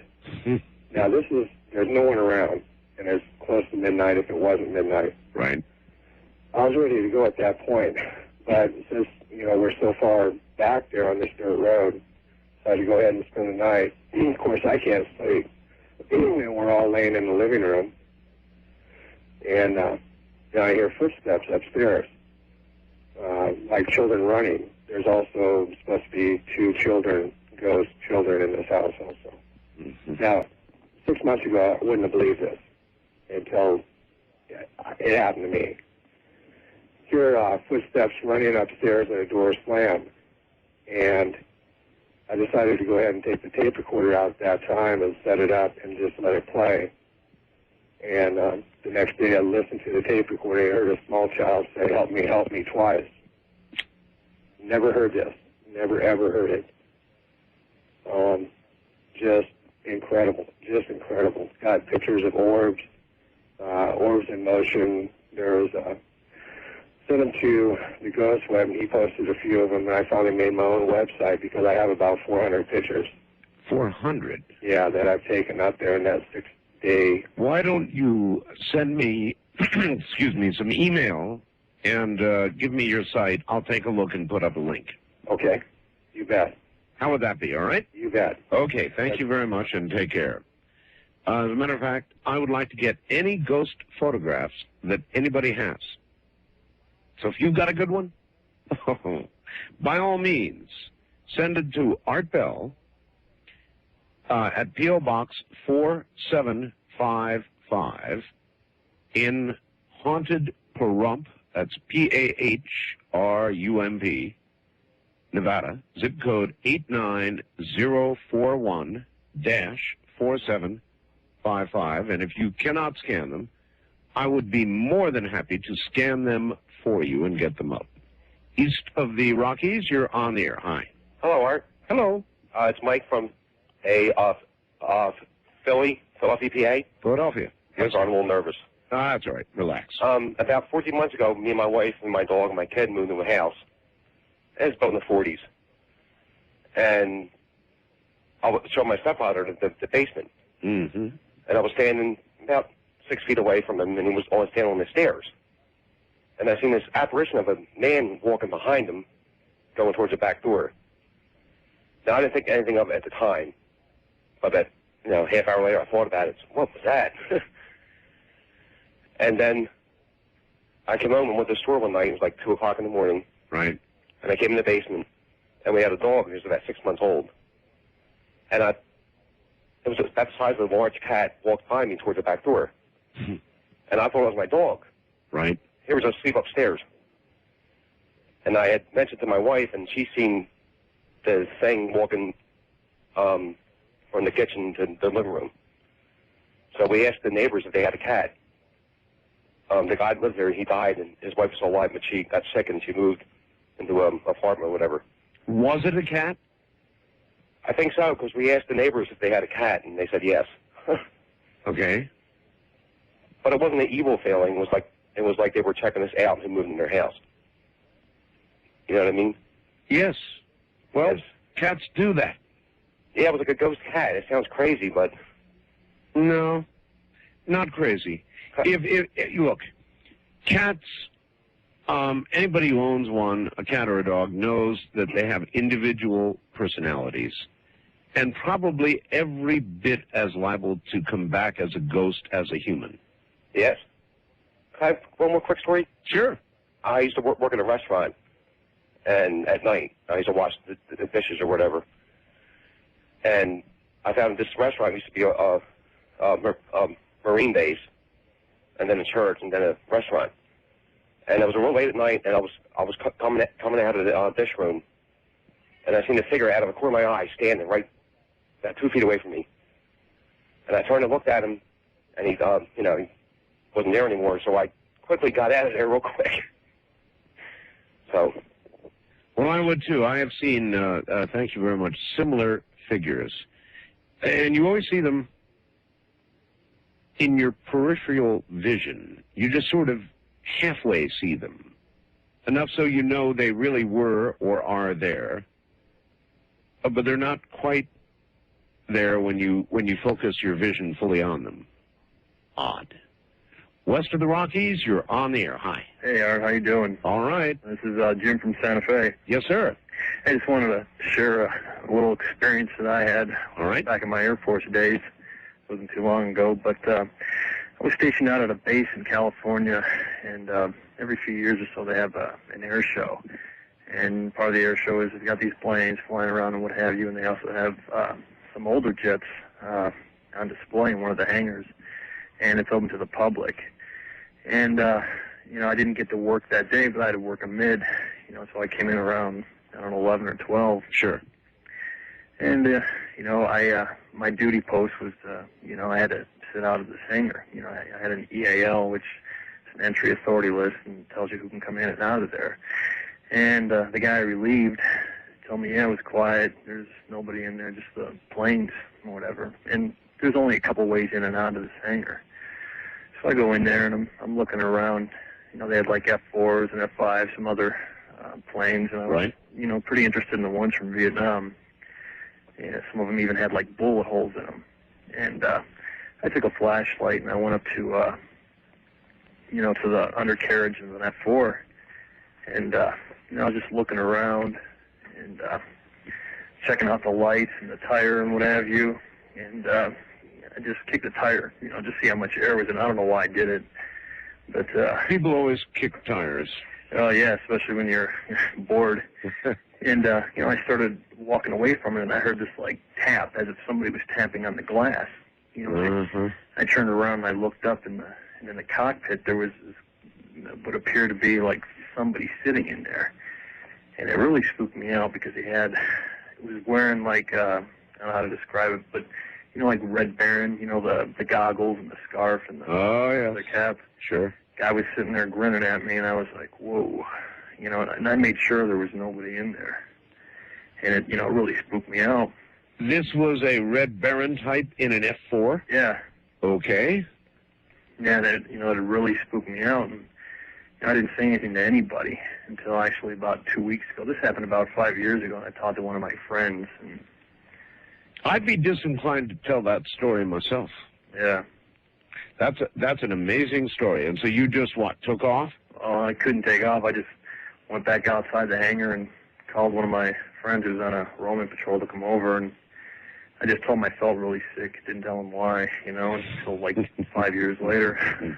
That makes sense. I appreciate your story. Thank you. And while we're on the military subject, perhaps a correction, I don't know. Dear Art, my name is Jeffrey, and he gives a last name. I won't read that. And I also served aboard the USS Enterprise. One of your callers said the Independence took a torpedo hit. That is a Forrestal-class carrier, and has never taken enemy fire whatsoever, not even during Vietnam. The explosion, in fact, did occur and was caused due to a maintenance error, but the stories he told are true. I've served on 5 carriers. The one I liked best was the USS Ranger. There was a ghost of a chief that wanders through the ship's galley. He was killed in a fire that broke out in the main machinery room, number 3. I woke in the early morning to see someone kneeling beside my bed staring at me. I could see the outline, a smoky outline of a man, almost transparent, with an expressionless face. To my disbelief, I closed and opened my eyes, repeatedly thinking that I must have been dreaming, only I continued to see the figure kneeling and staring at me. Frightened, I threw 2 quick punches at my intruder's head. I have a black belt in karate, only to see my fists and arms pass straight through this entity as it slowly drifted back into the night. Obviously, I was frightened and confused. Was I dreaming? Earlier this week, I was again awakened in the middle of the night by someone or something grabbing at my wrist. So I shot up in bed and again saw the smoking outline of my visitor. This time, it was holding my arm and staring directly at me. No time to react as the figure slowly simply faded into the dark again. Was I dreaming? Convinced this might all be in my head, I only told 2 of my closest friends about the ordeal. That was until last night. You see, I was at a school function, sitting with many of my fellow students. When the conversation turned to the supernatural, that's when one of my classmates embarrassingly admitted that he and his roommate believe there is an entity visiting their apartment. Though they haven't seen the ghost, apparently their visitor makes itself known by moving objects around the apartment and knocking other items over. Couldn't believe what I heard, turned white as chills ran down my spine. You must understand, Art. The 2 students who told us that story live in the apartment across the hall, directly across the hall from mine. I don't know if I'm going to have time to get this in or not. It's from a police officer. He says, here's my ghost story, Art. I'm a cop. When I was 13, we lived in an old church parsonage on the Saline-Seward County line in Nebraska. The church and the small country cemetery was just south of the house. My bedroom was on the southwest corner of the house. One November night near Thanksgiving, I had just turned out the light from reading. There was a near full moon out. I could see the church and the cemetery like daylight. I lay back in my bed, which was inches from the door, as was the light switch. I was facing the door when I heard footsteps coming up the stairs. I assumed it was my dad. It was not unusual for him to check on me. I like to stay up. He'd admonish me to get to sleep. I'd stay up and read. I heard steps coming closer, feigned sleep, but kept my eyes partly open. As the steps entered my room, I saw not my dad, but a shadowy figure. Tall, male, no features. I'll repeat, no features. It had a white collar. The moon light in my room, almost like a night light. Should have been able to see any face if it was there, but it was just shadow. I about filled my drawers. I walked toward the window, stood there as if looking at the church. It was a solid figure. As the moonlight didn't shine through it, it turned, started back toward the door. I pulled the covers over my head and shook until I fell asleep. Several years later, when I was an adult, my dad and I were driving about having Barbie bops. We drove by the house, the church. I asked Dad if anything strange had ever happened there. My dad told me this story. When he was, when it was cold, we'd shut the sliding doors to the large parlor so we wouldn't have to heat it. Dad would often wake to pounding on the sliding doors. They were taped shut. He actually, on occasion, would see the doors move as they were pounded on. You know, the old, you've seen it in the movies, right? Boom, boom, boom. Door bows in, that kind of thing. It just goes on and on.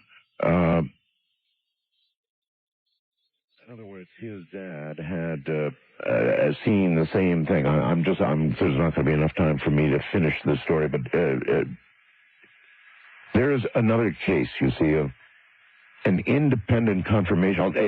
As I said earlier, a lot of people think, they see these things, they experience these things, and they don't want to talk about them for obvious reasons. Because you're afraid somebody will think you're nuts, right? Well, you're not nuts. And so tonight you will hear stories, and we're about to go to the phones, from people who I can assure you, most of them are not nuts. Now, of course, there could be a few, but most of them are not nuts at all. What's happening is real. A couple of these photographs, and one in particular totally freaks me out. Again, on my website, artbell.com. What's new? Second photo down at the moment. There's a woman coming right through a closed door, and she's right in the middle of it. Now, this one does it for me. You hear the stories, and you will tonight, of people saying that these things come through walls and come through ceilings, but to get a photograph of it, this one's really creepy, folks. All right, here we go. First time caller line, you are first on Ghost to Ghost this night. Hello. Hey, Art. Hey. How you doing? Okay, where are you? I am calling from Chicago, WLS. Of course. Yes, sir. Well, I was doing an antique show in Texas, and on the way back, I went to visit my sister's house. It was in St. Bernard Parish, right outside of New Orleans. Right. And so she was taking me on like a tour that most people don't go on, showing me interesting stuff. And she goes, "Oh, I got to show you this. I got to show you this. It's the LeBeau Plantation House."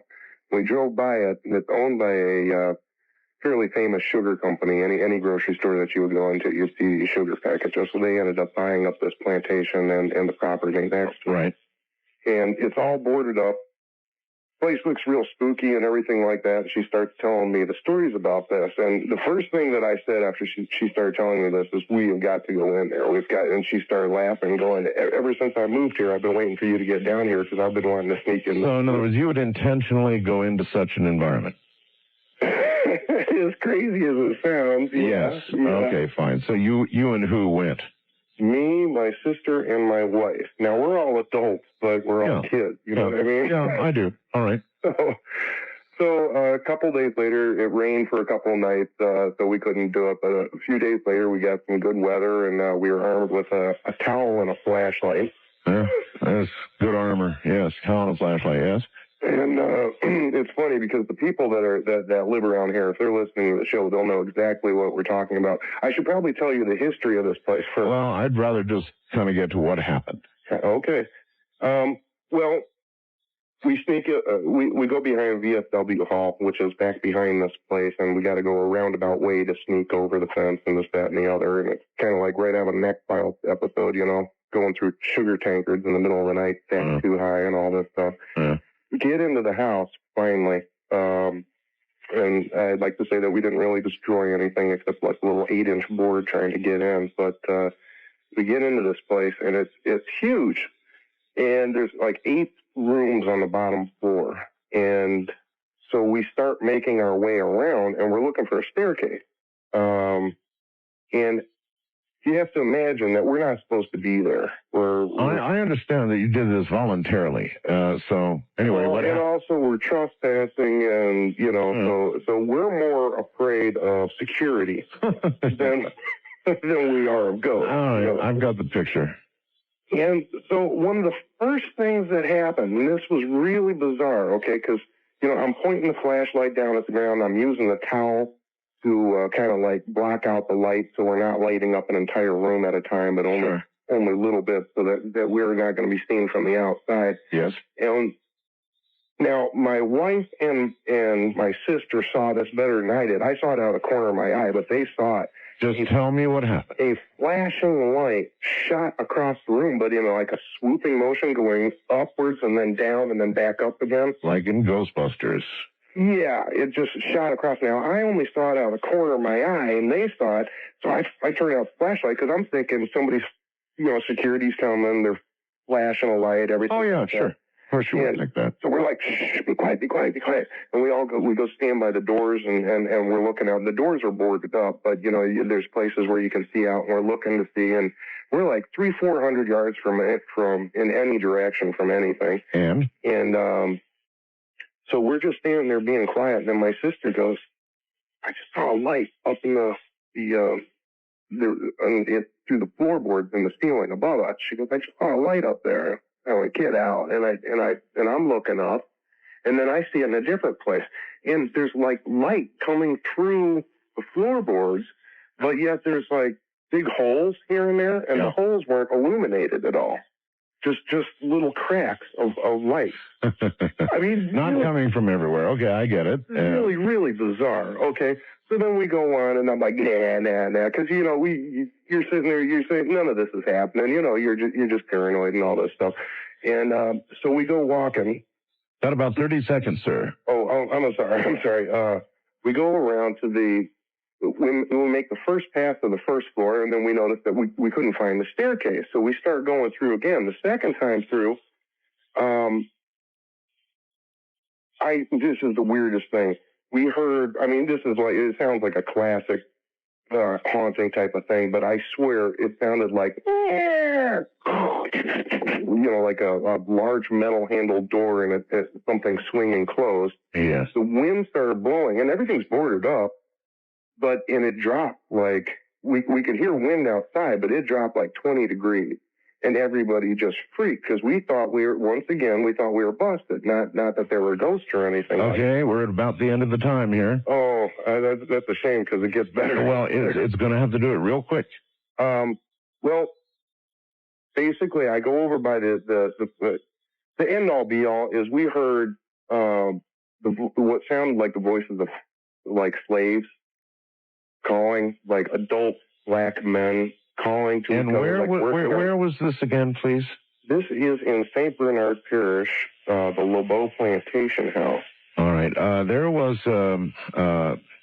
a slave route.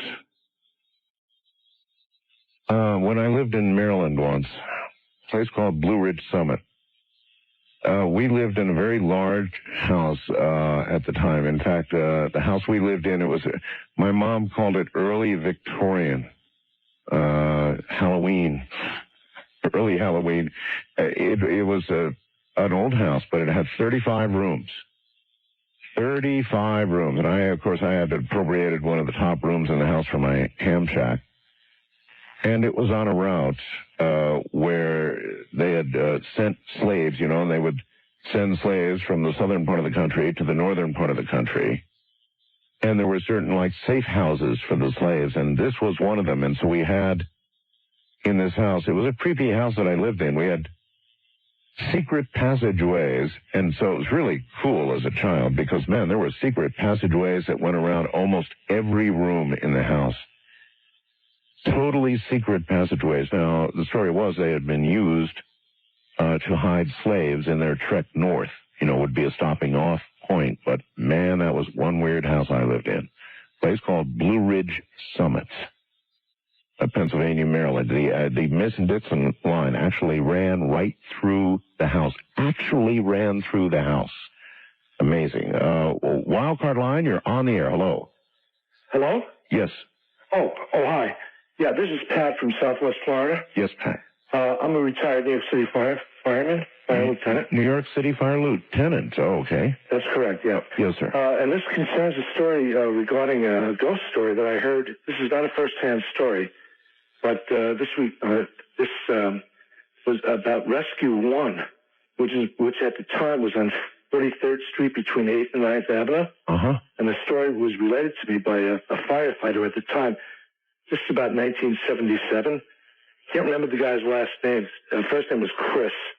And if he's listening, he comes from Glen Cove, Long Island. Okay. But at any rate, story that on the second floor of this particular firehouse on 43rd Street, Rescue 1, it's the bunk room. You know, on the first floor you have the fire truck and the kitchen and what have you. Sure. On the second floor you have the bunk room.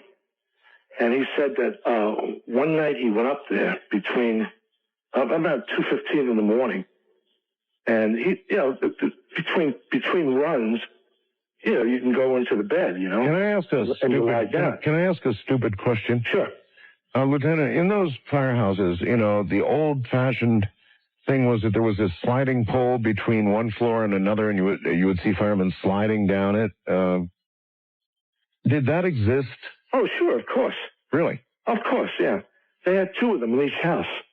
In this particular house, they had two, one up front and one in the back. I always wondered if that was real normal or just sort of a media thing, you know. Oh, no, that's absolutely true. It's okay, all right. Absolutely true. Yeah, okay. And if there are any New York City firemen, or any fireman, I suppose, for that matter, they would certainly know this, you know. Oh, okay. At the time, I was assigned to Ford Truck, which was on 48th and 8th, 48th Street and 8th Avenue.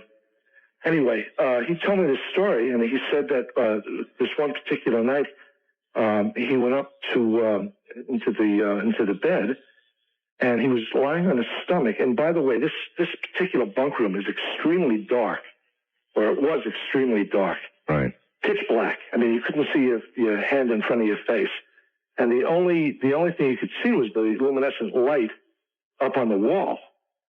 And he looked up and he saw it was about 3 o'clock or so, something like that. And then all of a sudden he felt a pressure on his ankles, like somebody grabbing his ankles. Oh. You know? Yes. And then they moved up towards his calves and so on and so forth, you know? And he thought maybe it was one of the guys just, you know, playing a trick or, you know, goofing on him, you know? Yeah. And he said, when the guy got up to the back of his thighs, he said, "That's it. I'm not putting up with this." Right. And he jumped up and he turned on the lights in the bunk room, which was pitch black. And there was absolutely nobody there. And everybody else was fast asleep. Yeah, well, this is part of what I've never understood, and part of what I was after tonight. If, you know, I can understand that there could be a ghost or there could be an entity of some sort, but how they actually physically manifest in this world and attack people and do things like you're talking about, that one I don't get. Well, you know, I saw this guy twice afterwards, and I said, "Chris," I said, "were you telling me the truth about that story?" Right. And he said, "I absolutely was." But let me tell you one. Let me go a little further with this. Sure. Okay. So the next morning, he got up and he related the story to the lieutenant on duty that morning. Right. And he said, "Hey, you know, something happened last night. It was really weird." And they checked the records, and it turns out that something like 20 years before, like 1957, something like that. New York City's fire department keeps long records, huh? Oh, of course. Yeah, I mean, records back to the 1800s. So 20, oh, okay. So anyway, they found out that at that particular hour and that particular date, there was a fireman in Rescue 1 who was between tours. In other words, he wasn't on duty. Right. He was between tours. Right. They had a fire. This guy went to the fire between tours. He wasn't officially on duty. Came back to the firehouse, went up to that particular rack, that particular bed, and died of a heart attack. Oh, my God. Really? At the exact time, 20 years ago. Oh, yes. My. And it was documented. And from what he told me, the widow of the firefighter, and I don't know his name, but the widow of the firefighter never received any compensation. So that, you know, there was... well, then you could imagine a motive, perhaps, for the haunting. I don't know. Is that what you're saying? Who knows? Yeah, who knows? You know, and, you know, at first when I heard the story, I said, "Oh, man, that's kind of hard to believe, you know." But, you know, I told you, I saw the guy, and I said, "Chris, was that really a true story?" He said, "I swear it was true." And P.S., Rescue 1 on 43rd Street between 8th and 9th burned down around, I'm not sure the exact year, I think it was about 1979, 1980. It was a tremendous fire. It was in Daily News. Wow. But it burned down, and it was tremendous fire. Totally took the place out, you know. Well, oh, brother. Lieutenant, thank you. Okay. Take care. There's a fire lieutenant. You see what I mean? The part that I'm struggling to understand, and I guess I'm going to keep saying this, is how do these entities that no longer possess a physical body manifest physical things? I mean, how can they be touching you, choking you, scratching you, affecting you physically in any way at all in this dimension? Remember, they don't have a physical body anymore, right? So how do these stories happen? How does it happen? East of the Rockies, you're on the air. Hello. Hello? Yes, sir. Oh, great. You're talking to me. I am, yes. All right. Where are you? I'm in Charleston. Okay. Charleston, South Carolina. South Carolina. And I'm a police officer, and that doesn't make me more credible, I'm sure. But yes, it does. Anyway, I have had numerous experiences with entities, and I would probably say in my lifetime, 30 years, I would say probably 10 or 15. How long have you been a police officer? About 5 years. 5 years. All right. I've had several on the job.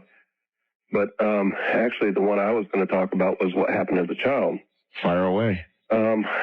I'm not going to waste time or anything, but when I was a child, I was about 6 or 7 years, and it was right after an experience that I had 2 years prior with a miracle with a religious person, okay? And we had moved into this new house, and everything that happened in this house was really odd.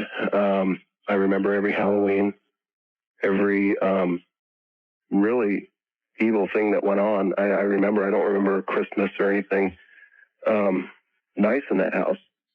Well, give me any specific, we don't have a lot of time. Well, make a long story short, I just went to bed, and I'd laid down. I was about 6 or 7 years old, and when I laid down in bed, I turned my nightlight on, and I laid down, and my brothers had went to bed, and they, once I had laid down, I heard footsteps coming towards my door, and it's much like that other police officer had talked about. Oh, yes. Except the weird thing about this one was it wasn't a hazy glow or anything like that. It actually, it was, I call it a demon. But I had laid down, I had not even closed my eyes. Could you actually describe what it looked like? Oh, absolutely. Absolutely. And then do it. What had happened was it stepped in my door. Tell me what it looked like. It was about 6 or 7 feet tall. It was a figure of a dog, believe it or not. Oh, brother. And it was a demonic look. It had hair. When I first saw Cujo, it had muddy, bloody, matted fur, just like Cujo had after he attacked all the people. And when it walked in, I smelled the odor of what I call pure death. If I ever smelled it again, I'd probably get sick. It walked into my room. It looked at me, and it had bangs on the front of on the bottom jaw that went straight up. You're a police officer. You know what, absolutely. You know what death smells like, though. Oh, absolutely. Absolutely. Yeah. And, but I hadn't smelled that at 6 or 7 years old, and I've not smelled anything like it since. And the top bangs went straight down, had long fingernails, and it came in, it looked at me, it walked towards my bed, and the only thing I could think of to do was cover my eyes and start praying, and which I did. And it leaned over me and was Officer, hold it right there. We're at the top of the hour. So sure. Can you afford to hold through Absolutely. The news? Absolutely. All right, yeah, good. Hold on then, please. Does it make somebody more credible if they're a police officer or a fire lieutenant like that previous caller? Yes, because these are men trained in observation. It's their job to observe and see what's going on and to observe it accurately. So yes, of course, it adds some credibility in that sense. I'm Art Bell from the High Desert. This is Ghost to Ghost AM. Again, you're going to want to check out that picture on my website, second one down, girl either walking through a door or right in the middle of a door, manifesting right through a door. It's totally creepy. We will be back. Back to the police officer. And where are you again, sir? I'm in Charleston. Charleston, that's right, Charleston, South Carolina. I wanted to read this to you before you continue. Sure. There's a man who writes from Wisconsin. Art, it sounds like the policeman you're talking to had an encounter with Black Shuck, a spectral dog that has been reported all over the world. Demonic, question mark, that it may have been a demonic thing, and he calls it Black Shuck, a spectral dog, for whatever that's worth. Wow. I've always wondered what it was, because I've always had experiences where I've actually seen figures. I've had doors bang. I've had a lot of things happen. Yeah, but this thing looked like a dog, and about this thing was actually physically there. And it wasn't in the spiritual realm. It wasn't cloudy. Misty. It wasn't misty. It was in a physical realm, and it tops my list as far as something that I could actually put my finger on, and literally touch. If I had reached down, I probably could have touched it. But of course, you don't know that for sure. I don't know that for sure. But the thing was that it scared me to the point where I'd actually covered up and I started praying. And I was always wondering if anybody else had that experience, or if there was something in literature. Well, then maybe I just answered your question for you. I'll have to do a little bit of research on that myself. But the thing that really troubled me about the whole thing is I never spoke about it. I never told my family. I'm the youngest of two brothers. Right. I never told anybody. And 7 years ago, I was sitting there talking to my brother, and the thing that shocked me, the whole situation, was we had started talking about, he's also a police officer, and I spoke to him about, old houses, and he said, I didn't like this place. And I said, why? And he said, well, I had a problem there. And I said, what was that? And he described the creature to me. The same creature? The same creature, and he said he was homesick, and he was laying on the couch, and he described it to a T. And I interjected periodically so he knew that I knew exactly. We both saw the same thing. Well, so we both validated it to each other. That, my friend, thank you very much. That's as creepy as it gets. To see something, perhaps demonic. I mean, you can always later sort of close your mind, right, and think to yourself, no matter how real the experience was at that moment, hey, I dreamed it. I had some kind of hallucination, something. But when somebody else saw exactly the same thing, then your options begin to dwindle pretty far. West of the Rockies, you're on the air. Hello. Hey, Art. Hey. Okay.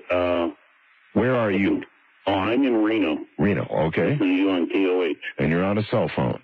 Yes, I am. Okay. Okay, now, just bear with me here. When I lived in Colorado Springs, I was living in this house in the northwest part of town. And it was a very hot summer evening, probably about 8:30. I was sitting there watching TV, and we had this ghost there that just walked up and down the stairs. That's all it ever did. Just walk up and down the stairs. A ghost that you saw or just heard? Just heard. You heard the footsteps. Okay. When you came in the front door, there was a little foyer and 3 steps into the basement and then like 8 steps up to the living room. Okay. And it constantly walked from the basement up the steps and then back down again. Uh-huh. So I got set up. I lived in another haunted house a couple of years earlier, and the ghost there was pretty friendly. So I said to this one, I said, was that all you can do?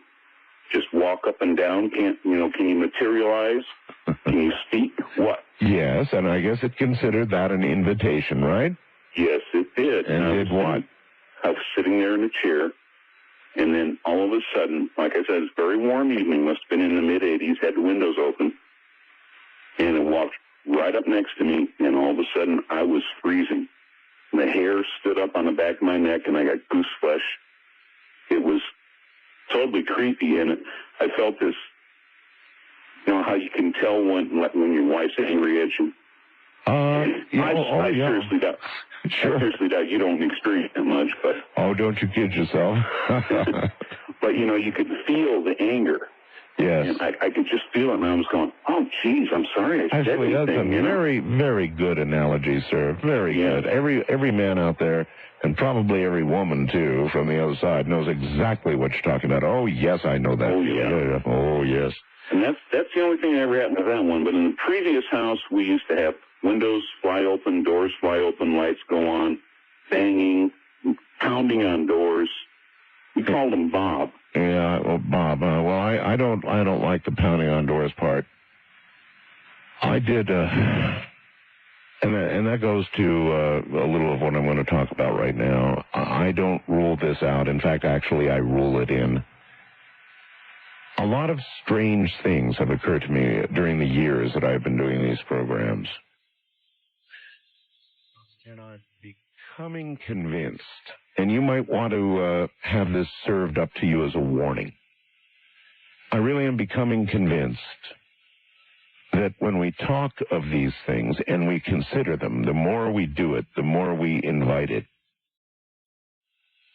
And I think that's why I've had a lot of, one time during one of these programs, it wasn't a knock at my door. I mean, you've got to remember, I live inside, a regular home, and I have my converted studio here. And what I heard hit my door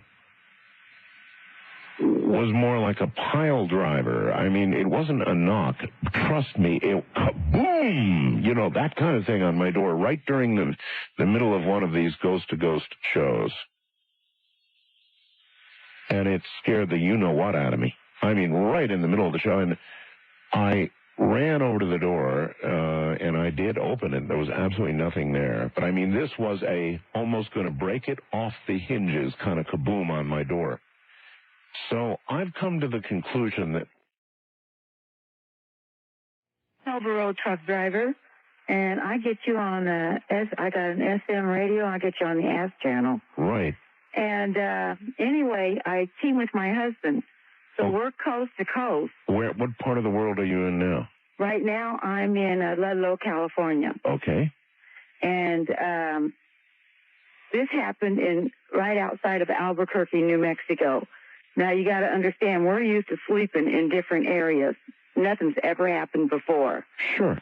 But we were outside of Albuquerque on I-25 in a rest area. And you got a bunk up behind, right? Yeah. Yeah, okay. Yeah, we got a sleeper berth. Right. And this happened in a rest area right at the 163 marker in Bellum, New Mexico. All right. And I had just quit driving. I had been listening to you like I always do. And I just quit driving. I was tired. My husband was already sleeping. So I put on my nightshirt, and I was brushing out my hair. And so I turned everything off when I got done, and I climbed in behind my husband like I normally do. Something kept telling me to look behind me. And I'm like, I'm not going to do this, So I just closed my eyes, And I'm not asleep yet because I had just laid down, and it takes me a while to relax.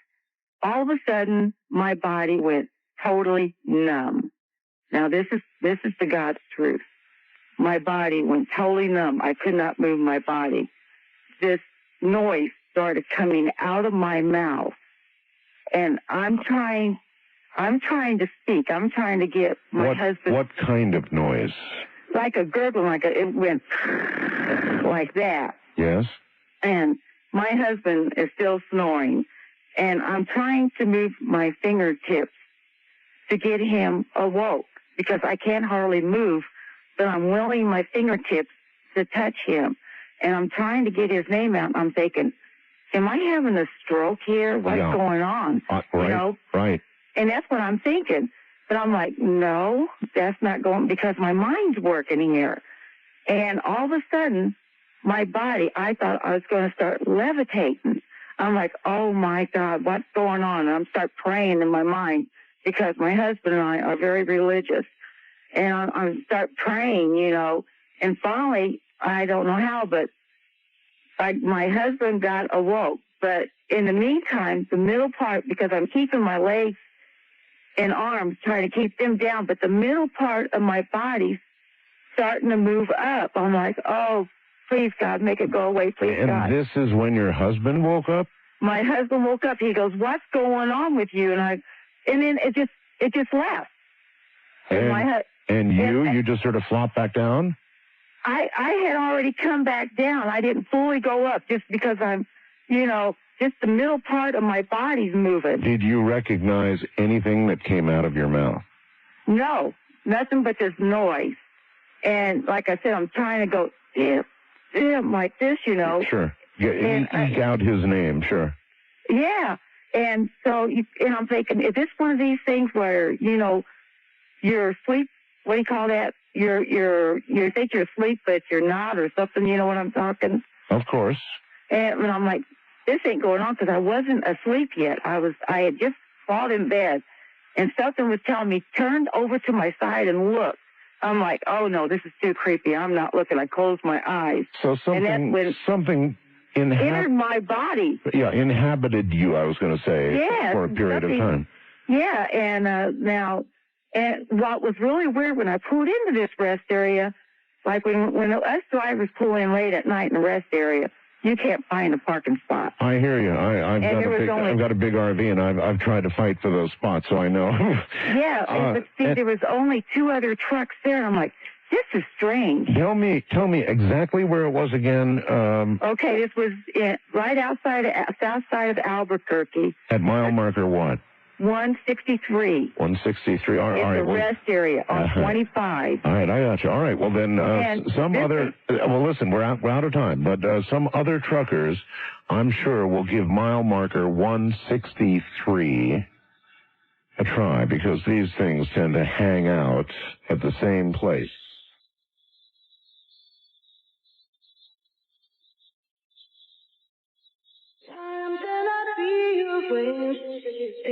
All right, first-time caller line is restricted for Guam. Only Guam. But I couldn't find a way, so I settled for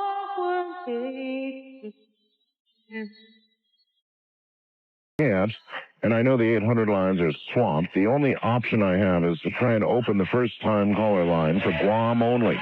So that's what I'm going to do as soon as I take this call. That number is area code 775-727-1222. Once again, I'm going to hold that line open for Guam only. 775-727-1222. The only option I've got. I know that Guam is with us right now on a Saturday afternoon. Stay right there. Hi, Tom Bodette from Motel 6. Welcome to Tom's Chat Room. Of course, the beauty of Tom's Chat Room is that Tom does all the chatting. So let's talk. Dearborn, Michigan asks, say, Tom, does Motel 6 really have the lowest rates of any national chain? Yes. And that's Tom's Chat Room. I'm Cyber Tom Bodette logging off for Motel 6, and we'll leave the light on for you. Motel 6 at a core hotel. All right, let me say it one more time. Following the call I'm just now going to take, then I'm going to reserve this line away for only Guam. I don't care who you are, what it's about, only Guam. Those poor people. You would think, and by the way, if you want to call on the international line and you're anywhere else in the world, you're welcome to now call, because obviously Guam isn't able to use it. So the international line anywhere else in the world is 800-893-0903. With a reference to Guam, this is going to mean you would have to pay for the call, but I don't know how else to do it. All these other lines are jammed beyond all reason. So if you're in Guam, area code 775-727-1222, just as soon as I clear this line. And on that line, you're on the air. Where are you calling from, sir? Oh, you don't want to say, do you? No, not necessarily, if I can help it. You're a federal law enforcement officer? Yeah, sure. And I can verify all this on the side if you want to ever get this information without being heard. I understand, sure. We're the federal officers that you see in the unmarked trucks that ride along the government property to keep people out where they shouldn't be. Okay. I have 2 quick things to say. One, I had 2 experiences in my life. one recently and one when I was about 17. We had it's an old house in Detroit in an old area. And I was the only brave one out of the 9 kids that slept in a certain part of the house that always had some strange happenings. And things got worse to the point where I started putting locks in the door. Well, one night I went to sleep and I woke up and my door was actually just ripped from the hinges. And nothing was missing, but I slept through that, which I'm a very light sleeper. You slept through your door being ripped off the hinges. With 4 locks on the door, because it was, and I never went to that part of the house again, ever. And where did the door end up? I mean, was it on the floor? It was just ripped up and laid down right there on the floor. Oh, okay. And recently I was with another officer, and we were going into a closed area, an area where nobody should be whatsoever. Right. And we both went through the gate, and we closed the gate behind us, and we looked up in front of us. He says, "Do you see what I see?" Yeah, there's something up there. We got in the truck, and we gunned it, and either this person could run about 70 miles an hour, or they just got away from us. And we were in an area where you can see everything within about 4 square miles. But it's strange that 2 people can see the same thing, and we both looked at each other and says, "We got him." No, it's not strange. Whatever it was, the shadow ran in front of us. It was right early in the morning, before sunrise.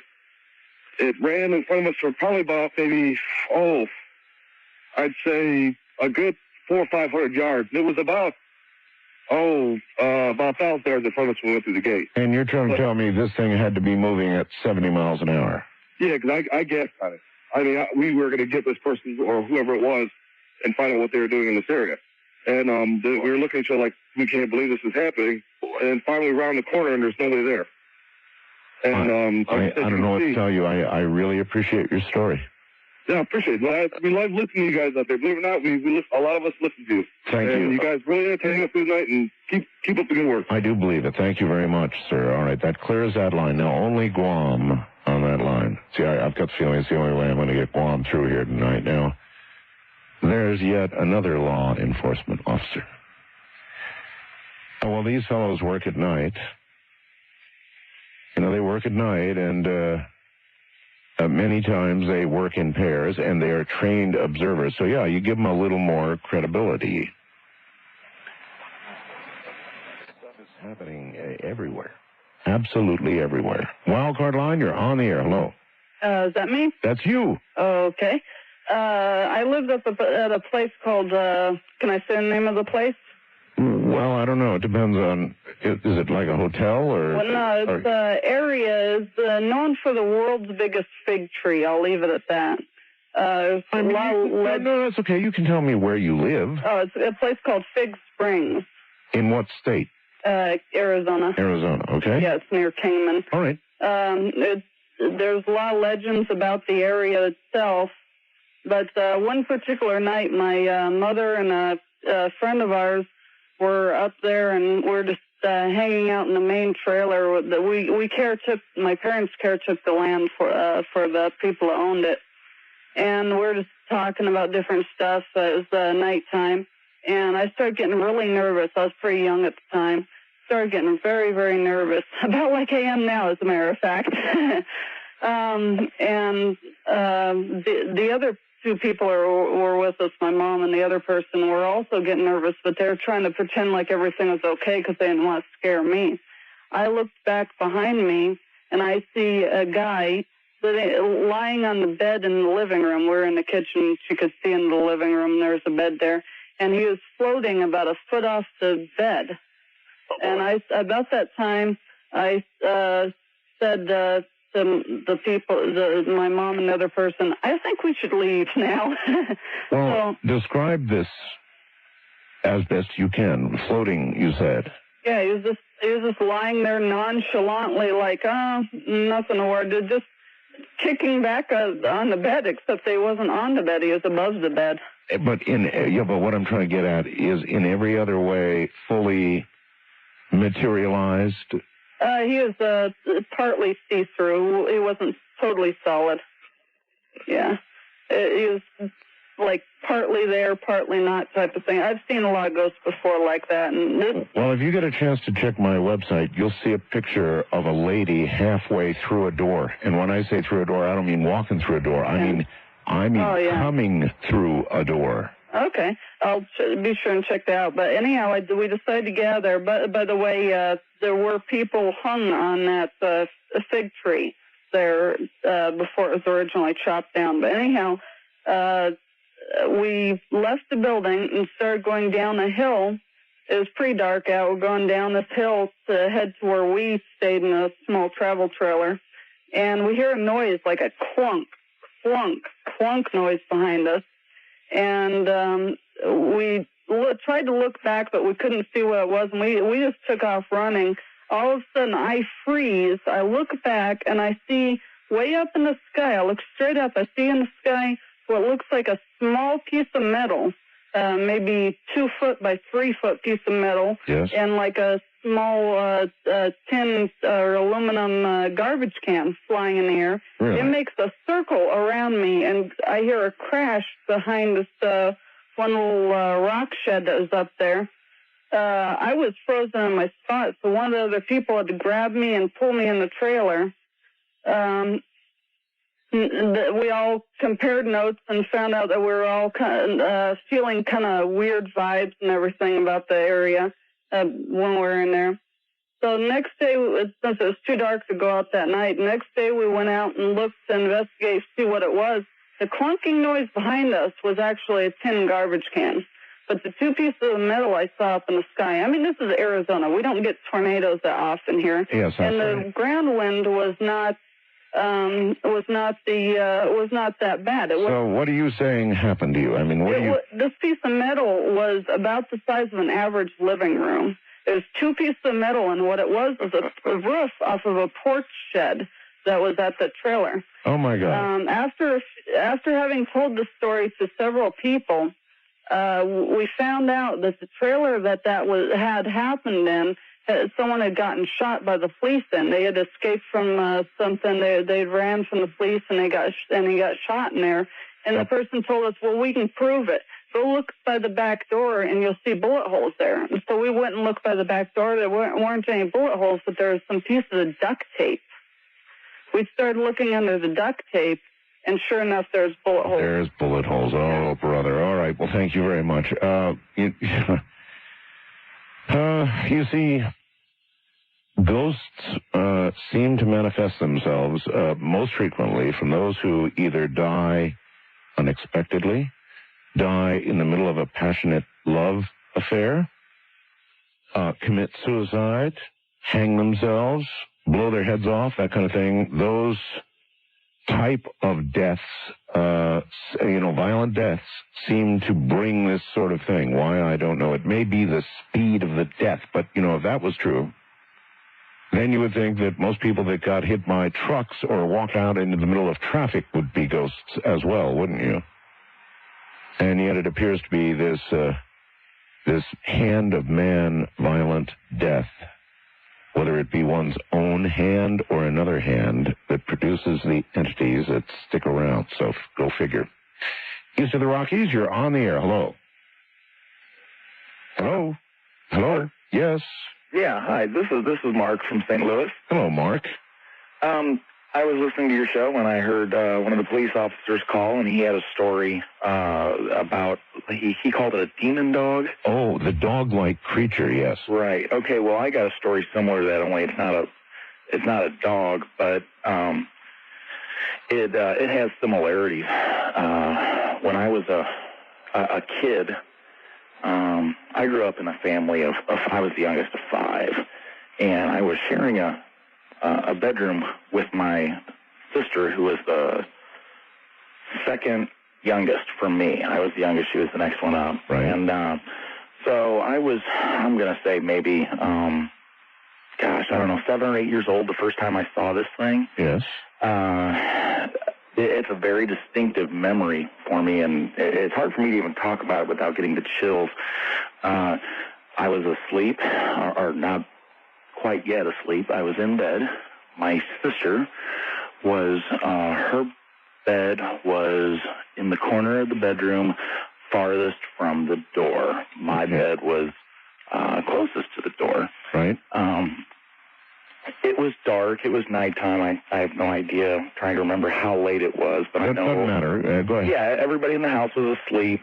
The lights were off, and I saw something come through the bedroom door. At first... Now, when you say come through the bedroom door, do you mean... Like your picture, only this had no definition on that picture on your website. Oh, have you seen that picture? Yeah, you could make out eye sockets and things on your picture. I mean, oh my God, that thing is... I almost thought that door looked like there was something superimposed. It's because, the door changes color. It's either in that door or coming through it.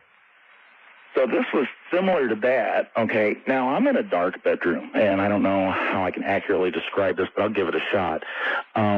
There's such a thing as darker than or blacker than night, okay? Yeah, and that's the best way for me to describe this thing, because your eyes will gradually adjust to even a dark room. That's correct. And so I thought I see something really. It was like a black void is the best way I could describe it. Okay. It was no dimensions. It was just a black void. Yep.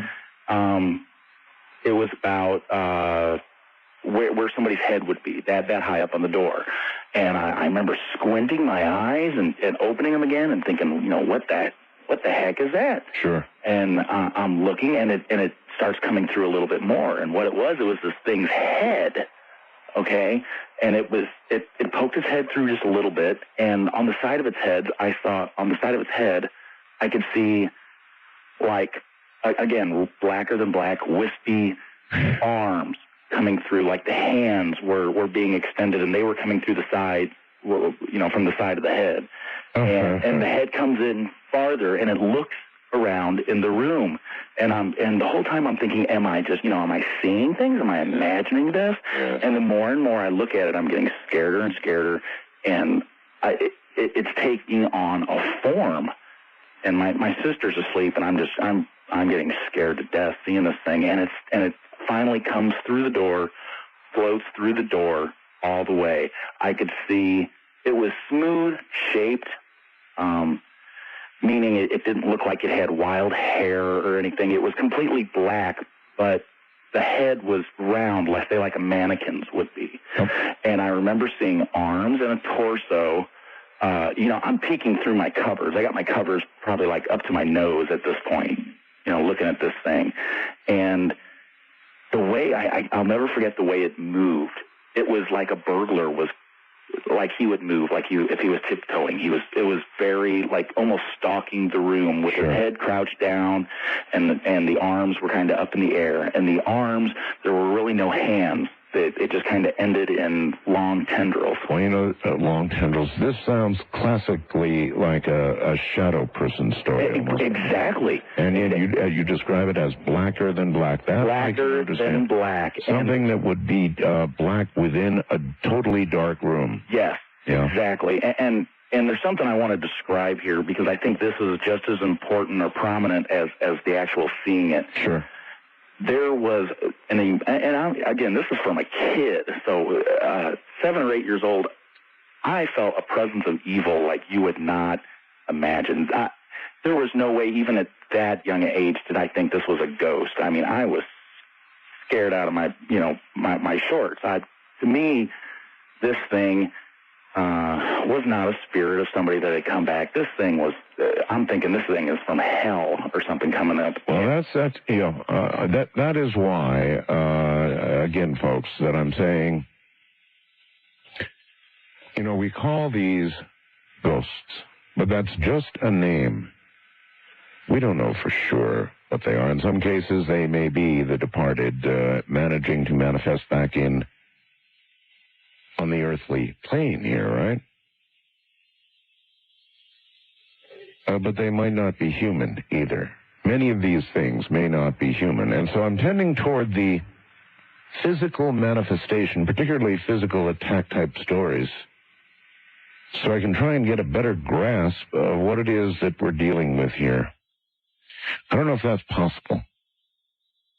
I want to reiterate that because of the screw-up, and apparently Guam can't get through on the international line, I am going to hold this first-time caller line open for Guam only, all right?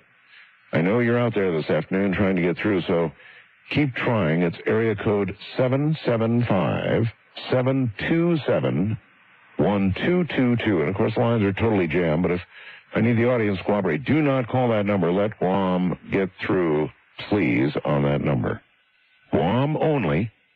Area code 775-727-1222. Otherwise, use any other line. West of the Rockies, you're on the air. Hello. Hello, Art. Hi. We don't have a whole lot of time before the top of the hour, sir. Let me do this real quickly. All right. I'm a retired sheriff's captain. Yes, sir. One night, the dispatch supervisor ran out of paper and a computer and wanted me to go with her into the courthouse to retrieve some papers. She would not go there alone. This is an old Western courthouse in which the jail was in the basement. A number of people had been hung there, killed themselves there, and she was scared to death of it. Right. We went up to the front door, which was a double glass door, and unlocked the door. And when I opened the door and I had a flashlight, didn't want to turn the lights on, and there's a set of stairs, and at the top of the stairs, you like cats, you'll enjoy this, there was a ghost cat standing there. And when I shine my light on it, he reared his back up like a cat will and hissed at me and attacked me, ran down the stairs and ran at me, ran up my body. What? And according to the dispatcher, went through me. What? I didn't see the cat go through me. She said it went through me. She saw it come out the back end of me. Holy moly! When it shocked me so bad, I just lost my composure there for a minute. I dropped my flashlight. I picked the flashlight back up, and I had to turn it back on, and I shined it up to the top of the stairs, and there was a man standing there, a ghostly-looking man, and he just slowly dissipated and went away. I don't know what to say about that. This cat just scared me to death. I mean, it was not a physical cat. She told me that from that day forward she'd never go back in there again, and she said that was the first time. I don't blame her. I wouldn't do it either. In fact, I'd probably quit. Go find another job or transfer or something. Listen, I got to go. We're okay. up here at the top of the hour. I appreciate your call. That would be me. Good morning, everybody. This actually is Ghost to Ghost AM, and in the interest of somebody who's paying for a call, I'm going directly to our Guam line, actually the first-time caller line. Hello there, you're on the air. Hi there. Hi, you're in Guam, huh? I am. Actually, I guess you're on Guam, not in Guam. Thank you. I always say I'm on Guam. I think it sounds, I'm from Chicago, so if I can be on something, it's kind of nice. Listening to KGUM? Yeah, K57. That's it, K57.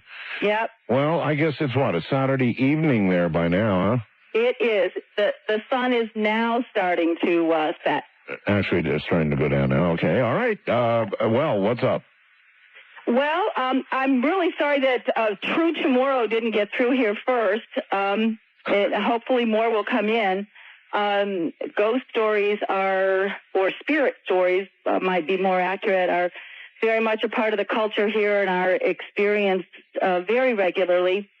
On island, they're usually referred to as the Tautamona, which I believe literally translated means the original ones. Isn't that interesting? I lived on Okinawa for 10 years, and that was a very, very haunted island. There's something about islands, huh? Yeah. Well, and there's certainly a lot of violence has taken place here and on this island, and probably on Okinawa as well. You were mentioning earlier, you didn't use the word violence, but oh no, there was a lot of violence there. People were burned in caves on Okinawa. Sure, and not much different here. It's kind of scary, but there's also something called the duendes, which is really more just a breath out. It was so intense, and I couldn't believe this was happening to me instantly. Like the last caller who said that he prayed to Jesus and he tried to get something, nothing happened. Well, that wasn't the case for me. I prayed to Jesus and I prayed to the Lord, and I asked them to cast whatever it was out of my room. It took no longer than 10. It felt like an hour. And it smelled really bad. Like rotten eggs. Like rotten eggs. Okay, well, we're going to dub that one the Mr. Hinky Monster. It hovered over him, and it was foul.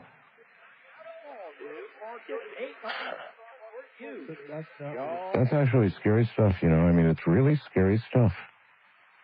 What are these things? What are these things? West of the Rockies, you're on the air. Hello. Hello. Hi.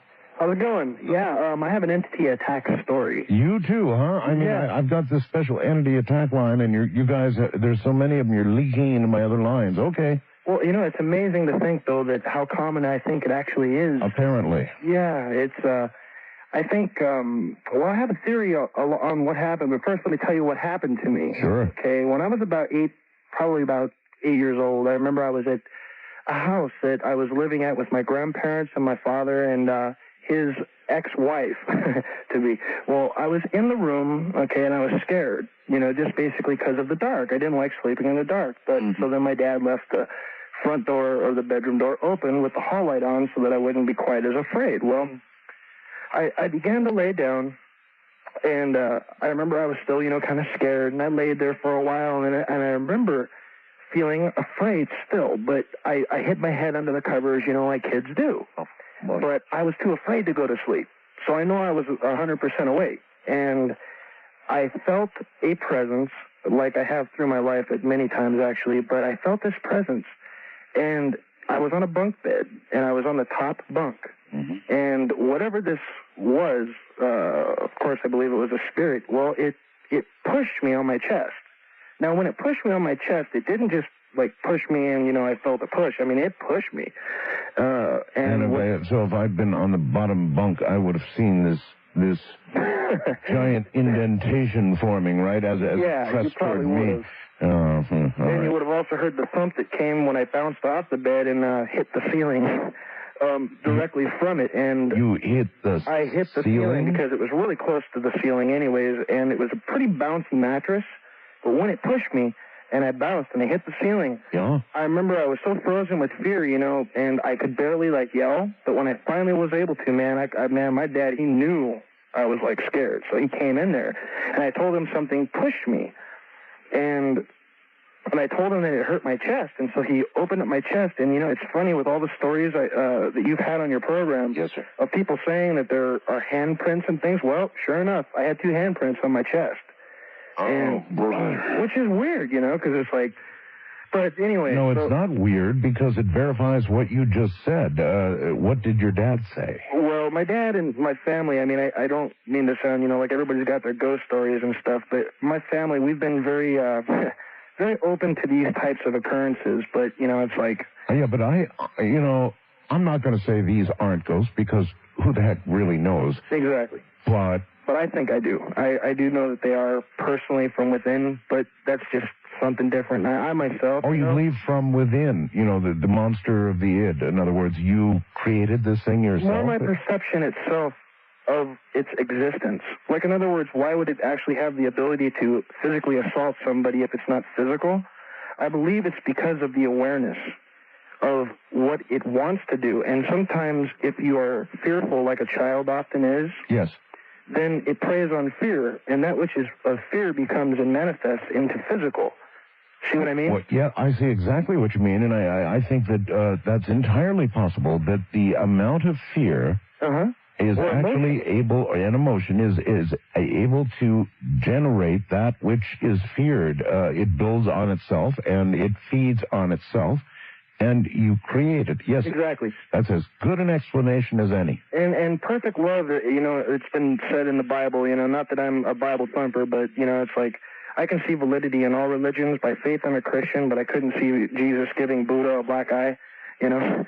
But I think without a doubt, hands down, that perfect love, as it says, casts out fear, but I think perfect love comes through being wise through the years, right? And basically through growing as a human being. But when you're a child, you're naive and you're sensitive to these things. And that's why it comes to children a lot.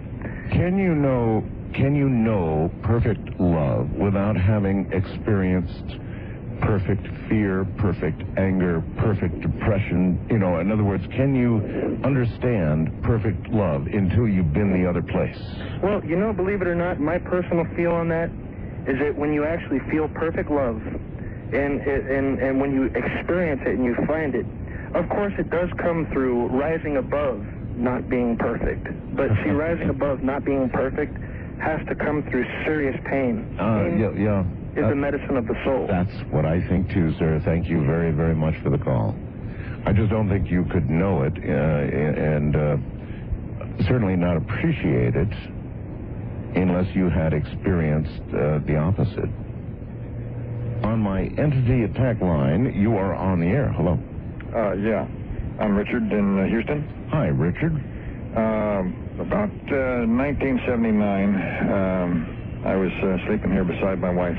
Mm-hmm. I woke up, something was pushing me down onto the mattress. And I couldn't see anything. I could see the ceiling and all. Mm-hmm. And I was desperate. I couldn't breathe. I couldn't yell. I tried to yell, and all that came up was a little bitty squeak on my voice, and I was frantic. Was it like hands pressing? No, it was a weight on my entire body. All right, so an overall weight. Overall weight. Okay. And I struggled harder, and I was getting desperate for breath. And I must have struggled harder or something. I just gave up, because when it quit, when it let up, the mattress rose an inch or two, and then it was gone. And if you had not struggled against it, what do you think would have happened? I have no idea. I was in a panic.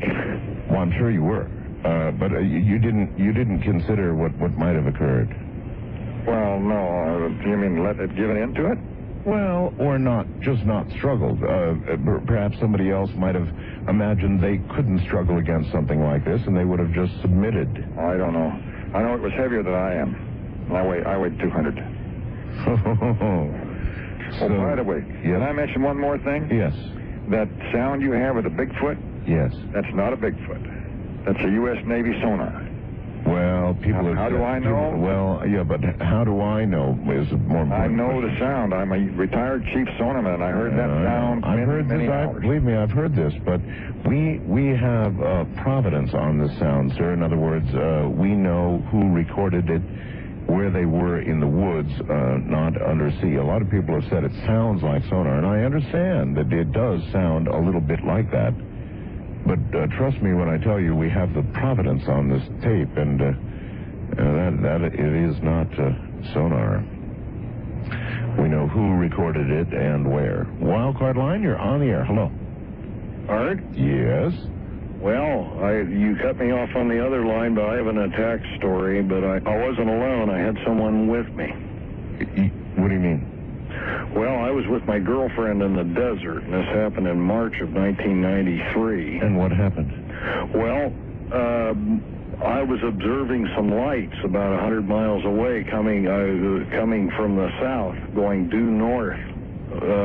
Looked like it was coming from San Diego up over Palm Springs. Mm-hmm. And I observed this for about 10 minutes. I called my girlfriend's attention to this. We were camping out near 29 Palms. Right. And I did my last year and a half in the Navy at Top Gun. There's so many aircraft flying around down there, it's hard to keep track of them. Sure.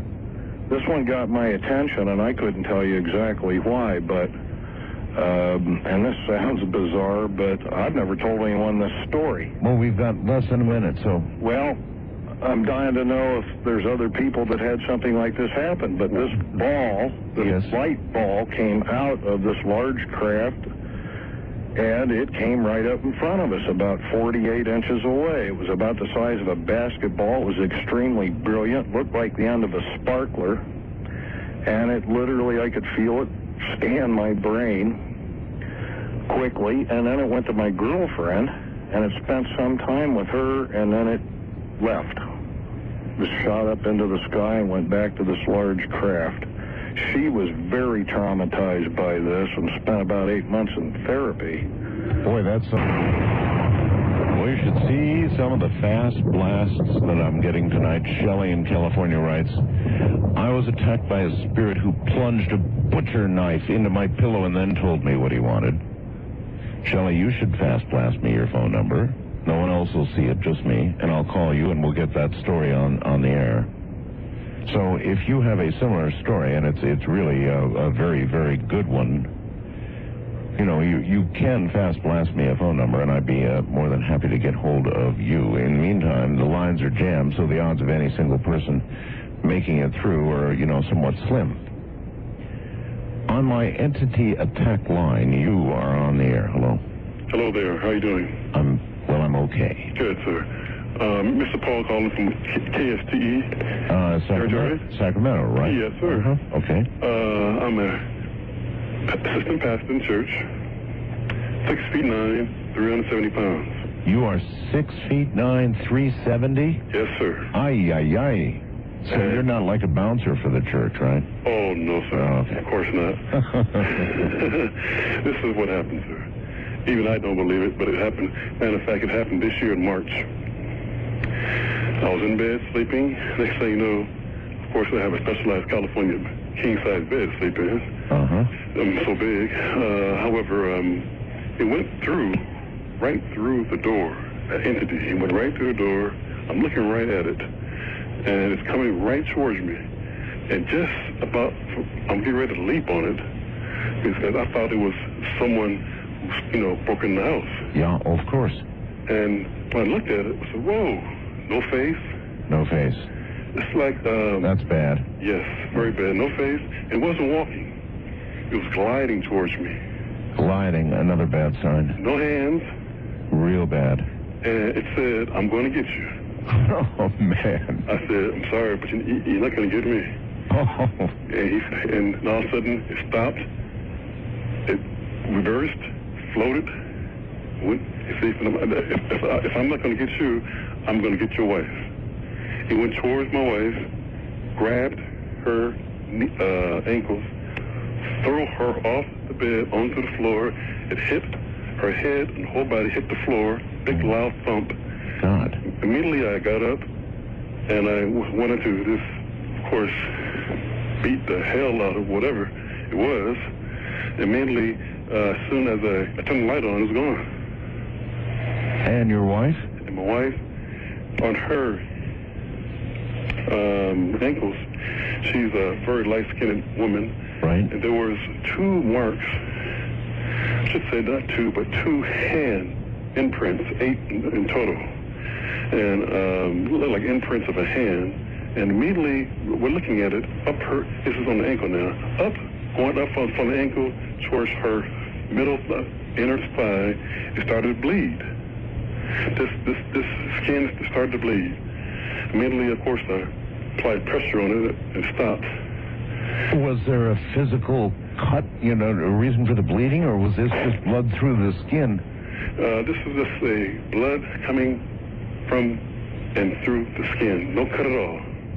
Holy moly. And it's amazing because, remember, it's happened in March of this year. Yes. I'm a heart patient. A month later... You're lucky to still be alive now. That's correct. A month later, I was in the hospital in San Francisco, and the same thing happened to me again. On my supposed to be there for a couple of days. I was there for 3 weeks in the hospital. What happened was on the 3rd night, my heart stopped. Yeah, it just stopped. I didn't know it stopped. Because immediately off to the right, there was the same entity again. It reminded me of the headless, what's called it? Headless horseman? Yes, I mean, nothing.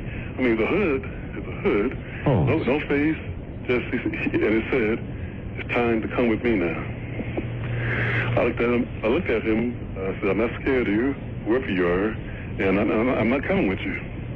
Immediately, it said that it was coming towards me. Yeah. Then, automatically, the nurse or the doctor was putting those 2, what's called that stuff to... paddles? Yeah, paddles on my chest. Immediately, I woke up. And I said, what happened? They said, I went into heart failure, and my heart stopped for the last 8 seconds. Holy smokes. Hey, listen, you don't have to answer this if you don't want to, but I am curious. Yes. What kind of life have you led? Afterwards? Well, no. Previously. What type of life? Yeah, in other words, let me sort of lay it out this way. It seems as though at critical moments you're having encounters with folks that aren't likely to lead you to the up escalator. And I'm just kind of curious what kind of life you led.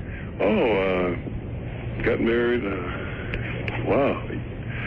a year out of college. I'm 45 years old now.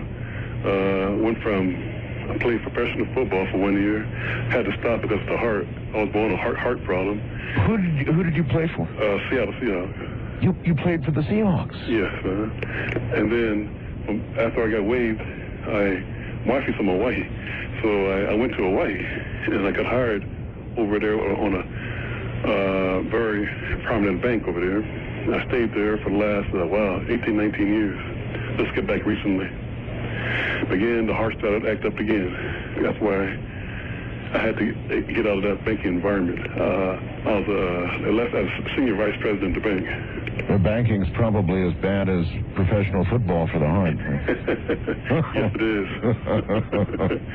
But it's just, again, I've been listening to the program the last 15 years, and I was declined to call because this is true. I can't believe it. I mean, it only happened once. It happened twice, and it's very, very, very. I wasn't scared. It's just my wife is petrified. Would have done the trick for me.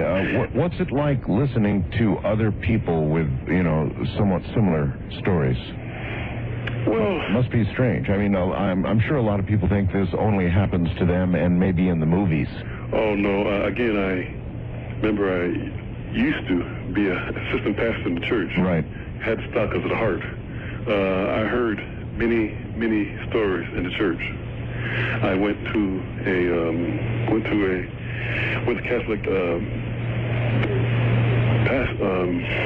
I'm sorry, what you call those guys? Could have been a bishop.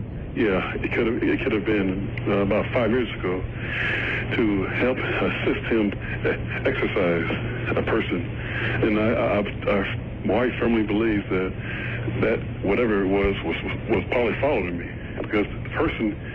It took about a long time to get that entity out of the particular individual, and it was very, very nerve-wracking because it takes a lot of years to go through this training. And at the time, again, I had the heart problem. Well, I hope in the future, any future crisis you have brings something a little brighter to light your way, my friend. Thank you so much for the call. Oh, you're welcome, sir. You take care. Wow. You just, you never know. I mean, when you open up these kinds of lines, you never know what you're going to get. And we're definitely getting our money's worth tonight. I had no idea that there really were there are so many of you out there that have been attacked in such a violent way. It's astounding. Wildcard line, you're on the air. Hello. Yes. Hello. Yeah, I went to Job Corps back in the early 80s and met a guy that told me stories about how him and his family were severely attacked by demons all the time. And that his little brother and stuff would end up with black eyes and just bad luck all the time. I mean, it was horrible the way he described his life. They'd be like driving out of the parking lot and the wheels would fall off their cars, and just numerous accounts of just horrible encounters with different type of entities in their home and stuff. And we were talking one night, and all of a sudden, out of the blue, right up in the little corner of the room, it was like there were tens of thousands of angels in a circle looking down on us. It was like all these eyes were just beaming down on us. Yes. And I know this sounds really freaky, but I'm telling you, at the same time, we both seen it, and just chills just went up and down our body. And it was the most frightening thing. I mean, it was frightening, but in another sense, it was kind of... well, maybe that was a circle of protection. It may have been, but I tell you, and when me and my brother were children, we used to get visited by this woman called the Dostal woman. She used to climb down out of the attic from the closet. She lived or appeared in... She lived in that closet, you believe? Yeah, she came down out of the attic every night. Every night?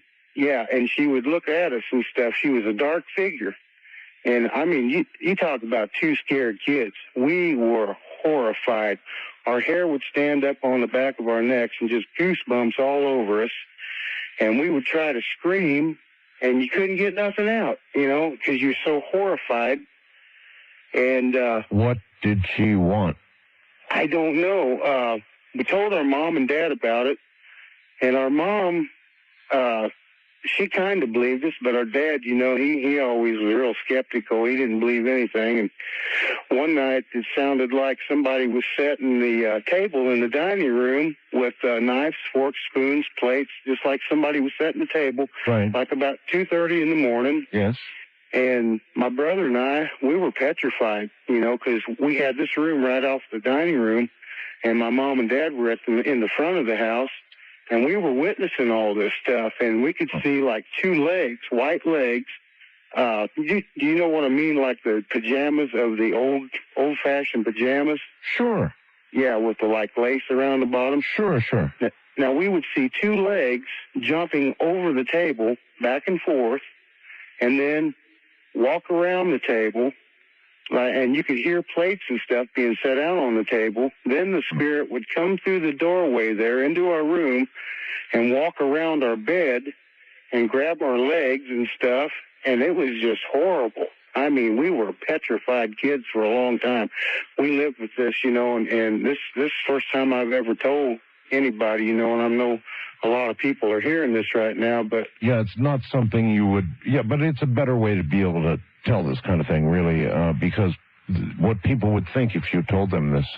Yeah, and I tell you, we've had so many things happen, Art. It's I could go on and on and on. Well, we're the ones that had the rocks raining on us. Rocks raining on you? Yes, this is very true.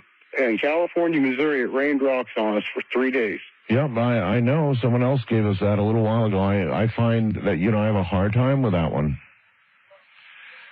3 days of rocks.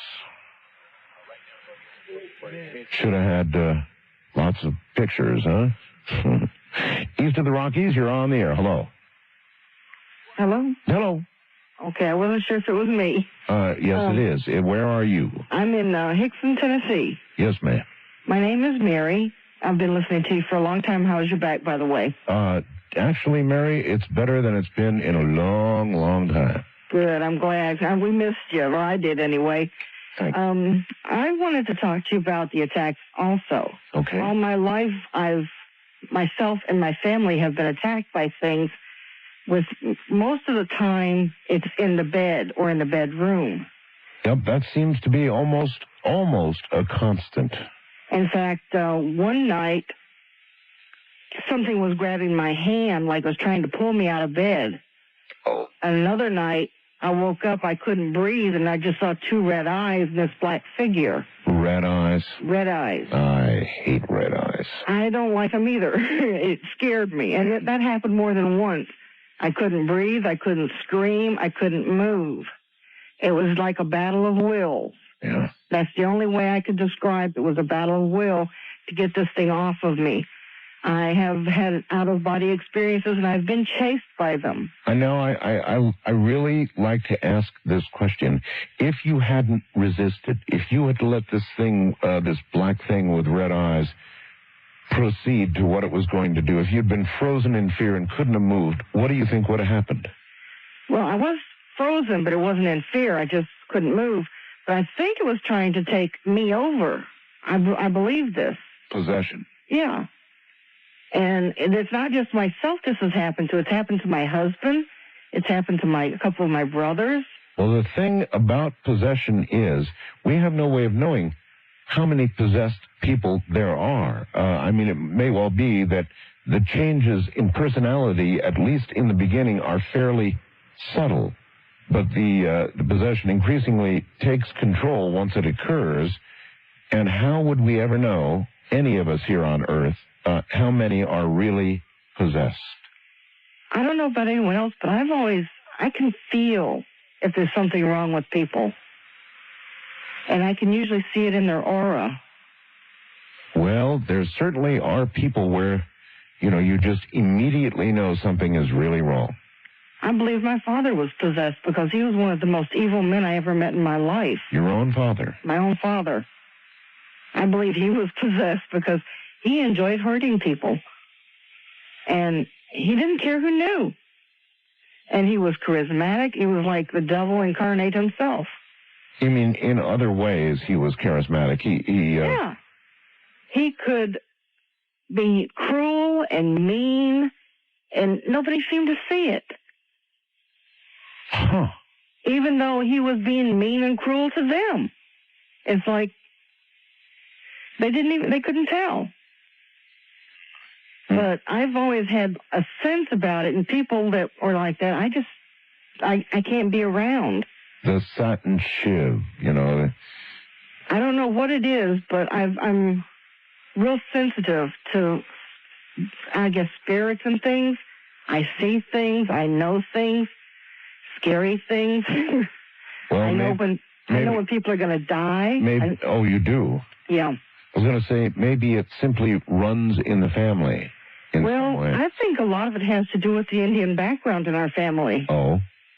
Because Indians tend to be more inclined to be open to spirits. And I believe my mother, her family her line was medicine woman.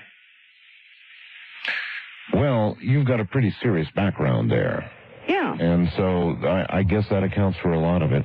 I wonder why she, though, with her sensitivity, ended up marrying a man who had this incredible mean streak. Well, hers was more in the healing arts. She could heal with anything. She had used a lot of the Indian ways to heal. But why would she have been attracted to such a mean man? I'm not sure. Uh-huh. I think it was her second husband, and he promised to take care of her and her family and treat her kids as if they were his own, but he didn't.